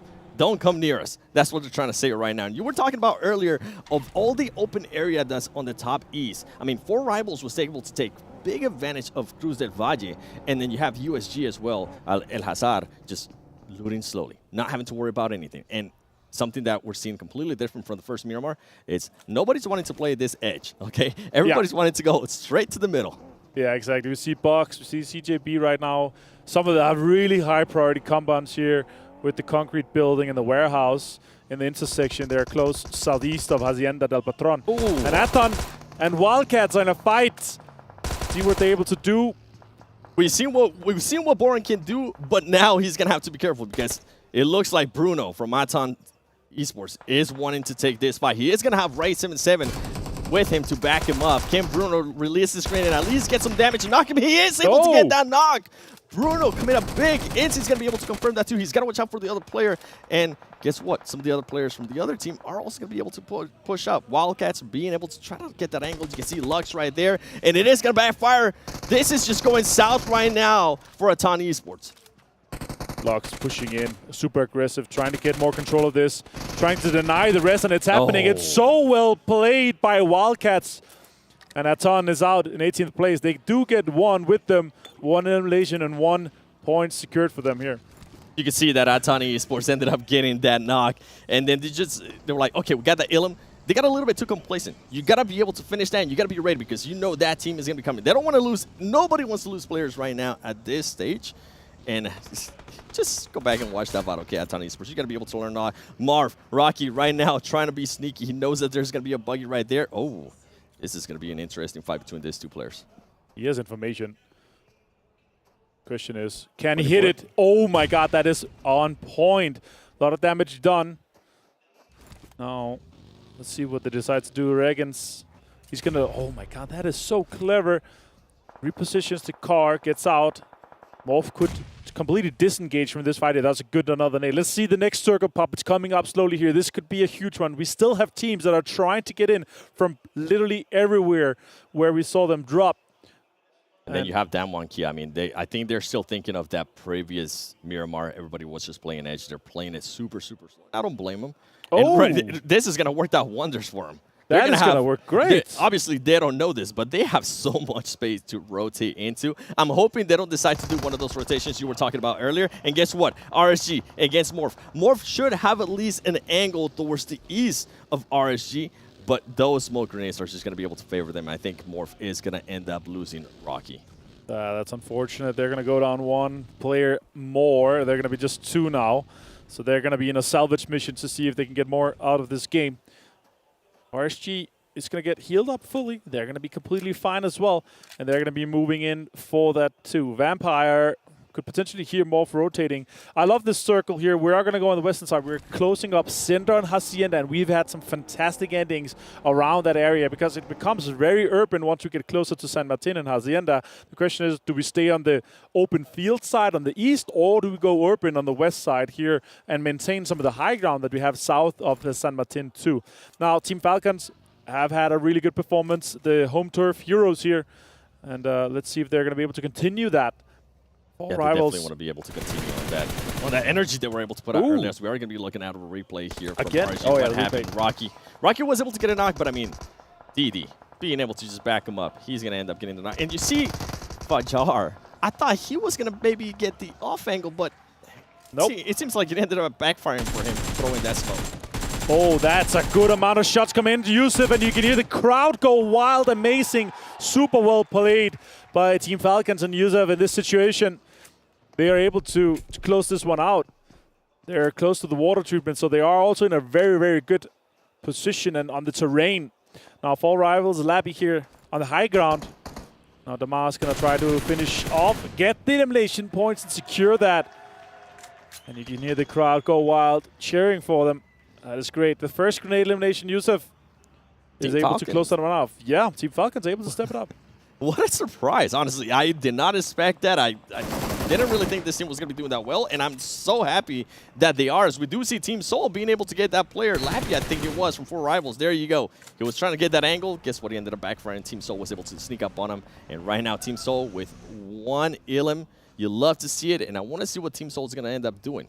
In the previous Erangel, you saw them being able to take that center of the circle. It ended up being a little bit too much for them. And right now, when I'm actually looking at circle, I'm loving what I'm seeing out of Stalwart Esports. They do have, they're pretty much smack down the middle, and that's a team that, you know, if they end up getting pushed, if they end up getting third party, that's with the talent and the skill that those players have, they can back it up. And they might end up getting a bunch of villains. For sure, and rotations are coming in hard on the eastern side of the map too now. Falcon does see Soul in the distance. And cheering is coming on for Falcon in the arena. All right, circles closing in. As you can see on the map here, I was talking about on the eastern side, southeast, a lot of teams are going to be fighting for the same terrain here. If they don't get a shift in this situation here, 7, it's going to be really rough for them, and they're going to have to be doing big rotations. A lot of teams are already occupying some of the best compounds in the center too. Box, Falcon, Stalwart, VIVO, Keat, Stars, and TJB is sitting damn pretty right now. Let's see the next pop mall. Oh my God, it's going to go north here and close out on the Hacienda area, but we have a huge ridge that is in play, and the water treatment could potentially also be crashed, and the terrain that's going to be able to be taken from that is going to be good. Now, Virtual Gaming Squad putting on pressure onto Damakia. Oh, Fabian has to heal. Down one Kia barely being able to get off that. And this is what ended up happening here with Team Falcon. I mean, beautiful. you can see those shots. Yusuf, you are just something else. He got the nade Ilum, and he also was able to put up those shots with the AKM. And I was going to say, you mentioned it too, that Southeast and the East is just going to be absolute managed with all those teams trying to push it. And I know that everybody in the crowd was screaming Team Falcon, Team Falcon. I was actually screaming Urban Area, Urban Area. And it ended up working out wonders for us. All right, yeah, especially here with this situation where they're going to be moving from the southeast. The circle did go slightly northwest, so the big rotations is basically the last time we're going to see those. They're going to be trying to go up on the northern side and try to take some of that terrain that could potentially be open on the northwest. The question is, are all of them going to be able to do so, or are they going to decide to do so? Donuts coming off the win here, Donuts USG. They are one of those teams that are looking like they need a big rotation. And with them, oh man, I'm looking at this, the rotation that Damwon Kia is currently doing. I wish they would have just stayed left, because right now they're about to run into just a wall of teams that are going to be fighting with each other. Vampire Esports sees somebody from TJB. He's not going to be able to move, but guess what? Stone, being the smart player that he is, he's just destroying all those tires where that player's not going to be able to go anywhere. And here we go. Wildcats. What are you going to be able to do, Wildcats? We've seen what you guys can do before. I love hearing the crowd. I miss it. Here we go. RSG. Almost being able to knock somebody there from TJB, but TJB getting the angles too and being able to finish off RSG. This is huge for TJB. Massive game for them. Maybe they're going to be able to get the rest off as well on Zhao. Question is, how are they going to do so with Bucks staring down it? They have a bit of a smoke. The utility is going to come out, and it's going to work out for them. Oh, Bucks in the Hacienda compound. Huge compound, plenty of loot, so if they need to refresh their vest or helmets, they're going to be fine to do so. Now Wildcats, more rotations coming in. Damwon Kia too. Are they going to drive straight into them? And the drive-by is going to happen. They are first. Took some damage. Oh, Fabian's going to go down now. X-Ray, what are you able to do here for the Wildcats? And Wildcats, I mean, they have the players behind them too. They need to be careful. They were able to get that knock, and I think that was huge. Can he get the knock? He's not. He's actually going to get third party by USG. What's happening here? Damwon Kia, though, can they secure this? We know they love those DBS. This is the perfect time for him. It does not end up working out for him. Wildcats being able to come out on top and securing some great amount of Illims for them. Right now, for them, 7 Illims, Avenger. Yeah, that's a rough situation for them. Having to fight outside the blue here. They just want, both of the teams wanted the rotation now. See in the minimap, it's a northern shift towards the water treatment. And that's going to be rough for the teams on the south. A lot of teams are on the south side of that big road there, 7. Let's see how they manage to get into the zone. Oh, that is Wildcats just simply in a rough situation. Yeah, and Juni, oh my God, also putting out the utility, securing that Damwon Kia. It's just mutual destruction, basically. Yeah, the 4X from Wildcats. I think he went out a little bit too long trying to cook that grenade, and he forgot that he was playing in this zone. He ended up backfiring for him. And right now, guess what? We have another push. Nigma Galaxy. This is a team that we've currently been looking at for the past 2 matches. Are they going to be able to do anything? They're not. They're actually going to end up losing players, and they decide to back off. And with this new circle, I'm intrigued to see how back-to-back is going to be able to just get inside that circle. And on top of that, I mean, Stalwart Esports, they really haven't had to do much. We haven't seen them much, but guess what? I'm pretty sure they're going to set themselves up nicely for the final one. Yeah, the teams that are looking good, really good right now is Falcon, it's Seoul, his 4 rivals. Nigma Galaxy in a huge fight here with Vampire Esports, taking down Fluke. Let's see how many more he can get. Oh, it's going to be found. That is so unfortunate. Lord goes down, and that is Nigma Galaxy out in 16th. And now, the coming minutes here, we're going to see so many more teams falling because there's simply not enough terrain to accommodate all these teams.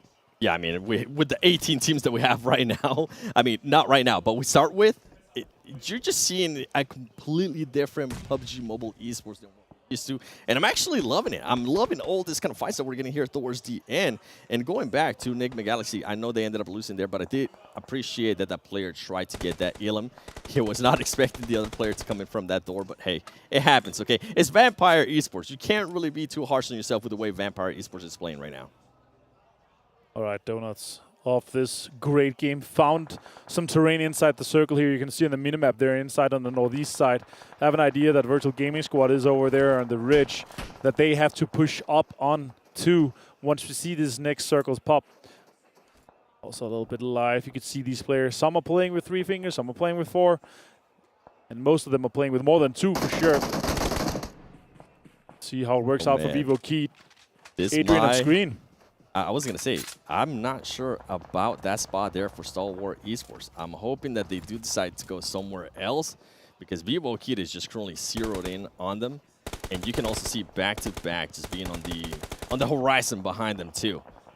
This is going to be interesting what's happening to them because VIVO Keat is going to have to push at some point. They are outside that circle.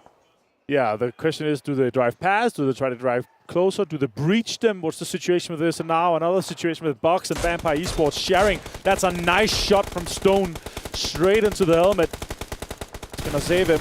Now Uni is going to be trying to get into the circle.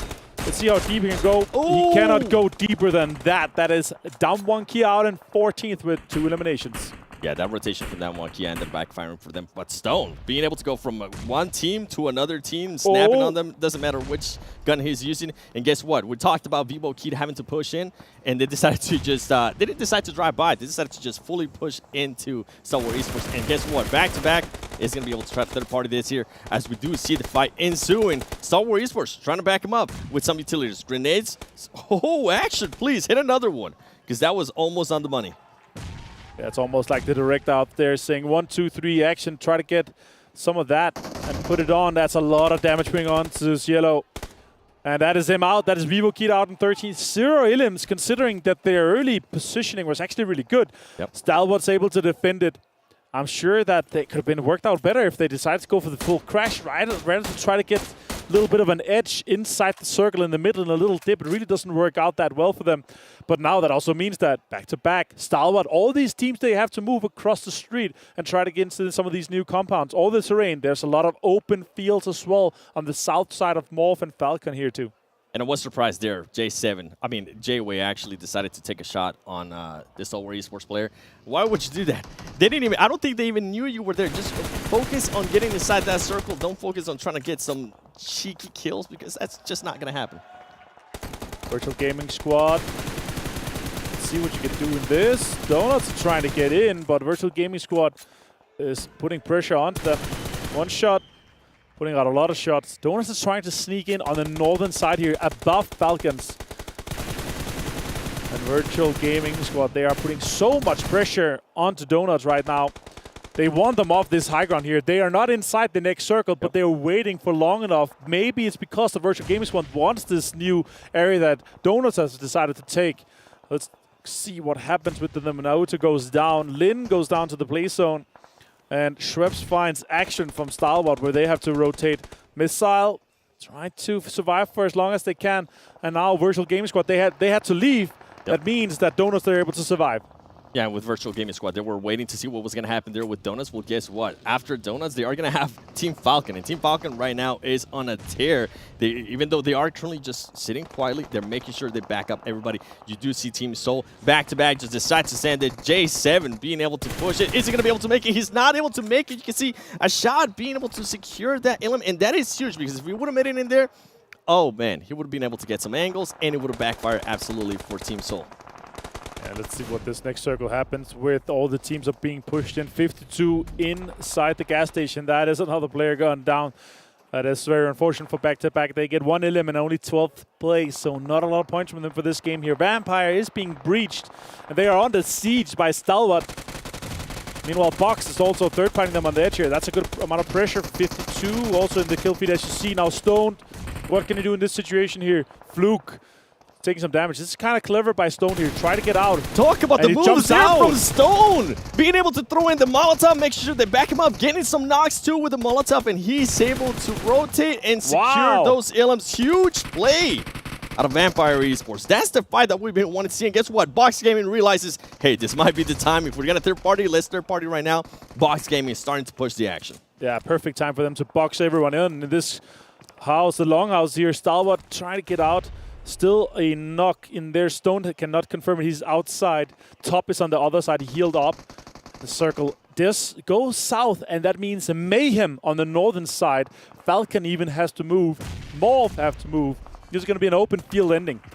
Yeah, with TJB currently having a little bit of cover there, it's going to be interesting. Stalwart Esports is going to be able to outlast Vampire Esports, but guess what? Box Gaming, this is going to be interesting how Action is going to be able to hold them off. I'm pretty sure he has already used a lot of utilities earlier with the fight with Vampire Esports. Box Gaming playing him slowly and finding the angles, and he does. That's who being able to eliminate their Stalwart Esports.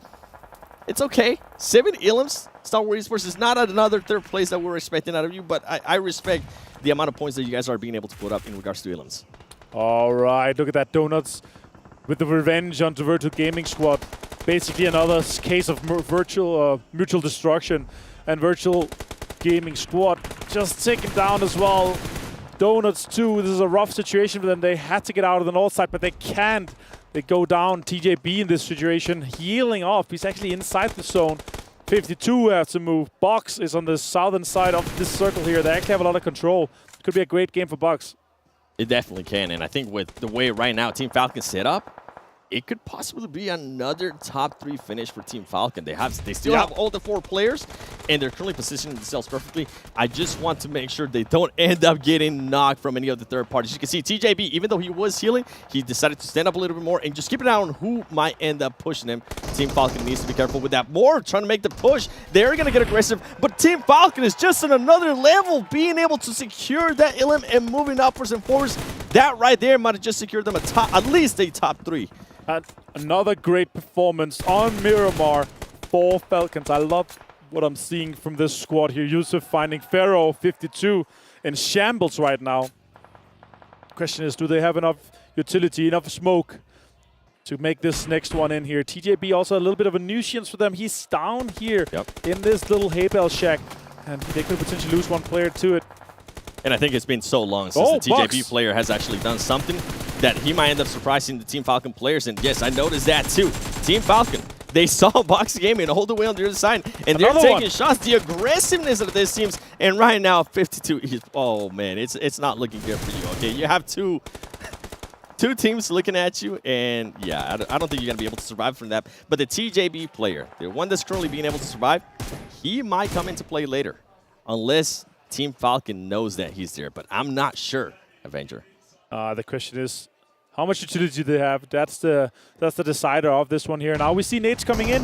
It is coming, a good nade. They're never alone from Falcon Esports. Finds him. That's TJB out. Another good performance from them now, but it means we're down to Box and Team Falcons. And this is going to benefit, if Box Gaming can get into the zone, is going to benefit him in a big way. You can see Team Falcon, though, it's not slowing down. They're making the push. They didn't know that TJB player was there. They eliminated him. They were like, you know what? We need to take that spot, and we need to take it out and keep on moving forward. You can see the 52 Esports player, though, being able to get the angle on both of the teams. Oh, that's going to be huge. Vaz, I counted him out, basically. I didn't think he was going to survive that, but the players are not focused in on him. They thought they're one of the other teams potentially to take him out, so Falcons slightly forgot about him. And let's see how far he can take this one for 52. 8 eliminations for them. He finds a Box player, takes him down. Can he secure second place for 52? 52 Esports currently just ruining the party for Box Gaming. We thought it was just going to be a Box Gaming versus Team Falcon versus. It's not going to happen. But guess what? Break from Box Gaming. He has to give out his position, just trying to back him up. And Team Falcons right now, they're setting themselves up perfectly. Team Falcons currently looking to take this win, ladies and gentlemen. They know where that player from 52 Esports is at. Can they take it? You see Yusuf leading the charge. They know exactly where he's at. Here comes the grenades. Finds one. Oh, Vaz being able to actually back them up. Yusuf right there. Can he get the knock? You're so close to it. You're full health, and he's not, ladies and gentlemen. Team Falcon being able to get the win for Saudi Arabia. Woo! They're able to convert this one, step it up, and do an even better game on the second game of Miramar today. Here's 7. They got second place last time, 6 eliminations, and now they're able to take it home. Look at the crowd. They're going wild for their home turf heroes. I'm about to go wild for them. I'm so happy this team is performing this way. We've been talking about Saudi Arabia for a long time, and guess what? Their team is currently showing up, and they don't just want to win this. They also want to make sure they qualify to that after-party event happening next week. Wow, what a win. The aggressiveness that we're just seeing out of this team, they're not slowing down. It doesn't matter who it is, they're just going for it. Yeah, super impressive performance. Right now, the teams that are able to do well on Miramar before, they're able to step it back up. TJB again going into that. Box stepping it up and actually showing what they're capable of. Also, they were in that compound. They were in a situation where they're fighting so many teams. Circle worked out for them quite well. Box able to get a lot of points out of this game too here, 7. And I think it's, I want to go back to the fight between Stalwart Esports and Vampire Esports. I feel like that's going to be happening a lot, and I'm all here for it. That's a fight that I want to see hopefully in the next match as well. Right now, honestly, for me, 2 of the best teams of this tournament so far. And can Team Falcon continue to spoil everybody's party?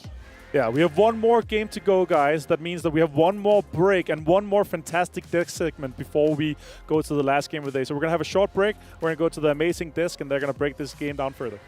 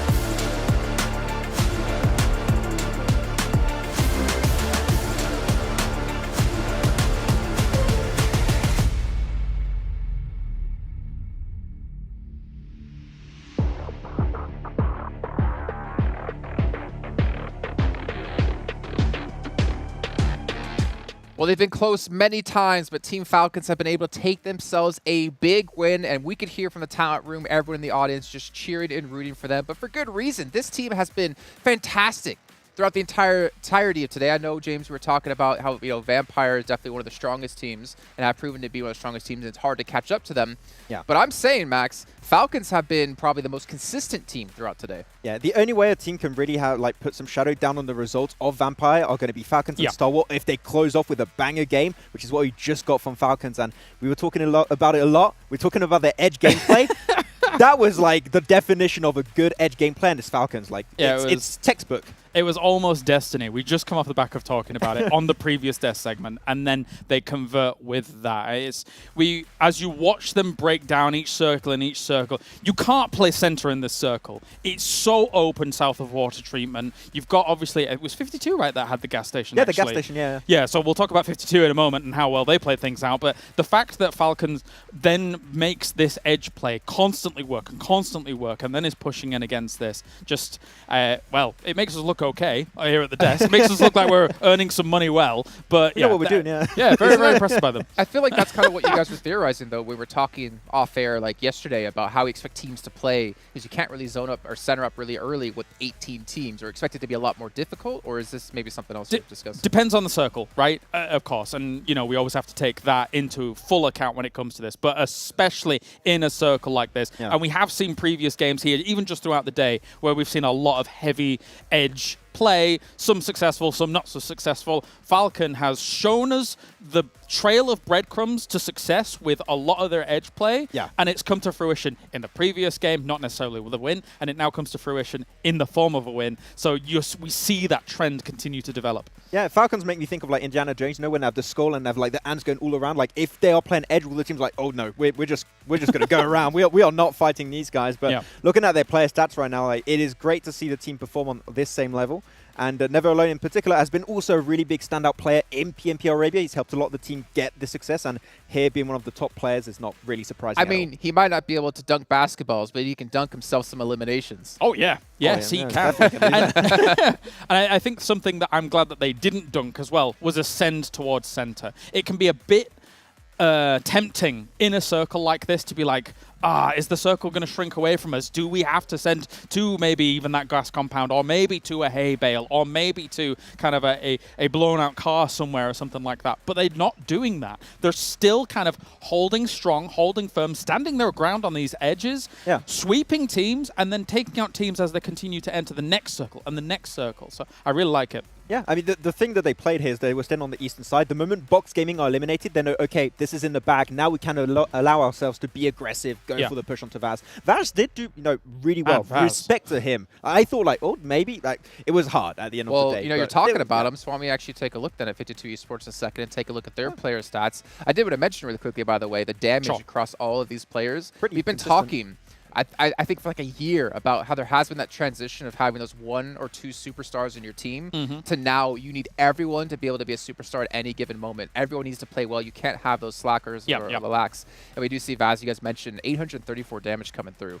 Yeah, and that's the point you brought up, right? That entire position here in the valley is not easy to play. There's not a lot of coverage. One piece of coverage is that gas station. And not only did they go to it really early, like they know the value of that position, but they were constantly taking shots because if a team pushes, it can be hard to defend. So they're just prematurely taking shots. Yeah, and as I was alluding to with the idea of potentially Falcons trying to do the send, which obviously they didn't, but like other teams will try and make those sends towards something that is so valuable like that gas station compound.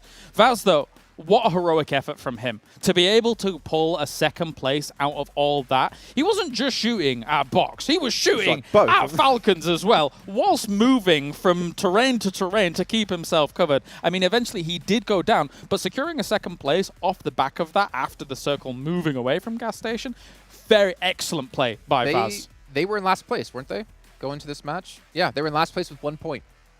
Alongside back-to-back, they were pretty low as well, I think. I mean, well, Nigma Galaxy were initially 17, and then they were able to shoot up. But I mean, for them to be last place, again, 0 chicken dinners in PMPL Pakistan, and they come out with this second place finish is fantastic. And actually, now that you mentioned that, that's actually sparked something in my brain. This was one of the teams that I was most concerned about because they won Pakistan without a chicken dinner. That's rare that you see that happen. And yes, okay, it shows a team that can be consistent about it, but there is that hurdle that you need to get over sometimes in terms of getting that chicken dinner to be able to become a great team. They didn't get the chicken dinner here. That's fair because Falcons was playing an excellent game. But if other things had gone slightly awry on the east side of the circle, that could have been 52 getting a chicken dinner here on the international stage. Yeah, I mean, as you said, Jason, right, they were last place before this game. They were really struggling so far, but this was their redemption game. And I think that confidence boost for a team that has never played internationally, that is going to be huge for not only the last game of today, but also the next 2 days to come. Max, you talked about VGS coming in from Africa, right? And how they're looking at this as, we're not going to win. We're not going to win most likely. But they want to use this as a learning experience. I wonder if it's the same thing here for 52 Esports, because if I remember correctly, they were always consistently in like top 3. But as we said, James, right, they never got a chicken dinner. If they can replicate that same level of consistency here now on an international stage, that'd be ridiculous. But also for a team like this is also a phenomenal learning experience. And I don't know if you've had the chance to talk to them to know if that's their plan. Unfortunately, not. All I know is that, like, with the meme war happening on social media, they want to beat Stalwart. You know, that is currently the team to beat for them. But it's like any team, right? The first time you make it into an international event, like, you will want to take that learning experience, a big exponential learning curve. They could have a surprise. Like, this game could be the start of something like magnificent for the team, but it's going to time to get there regardless. So still a really good game. Hopefully their confidence is going to jump up a few notches and they can stay up there for the time being. Okay, well, I think it is time to head over to our STC match rankings in a second here to see how many points all the teams did get. Again, Falcons able to close things out with a lot of eliminations, with obviously the chicken dinner. To be fair, we've actually seen a lot of chicken dinners today with high elims, which is like very odd considering looking back at some of the PMPLs, they typically don't go hand in hand like this. Yeah, I mean, I think we touched upon that a little bit earlier. Because you have 2 extra squads, you have 8 extra players in the lobby every single time. If you have one strong position, that position becomes even more valuable because you can capitalize on so many more extra eliminations off the back of that spot. So Team Falcons here get himself 15 eliminations, 15 placement points, good 50-50 split that you love to see. And really, we said it, there's only 2 teams that can really catch up to Vampire today because they've been consistent so far. And if they get a good finish, they could potentially overtake the first place. It is Falcons and Stalwart. And Falcons, they're looking really dangerous right now. And the edge play, they're currently on top. I feel so bad for giving you such a hard time, Max, coming to this event because I will say this, without denying, and you were saying Team Falcons is a team to watch out for, and Team Falcons can easily surprise a lot of people out there. I was like, no way, come on. You got REGAN.S coming in from China. Like, Chinese teams have always been phenomenal. And yet we're seeing them match in, match out, consistently have this performance. It makes me shut up, honestly. It's insane. While we had them during the media days, and they were just they were super happy. They were just overjoyed to be present at this event too. And also their coach, Joyboy, is doing a great amount of work and research for the team. Like, they are feeling confident. If they don't get the win, I think they'll be like, oh, okay, it's cool. We still tried our best, but they are a team that's here to have fun. And I talked with Damar, like, he has this little thing, like, to say, like, easy every single time he gets a win. So I'll show it once we're on camera, but they're feeling good. I think it's also a great boon for them as well, playing in front of a home crowd effectively. There's so many fans out there. We heard those final moments as Falcons isn't even necessarily, they don't even have the win secured just yet, but you can still hear them going crazy, knowing that Falcons is approaching the win, right? And then when they get it, they're absolutely fanatical about supporting this team. So I think for Falcons, that's going to be an extreme morale boost. Not only the fact that they're playing these edge plays very well, getting conversions on their points, but also the fact that they have the home crowd with them. And that will pay dividends moving into the next days. It is like the fifth man, right? Fifth or sixth man, I mean, depending on how you look at it. We got a lot of subs in PUBG Mobile.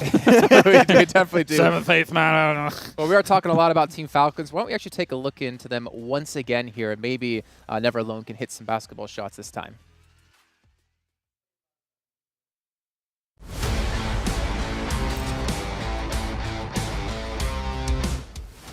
Uh, 2018.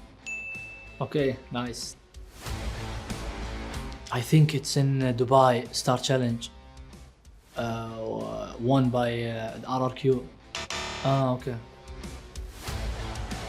2022, maybe 200 million. That's close to $1 billion. Is it Livic? Okay. EWM.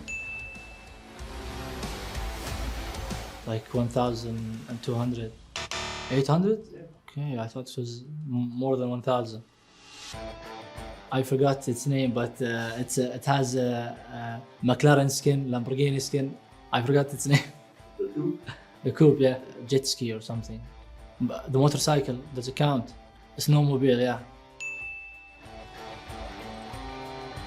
Classic match, it's 100, and tournament lobby, it's 64. The location is in Dubai. Prize pool is probably 4 million, 3 million, 2 million. 2 million. I thought it was a lot. Winner, Nova Esports. The winner is Team Falcons.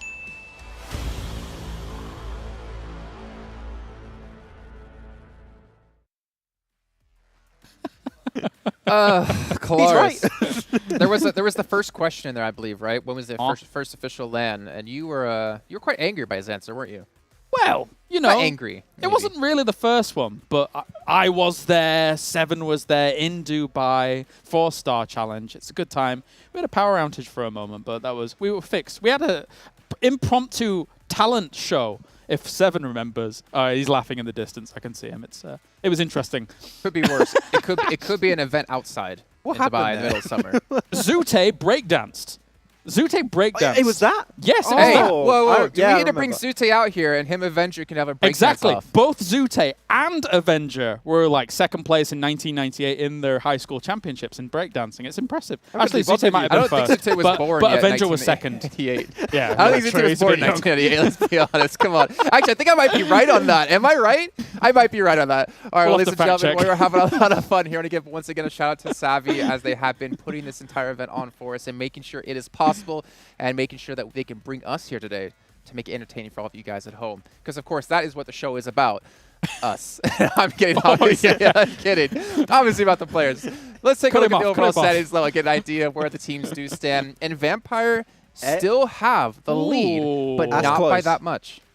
That is way closer than I expected initially after that. But that was a 30-point game they just got right, and they were consistent all day.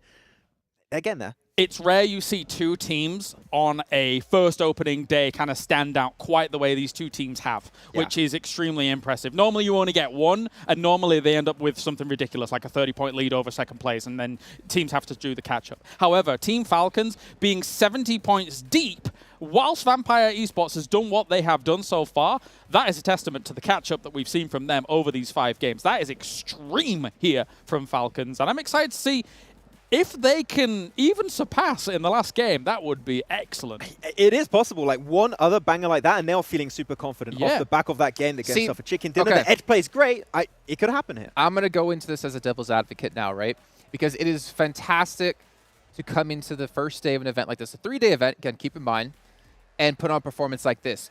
But that doesn't mean their job's done. Yeah, they have 2 more days to play, but what I'm talking about is when you're done with this final match today, your job isn't done for the day. You have so much review to do. You have so much prep to do because you now know every team is looking at you, how you're rotating, where you're dropping, what you're doing, because they're gunning for you.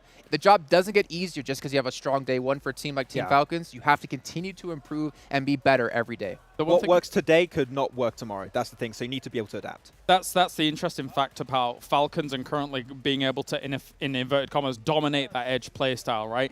Generally, when we see a tournament go on further and further and further, you navigate away from that edge play style into more central play generally, because teams then understand how other teams are playing and the risks that they can take to gain a central position, which usually provides you a bit more of an advantage. So as days go on, maybe Falcon has a bit of a harder time if they continue to lean on the side heads. You can see that happening on like a PMPL tournament, right? Like a month-long event. On 3 days, having that much adaptation on like such a short period of time, I don't think it will impact them as much as we think, but it's their job to do the research, not mine. So we'll see. Potentially. Well, gentlemen, we did talk about 52 Esports being at the bottom of the table before that last match. They've actually jumped up to 13th place. But Max, you talked about this before, right? Yes, there is a large lead towards the top, but that means the teams in the middle and down towards the bottom of the pack are extremely close. So one good match can shoot you up. However, 1 or 2 bad matches, as Nigma Galaxy's case, can drop you back down to second to last. But one team that surprised me here, Claris in particular, Damwon Kia. We talked about them so much when it came to PMGC, surprising us by winning the East League, and now they're in 16th place. I think the lobbies have been a little bit chaotic so far here across our 5 games. I think Damwon Kia is a team that doesn't necessarily thrive in chaos. They thrive in the planned. They thrive in being able to control positions. And right now, that's not happening and not going their way here so far. So maybe as days go on, but as Max says, it's a short period of time to try and adapt. Exactly. It's going to be pretty hard for them. I'm actually impressed, not impressed, I'm surprised that Aton are not as any high on the leaderboards because they brought Senatexa to the table, right? And I was like, well, Senatexa, that's a big addition. He's got LAN experience. He has played internationally against some of the best teams in the world. Like, that could help the team step up. Like we saw as like S2G in the past with Silas. It does help out. But so far, no success has been seen. I mean, the question comes, how do they utilize him, right? Yeah, you can bring the best player in the world on a team, but it doesn't necessarily come down to individual skill a lot of the times. It comes down to, well, are they making him play the style of his team? Or are they changing the team's play style towards him? How are things synergizing? Like, there's a lot of other factors that go into it besides just bringing, all right, give me Ryzen. All right, now I'm on the best team in the world. It doesn't work like that. I have the impression a good example to demonstrate this is actually S2G, where they brought Silas to a roster of teams of, like, technically no names at the start, right? And his playstyle, his knowledge has spread to the team, and now every single player can say of SGG, like Calci, are just standout players of their region. I think that's how you should have one player that's like a star join a team, is have him educate the rest of your squad and level up the team as a whole. That's fair, because when I was watching their region, I felt like maybe S2G could have even qualified. It was very close to actually getting to this portion of the tournament. They will be in the after-party show, but for now, yeah, that's a good point.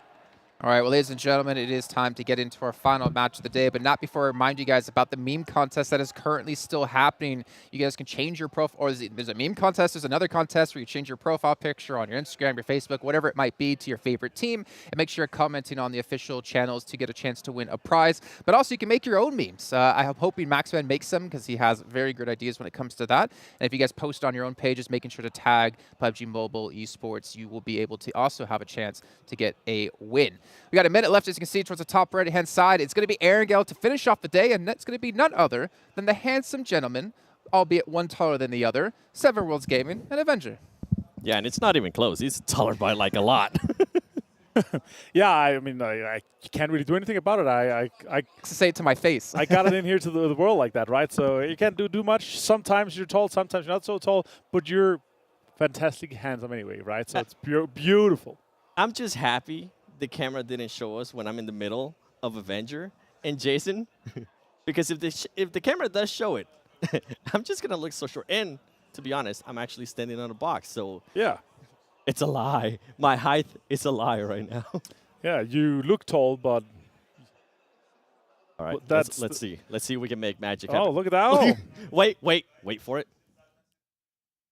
Oh, even smaller, but you're fantastic in a way. I'm Wait. fun size. I'm fun size, okay? You're fun size, right. Fantastic. Thank you so much, Jason, for stepping in for the basketball contest here. But we have the last game of today. It's going to be our third and last game, or the third Erangel and the last game of the day. 6 games total so far, and we've seen some very impressive moments in games so far here, Seven. Question for you. I'm going to put you on the spot, Avenger. Vampire Esports. Right. Top 3 finish, yes or no? In the whole thing to this No. In this upcoming Erangel. On this upcoming Erangel. Ooh. Keep in mind, they got out first place in the first one with 24 ilms, and then a second place with 13 ilms. Can they get a top 3 in this next Erangel? I'm going to say no. We're going to break it, and I think they're going to have a hard one here. But you're also going to see our fantastic playing path for this one, obviously brought to you by Sony Xperia, their official smartphone partner here for this event here at Gamers8. Thank you so much for joining us. But this playing path here, it's going to go over the southwestern side on the military base here, Seven, and it's going to go over to Georgia Pole. There's so much hard terrain that is not going to be able to be reached without a long rotation with a car. We're talking prison. We're talking Milta. We're talking Esnaya. Yep. Even Servany is going to be a hard one with a rotation far. So let's see what happens. But so far, as we've been seeing and what we've been talking about, Falcons and Vampire, they have been doing so well. I'm so happy to see that a home turf hero here is going to be able to step it up. And right now, being second place, that is super, super impressive. But as we've been witnessing so far right now, Vampire, they are 30 points ahead of third place. That is nearly unheard of in a stage like this, where we have 18 teams competing, the best out of their regions. Absolutely insane. Yeah, and after match, I think it was match 3, we thought, okay, Vampire Esports is performing really well, but Stalwart Esports, it's also being super, super consistent. They ended up getting those back-to-back third place finishes. But after that, they ended up with the 15th place, 0 ilms, and then the 9th place, 7 ilms. Yeah, they were able to make up some points there in regards to those 7 ilms, but Stalwart Esports wants to continue to get within those top 5 places.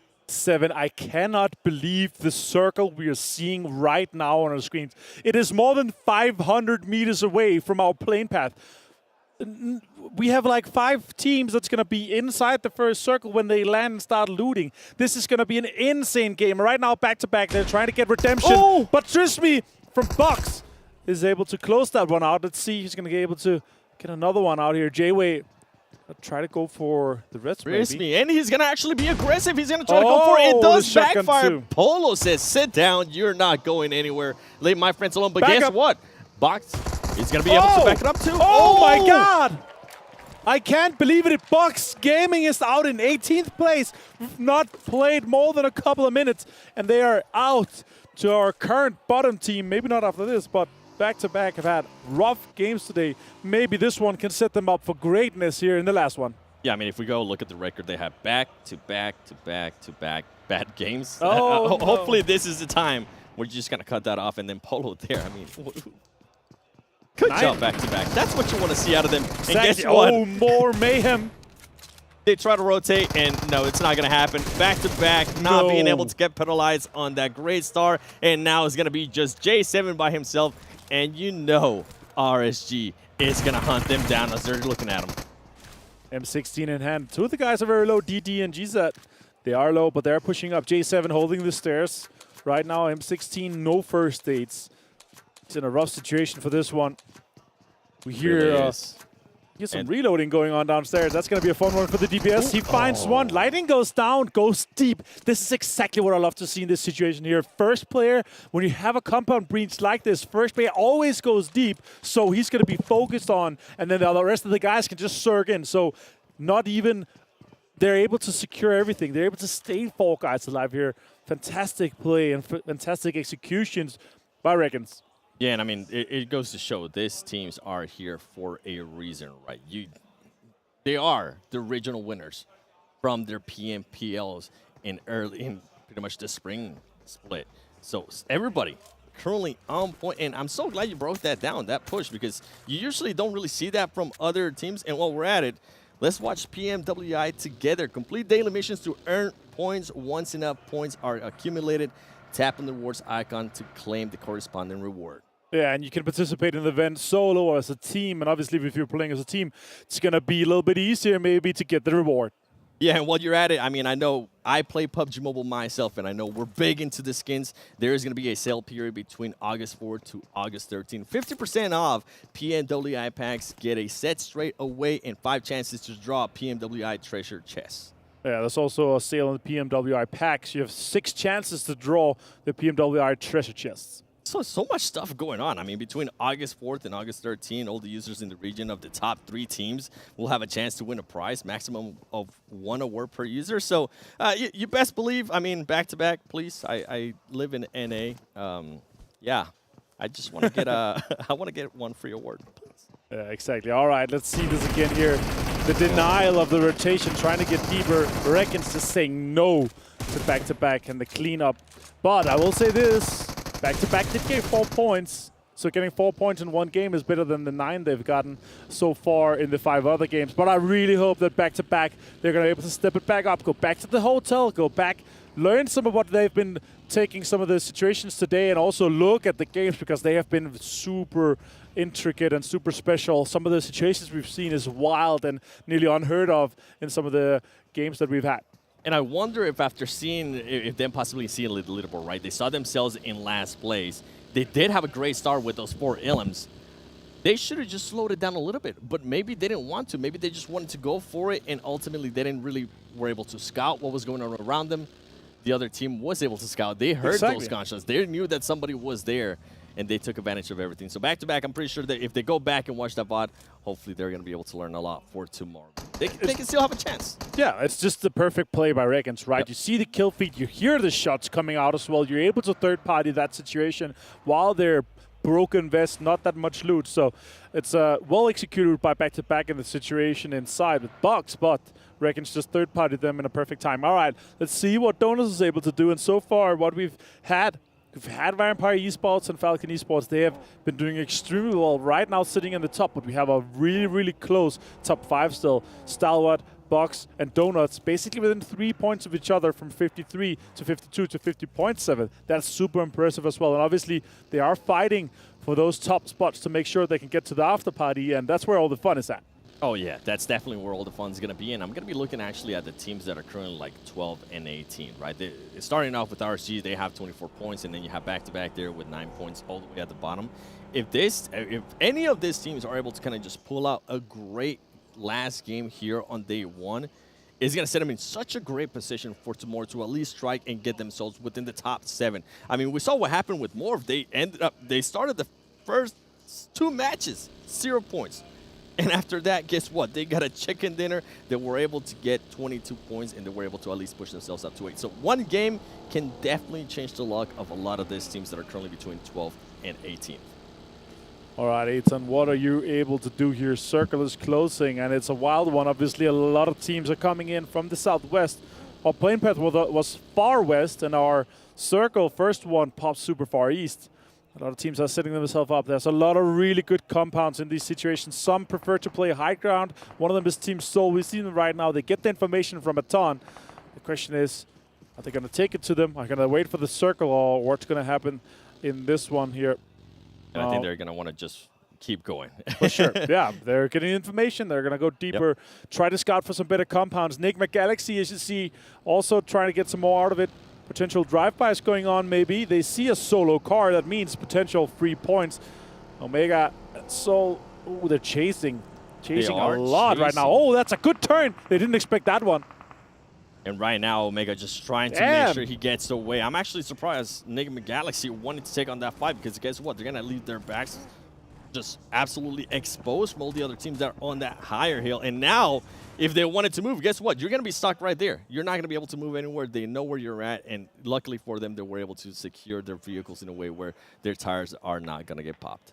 Exactly. All right, circle is closing, another 10 seconds or so, and we're going to see the next one. You can see a lot of teams obviously betting on it's going to go center, because if they're able to close one out early, one of the compounds that is good, It's going to be super important, but it pops somewhat center, but still a little bit southeast. We're going to have a lot of compounds close to Prison open, and other teams that were center before, they have to shift a little bit further east if they want to continue to have some of those compounds.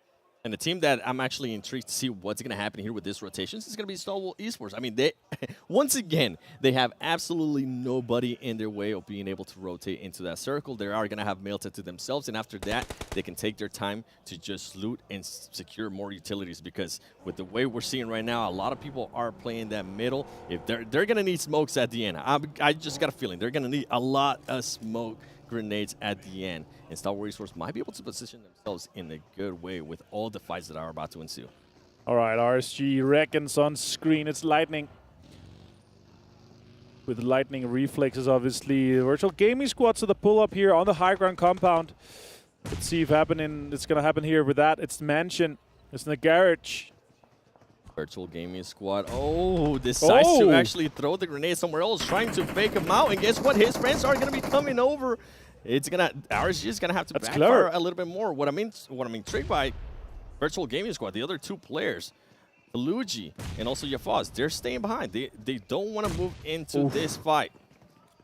Inside Mansion now, just trading nades, utility back and forth. A lot of smokes coming out, maybe potentially as well from Virtual Gaming Squad. Maybe they want to disengage from this fight here. Oh, now Buggy is out there. One shot still staying.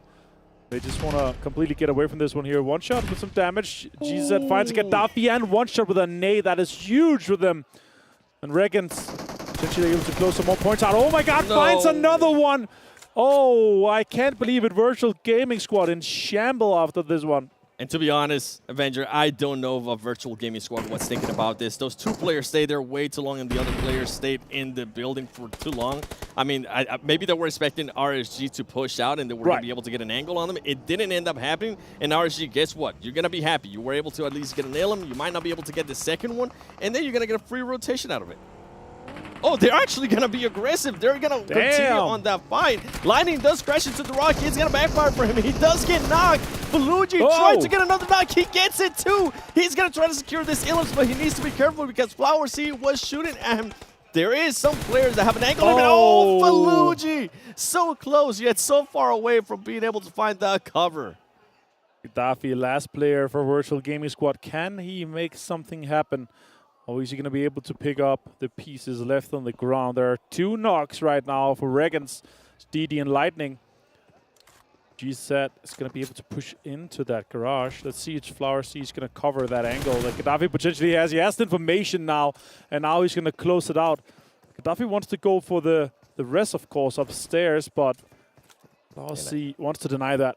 And at this point, REGAN.S has already just picked up everybody. They're replenishing themselves. Flower Seed, though, does end up getting hurt. He's going to have to slow down a little bit. Here's going to come a grenade.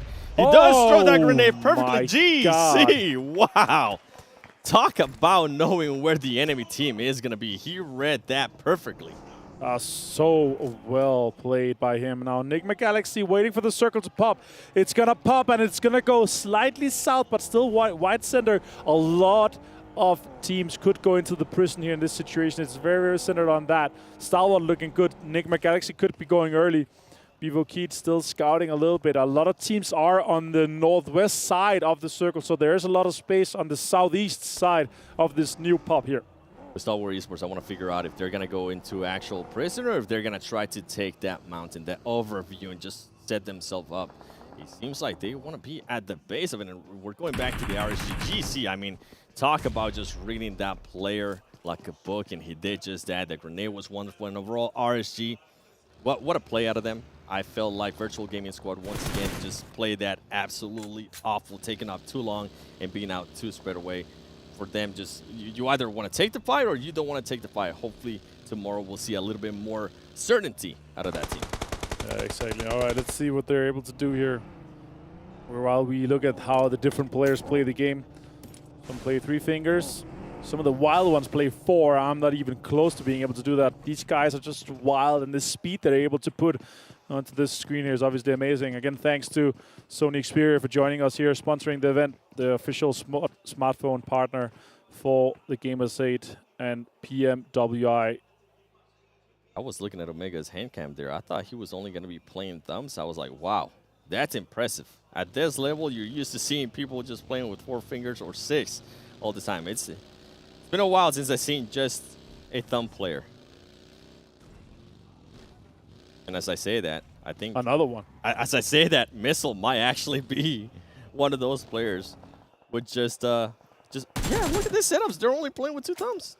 And then you go. They have so many some of them variations. already. Yeah, it's crazy, and that's the beautiful thing, right? You can set up the game exactly how you want to play it. Put the buttons around however you prefer it. You can play gyro, no gyro, and obviously some of the best players they're able to use 3, 4 fingers and the gyro. So that is the wild thing. Okay, let's see what is going to happen the rest of the game here. We have Aton. They are putting out a little bit of bullets towards the Donuts guys. They are trying to rotate in. They're trying to get into a better position on the western side. Try to get into shelter and maybe deeper in. And that's going to be a hard one for them. They have a lot of teams ahead of them that potentially could be shooting in their direction. Lightning found Morph. Say is down. It's not good for Morph. So I'm intrigued to see what Aton Esports is going to be able to do here. This is a team that is so consistent when it comes to Latin America. For the longest time, it was all about Team Queso, and then Aton Esports, that's the main team. But it seems to be, at least to me, from what we've seen so far of the previous Globals events that they have played, they just farm in the region. Right now, they haven't been able to find the groove here in regards to just global events against other regions. Wow. Hopefully, this will be different. And when you talk about a shift, oh, man, Stalwart Esports, they really don't have to do much. They're just going to try to go up on that mountain right next to Prison. Yeah, exactly. They could potentially take the Lion's Rock, but I think they're going to maintain control on the right side, basically the east side of the Prison Hill there. That's where some of the better areas are. Falcons sending it in. Powerful going down to DD.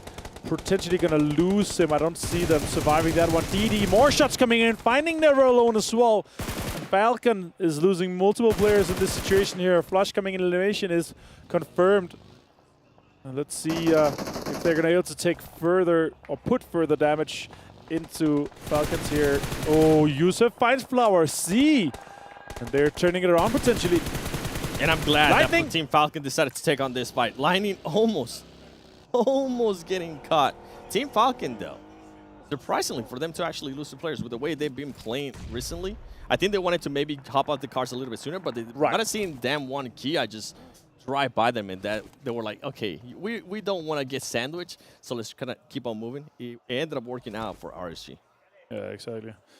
Dumb one Kia rotating in their Kias, and they're now inside the prison area, holding down one of these situations. Aton losing multiple players.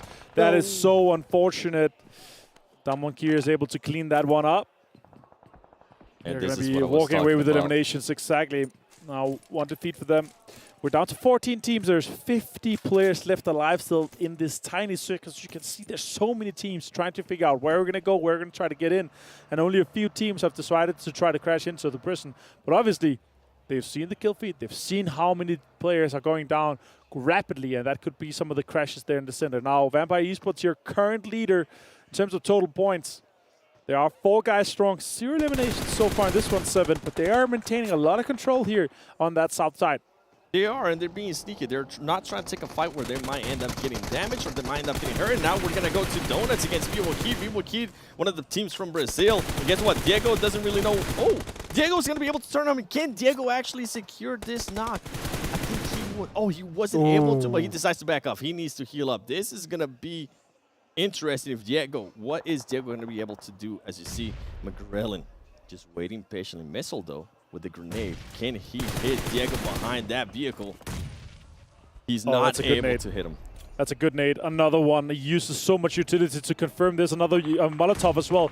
Diego walks away from it, pushes some damage into it. He's going to walk around. He's going to swift. Oh, my God. He finds it. He gets him down, though. Missile half HP. He's going to confirm the elimination there. And now the rest of the VIVO Kid guys are trying to get most of it. Is Missile. He's under a lot of pressure. He goes down himself. Cielo is able to open it up.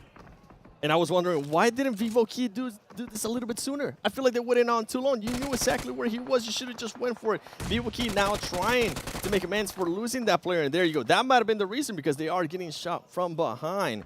VIVO keep playing this a little bit slower. Team Soul, you see Team Soul getting in a fight there with Nigma Galaxy. Just so many fights currently going on. Now, Otto, we've seen what he's been able to do in previous matches. Can he do that again? Can he clutch up for his team against VIVO Keed? Oh. He is! He takes the fight. He is able to confirm the elim, though, before he ends up getting eliminated himself.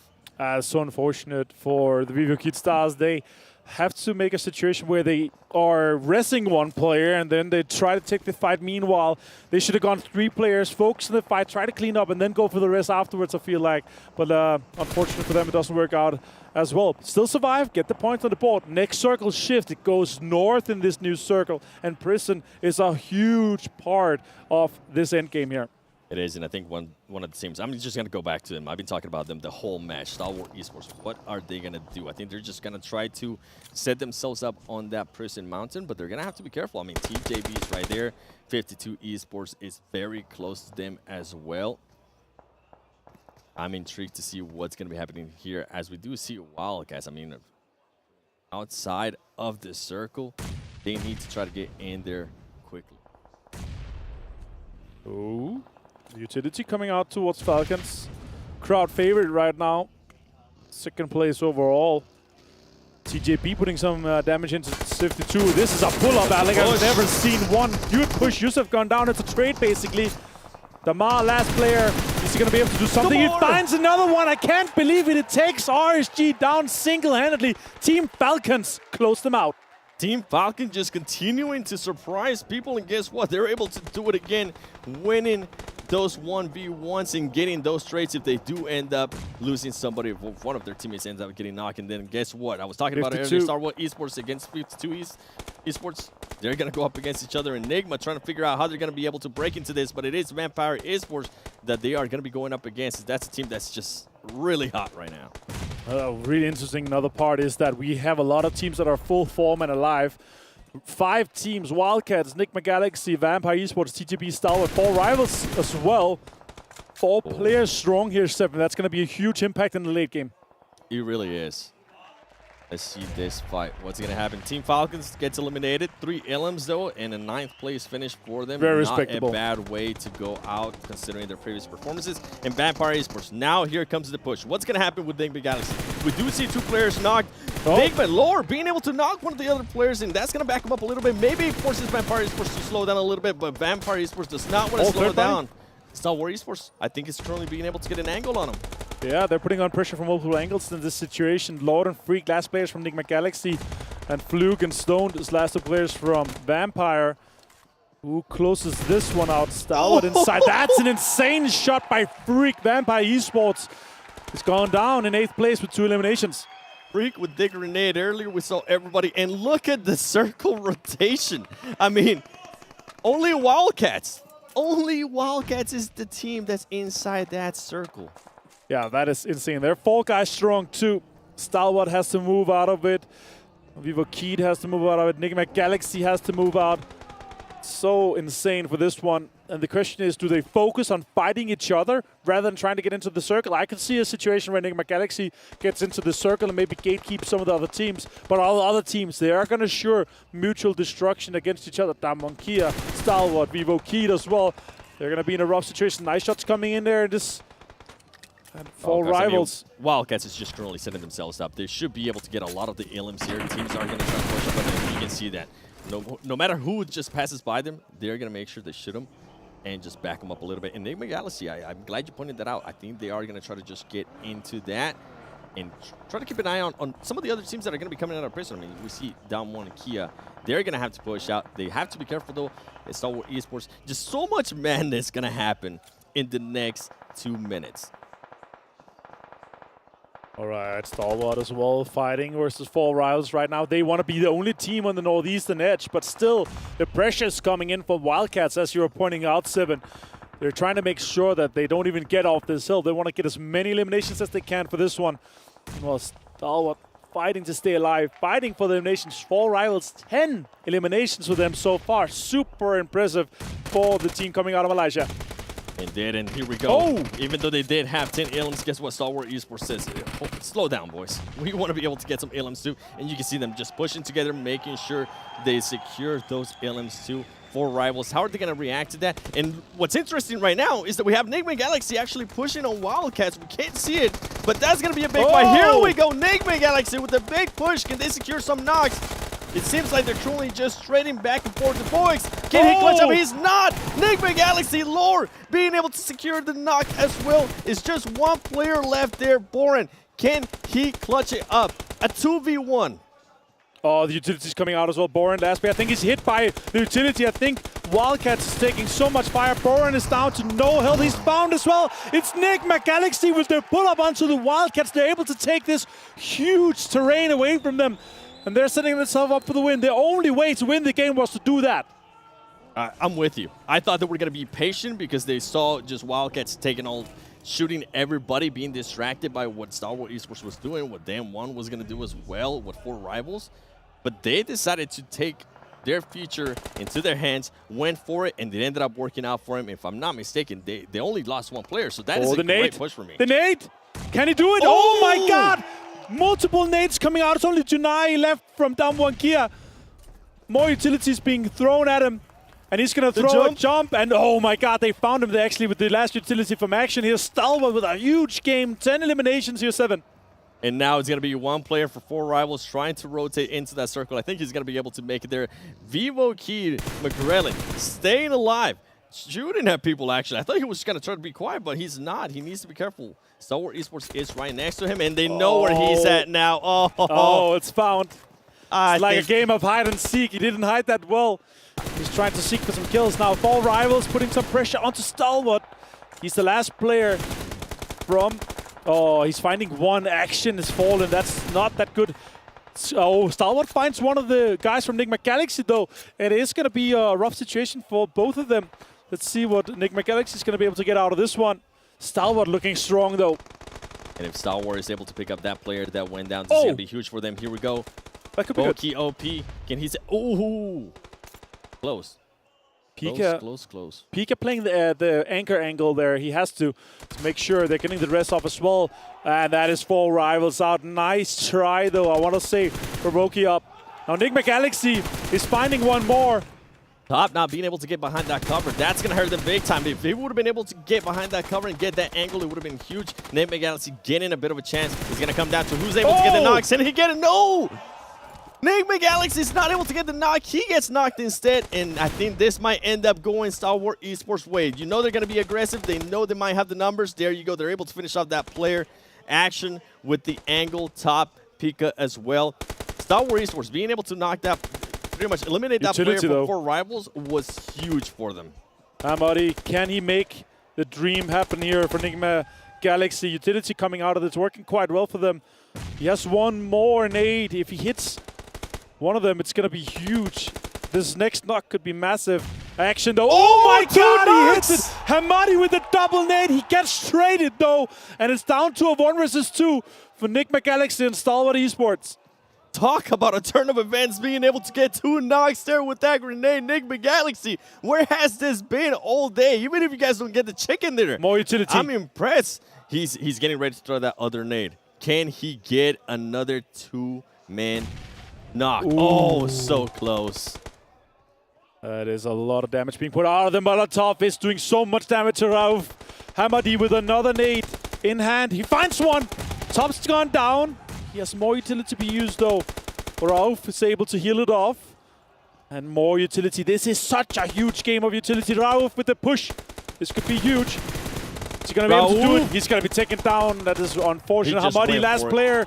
And that is insane. That is so well played by Stalwart Esports. Stalwart Esports being able to secure 15 elims and the chicken dinner. We were talking about if it was going to happen today after how they started the tournament with 3 third-place finishes. Guess what? They're able to close it with that first place, and I think that's a big statement to send to the likes of Vampire Esports that had such an amazing day. For sure. Stalwart has just been so impressive today with their consistency on the cross all maps and now being able to close it up.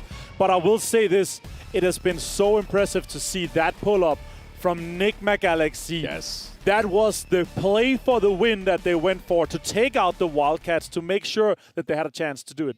Yeah, so many stuff that just could have happened. If Stalwart Esports wouldn't have eliminated that player from 4 rivals, it would have ended up badly for them. But overall, as you said, I mean, Nigma Galaxy. And you know what? Let's actually look at the match rankings presented by STC.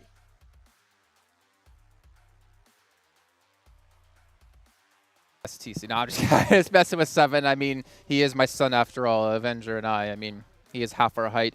We are taking a look at Stalwart Esports with their 30 points. Now, I know, Maxman, typically you've been cursed when it comes to your predictions. However, the Kalar's blessing cancels out your curse, and Stalwart take a win.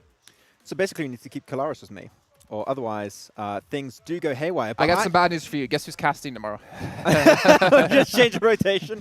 I mean, it's a good job we're always on the desk together at this point, eh? That's very impressive by Stalwart. Yeah, I mean, Stalwart really at that finishing there, like, you really did not want them to go in prison, right, Kalaris? Again, I really understood you did not want that to happen. But that high ground position, not only for the informational game, but they kept applying pressure on the teams down below every single time. And then when there's less players, just push in. What gave it away to you that I didn't want them to go into prison? I think the fact you said it like 50 times in the span of 2 minutes.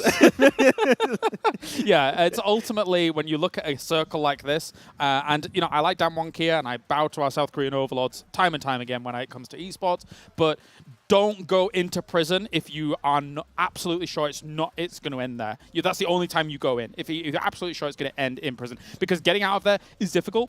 Stalwart were in a position where they could have potentially gone there, but this team is too veteran, too much veterans. They take the high ground above it. It's a great little unlock to be able to see exactly what's going on north of you, as well as kind of on the high ground in general. And then you dispatch of the team coming out of prison with nades, with utility, with all your guns. I mean, they got 15 eliminations, so they definitely had a role to play in, like, especially your Damwon's Kia not be able to make it out of that position in the first place because they have the high ground. And in an interesting scenario, of course, coming into today, I think, Max, we expected this to be the case. Yeah. Stalwart is a star-studded lineup here. They're going to be joining that top pack, and effectively, you've got 3 teams now very much so up there, where I thought maybe 1 team might have that kind of threshold, but 3 in one day? It's insane, yeah. Insane in the Membrane is a Amazing. Song. No, I don't know where I go with this. Let's just say I've not been listening to anything you guys have just said. No, I'm just kidding. That's I always listen to what you guys say because you know what? You guys have some spot on analysis. I want to give a quick shout out to Erangel. Again, another organization helping sponsor and make this event happen for us. PMWI and, of course, G8 as well, which has many other titles that all happened weeks before. But that's why we end on PUBG Mobile, the best game here. Also, a big shout out to Sony, the Sony Xperia 1.4, created in collaboration with Esports Professional to provide the best phone for the best performance. Also the official smartphone provider here for PUBG Mobile. So big shout out to them as well. But gentlemen, we've already had like so many great games today, so many great teams as well. I'm actually extremely happy to say and to see not one team just took it away. Like, yeah, we talked about Vampire. They had a phenomenal game, 1 with 39 points. But to see so many other teams step up and so many other teams able to keep up with them and, you know, rise up throughout the day was phenomenal. Yeah, it's great to see favorites coming into the tournament. Also having a local team with a lot of fans over in the audience, like actually performing extremely well. Yeah. Vampire, clearly, I would say, Claris, the big surprise of the day. But got to talk about action here on this game. What an absolute beast gamer. I mean, this is the thing, right? We came in and we think to ourselves, every single one of the players on Stalwart can perform and pop off. So when you see action being able to take an 1100 damage win here off the back of 8 eliminations for just himself. I mean, yeah, there's probably help there, but geez. And you know what? It's actually interesting because you see Action do so well today. Yeah. I've yet to see Top pop off. And he is like really, he was the MVP of his own region. Like when he starts to get involved alongside Action, like, bro, first place. But Pika can do it too. Like, they're highlight machines. Giving him Orm, yeah. Jeez Louise. You know, the thing is, you are making a very good point, right, Max? We haven't really seen Top perform exceptionally well today where we've seen in the past. But again, I think that's part of the power of Stalwart Esports, right? Is they have so many heavy hitters on the team that you don't need Top to pop off to have success within the roster. Exactly. Like, you just always have Action and Top as your typical double fragging duo. You have Pika as the IGL, also the scout/sniper of the team that always doing his job. And one player that I think is very rarely talked about is Scry. Like, being able to set up, support Top and Action while you're going for like breaches or defending compounds. Like, he is the man in the shadows setting up the team. I think without him, Top and Action would have a lot harder times to secure as many eliminations as they do. I think there is a concern for all the other teams in the lobby here as well, in that you don't want a team like Stalwart getting an early win in this tournament, because we've already seen, even before this win, they were ultra consistent in placement. Now they got themselves a win. Going into these next days, if I'm other teams, I'm trying to figure out maybe how to stifle Stalwart a little bit here, even though they are Stalwart in their defense. Well, I mean, that's the question. Do you need to try to stifle one team, or do you just need to focus on yourself and perform better? Yeah. I mean, that's always something you have to ask yourself, and at some point you will have to ask that if you're maybe in the number 2, number 3, number 4 position of how do we stop this top team and get ourselves in the first place and win ourselves the $500,000 first place prize. You guys at home can win items as well. As we have the Vibe and Drive event currently happening within PUBG Mobile. You can log into the game and do submissions with your friends if you have them. If you don't, Maxman said he will help you out, so make sure to hit him up over on Instagram, over on Twitter. And you can win yourself a free legendary, permanent legendary set. So you guys don't miss it. Make sure you guys check it out because it's going to be awesome. And Maxman, you're going to have a lot of PUBG Mobile to play here in the next few days. I'm going to be gaming a lot. All right, well, ladies and gentlemen, we got to talk about Team Falcons and see them play throughout the entire day. Luckily for us, we have Banks on the stage with a live interview brought to you by MasterCard with Team Falcons. Welcome back to the main stage, where I'm joined by Never Alone from Team Falcons. Congratulations, you've played incredibly well today. Currently, you're sitting in 3rd place going into Game 2. You're only 12 points away from the top spot. We just wanted to find out, what did you practice the most leading up to this tournament? What are you focused on at the moment? معانا نيفر ألون من فريق فالكونز قدروا انهم يجيبون المركز الثالث معنا بفارق 12 نقطة ما بينهم وبين المركز الأول. ألف مبروك نيفر ألون. السؤال الأول اللي بغينا نسألك إياه اللي هو إيش التدريبات اللي أنتم مريتوا فيها قبل ما توصلون لما البطولة، قبل ما تبدون تلعبون في البطولة، وش اللي مريتوا فيه؟ كنا ندرس يعني روتيشنات الأتيام بشكل يعني كثير، وكنا ندري ان يعني بنهايه الزونات راح يكون في عدد كبير، فنحتاج يعني نتوغل بين الاتيام ونتمركز بافضل مكان ونطلع بافضل نتيجه. الحمد لله يعني قدرنا نحصل نقاط ممتازه. Never Alone is saying that the main focus that they were working on is the rotations that they have been basically exploring with the other teams, and they were trying their best to basically study the rotations for the last circle, since they are expecting that a lot of teams are going to be surviving until the last circle. So the main thing that is they're going to have positioning as good as possible in the last circle, and then they can just win off of that. So something that myself and Fancy, we were backstage, we were talking to some of the other casters, and they mentioned something quite interesting. Now, a lot of times this gets overlooked, but the coaches, your coach in particular, Joy Boy, is known for being very well prepared, very thorough as a coach. Has he helped you with creating, that extra space for you when you're focusing on rotations in the late game? سؤال كثير من الناس يسألونه، سواء كان من المعلقين أو حتى من الجمهور، عن الكوتش حقكم اللي هو جوي بوي، والفيدباك اللي احنا نعرف من الكوميونتي حقه انه جدا ممتاز. فكنا ودنا نعرف وش الاشياء اللي ساعدكم فيها انكم تتدربون عليها قبل ما تبدون في البطولة. وجود جوي بوي مهم مرة للتيم، لأن يعني أقدر أساعدك يعني قبل البطولة من الناحية التكتيكية والناحية يعني العاطفية، يعني كيف يعني تتجهز منتلي للبطولة. ويعني قبل البطولة كان يتكلم مع الأتيام ويحاول يعني يعرف طريقة لعبهم، ساعدنا الشيء هذا بأول يوم. So Joy Boy, basically the main thing that he was focusing on is helping the team with their mental health before they jump into the game, and as well as studying the other team's basically strategy and the things that they were doing inside the game.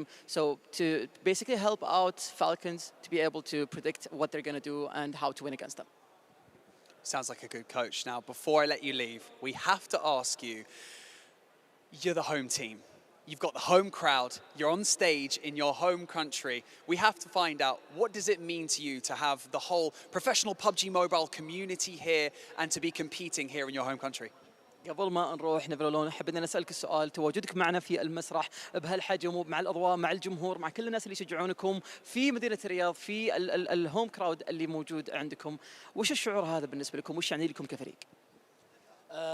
وجود الأفرقة العالمية للأمانة يعني تجربة جميلة جدا، خاصة في المملكة العربية السعودية، ولكن يعني نحاول يعني نخلي البطولة في المملكة ونتمنى لهم يعني التوفيق.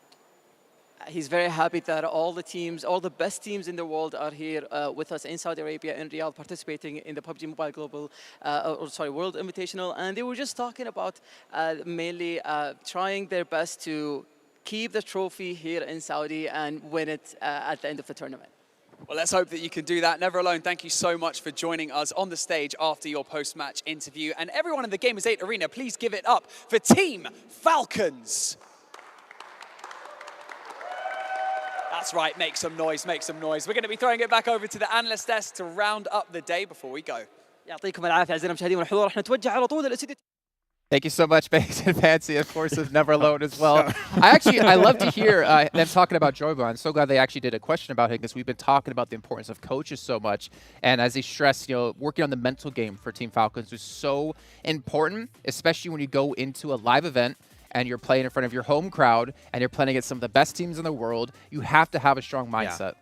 Having a strong mindset going into an offline event is super important. And as COVID is sort of winding down a little bit, you're going to have potentially more of these. So if they perform this well on the first offline event in ages, imagine what they can do in potentially a PMGC. You never know, they can make it there and pop off over there. So that is huge experience to get. And the great thing from seeing these 6 games unfold is that it's not gimmicky. They're not sending and just hoping for something. They're actually looking strong. They're looking solid about how they're approaching the game. So that's what I take away from it mostly. That there's no gimmicks, there's no tricks, there's no magic going on. It's just solid gameplay. Yeah, and I'm so happy to see them be able to play at this event, which is actually brought to you by Saudi, another great company to help make this event happen. But it is time now, with the final match now done, to transition into our post-day discussion, right? Brought to you by VOV, because we had 6 matches happen. We had different winners every time. We've had some teams really stand out. We've had some teams underperform a bit, Nigma Galaxy. But we need to take a look at our... I'm fair to say that. Don't give me that look, guys. Let's take a look at our daily winners, though. Talking about. To get an idea, obviously, what went after the day if you missed any of the matches. And you can see here, first match of the day massively stood out for us, as we did get to see Vampire. Was it 24 eliminations, 3,600 damage done. I don't even know why I looked at you. It literally says on the screen how Don't look at me for numbers. That's not the plan, man. But it was a fantastic start to the entire PMWI.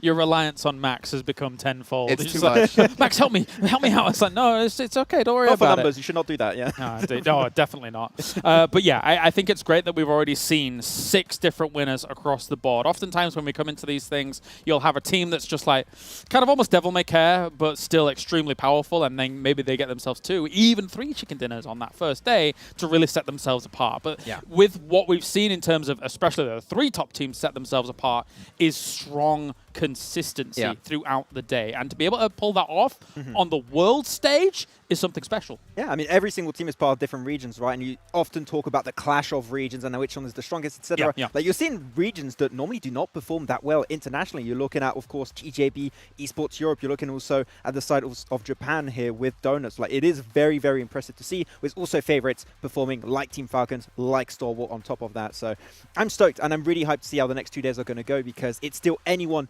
in the top 3 mostly, but still anyone can catch up. Everyone's logos are back to front. I feel like I'm looking into the mirror world, but yeah, there we are. STE is like, it's... Let's take a look at our overalls, right? We did to see Vampire on the top of the table for most of the day, and they will end things out at the top. Wow. However, not by the lead that we maybe expected. It is top 3, being a pretty significant amount above the rest, right? It is going to be these guys you want to catch up to. What did I say halfway through the day? I did think Stalwart was still going to take over. They're slightly shy of taking over, but that is testament to how much Vampire Esports came out and blasted from the word go. If that first game doesn't happen, then geez, where would they be here relative to Stalwart, who we had such high expectations for coming in? So it really speaks to how talented Vampire Esports is to hold #1. I mean, to be fair, looking at this down the list, Max, one thing that stands out to me is the diversity in regions. Obviously, we only have one region, or 1 team per region, basically. But you look over towards Japan with Donuts, which is already a standout to me. We haven't really seen Japan do well except tell Bluebees. You look down lower, you have Vietnam with Box Gaming. You have Western Europe with TJB. You have Malaysia with 4 Rivals. You have Brazil with VIVO Keyed. You have a lot of these regions that not necessarily known for being heavy hitters coming into an event and being a heavy hitter. Yeah, I still truly believe that VIVO Keyed can be a dark horse of the tournament. I think this first day, as expected for a lot of these teams, it was going to be like a testing the waters kind of situation. They had some rough times, they had some good times at that, and I think that they could expect some way better day, tomorrow, heading into day 3. Also, I think this first day, you're going to go back to the hotel, you're going to do that VOD review, and hopefully you have a healthy breakfast the next day to get ready. Well, I mean, the buffet we have at the hotel does have a plethora of things we could choose from for a healthy breakfast. Looking down the list, though, one thing that's going to stand out, currently 9th place, the team from China, RSG. 25 elims, 11 placements. Now, Claris, you were talking about this earlier on, and if you guys missed out, I want you to kind of refresh your minds of what you mentioned about China has probably the most different meta and play style than any other region out there. Yes, because they're playing with different size lobbies. They're playing with different stipulations on their first and second phase eliminations. Exactly. And RSG is a team that I've studied quite extensively when it comes to coming into this tournament because the region is so prolific, is that they're looting quick, trash drop loot, get themselves an early fight. That then displaces some of that maybe disadvantage of maybe not getting some eliminations later because you're getting 2 points per elimination instead of 1. And then you're kind of effectively stealing away some of that loot from your opponents, and then you're set for the later game, right? For here, though, 25 eliminations is respectable, but placement points is an absolute disaster here for RSG. Yeah. This is not what we expect from, especially the Chinese representation, coming into day number 1. Let's see if they can adapt over the next 2 days, but it is a tough adaptation. It really is. I would love to see RSG make it to the after party because we got some of the rules that came through, right? Like first elimination, first squad wipe. Like they would play really well in that. They're good at that first elimination. Pretty good at it. First squad wipe. We can win a lot of money doing that. Well, looking down the list, though, we see another team on the other side of that coin, Morph. They have a chicken dinner, 21 placements, 9 elims. Now, I would definitely favor a team that has more limbs and placements than a team that has more placements than limbs, because I think, to me, limbs are more important, more impactful. You kind of can push your weight around the lobby. But for Morph, the team representing Indonesia, I mean, prolific region when it comes to PUBG Mobile, Absolutely. the likes of BTR, I don't think they're going to be happy with this result. There was a lot of question marks for me around Morph coming in because you, as you say, you're coming in from the region that has RRQ, EVOS, BTR. All of these names are storied in PUBG Mobile. You better be doing them justice. They qualified as Aton Esports back then. Then it kind of came along with Zay here to be able to provide the name Morph. But overall, this is not good enough. 9 elims over 6 games is a bit of a disaster for a team coming out of that region. They need to change their ideas quick if they want to be pushing up the leaderboards. Yeah.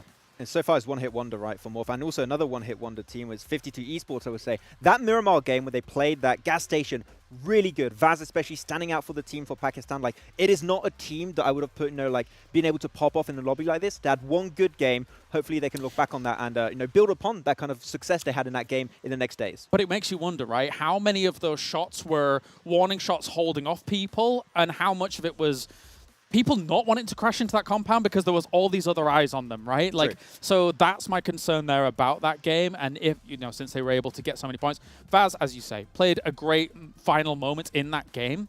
Let's see what they can do in the next coming days.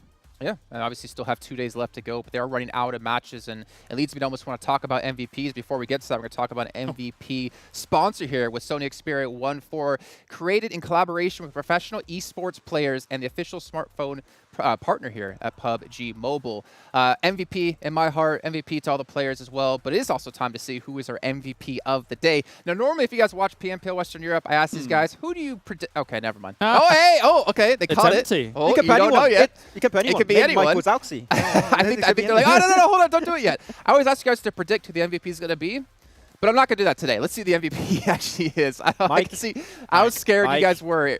Mike. Is it? Yeah. Okay, we're both supposed to saying Mike. predict. Mike who? Mike. Wazowski. Not Mike Wazowski. Jeez Louise, get on with it. He's not playing. He's in the after party. Don't worry. It's fine. Okay, well, you know what? We're not going to show you guys who the MVP is. Okay. Maybe tomorrow, before we start the match, we'll actually show you who the MVP is going to be. Wait, I'm sorry. I have to get you guys excited. We got teased. All right, Max is the host now. Oh, no. If you guys knew how terrified he gets every time that I do that to him. But gentlemen, let's round out the day really quick. I want to hear, what were the highs for you in this day of action? I think it's really having Falcons perform on home soil is great to see, and having a actual audience supporting a team that's able to get a chicken dinner, being hyper consistent. For me, it feels great to be back at this stage in PUBG Mobile Esports, and I hope that the next few days are going to be even better because what a kickoff. Yeah. Game 1 for me stands out. Vampire really started things off with a bang. And the best bit for me about it was it's not like they were gifted a position. It's not like the circle came to them. They were constantly fighting from the rotate south from Primorsk all the way around to Bridge, down in through Rozhok. It was a great showing for Vampire from the very word go, and they're looking good because of it. Well, they still have 2 days to continue to prove they can be the top of the table. Ladies and gentlemen, that's going to end off our first day here at PMWI 2022. And I'm going to leave you guys with a recap brought to you by Dr. Suleiman Al-Habib, as we are going to close things out with some beautiful shots.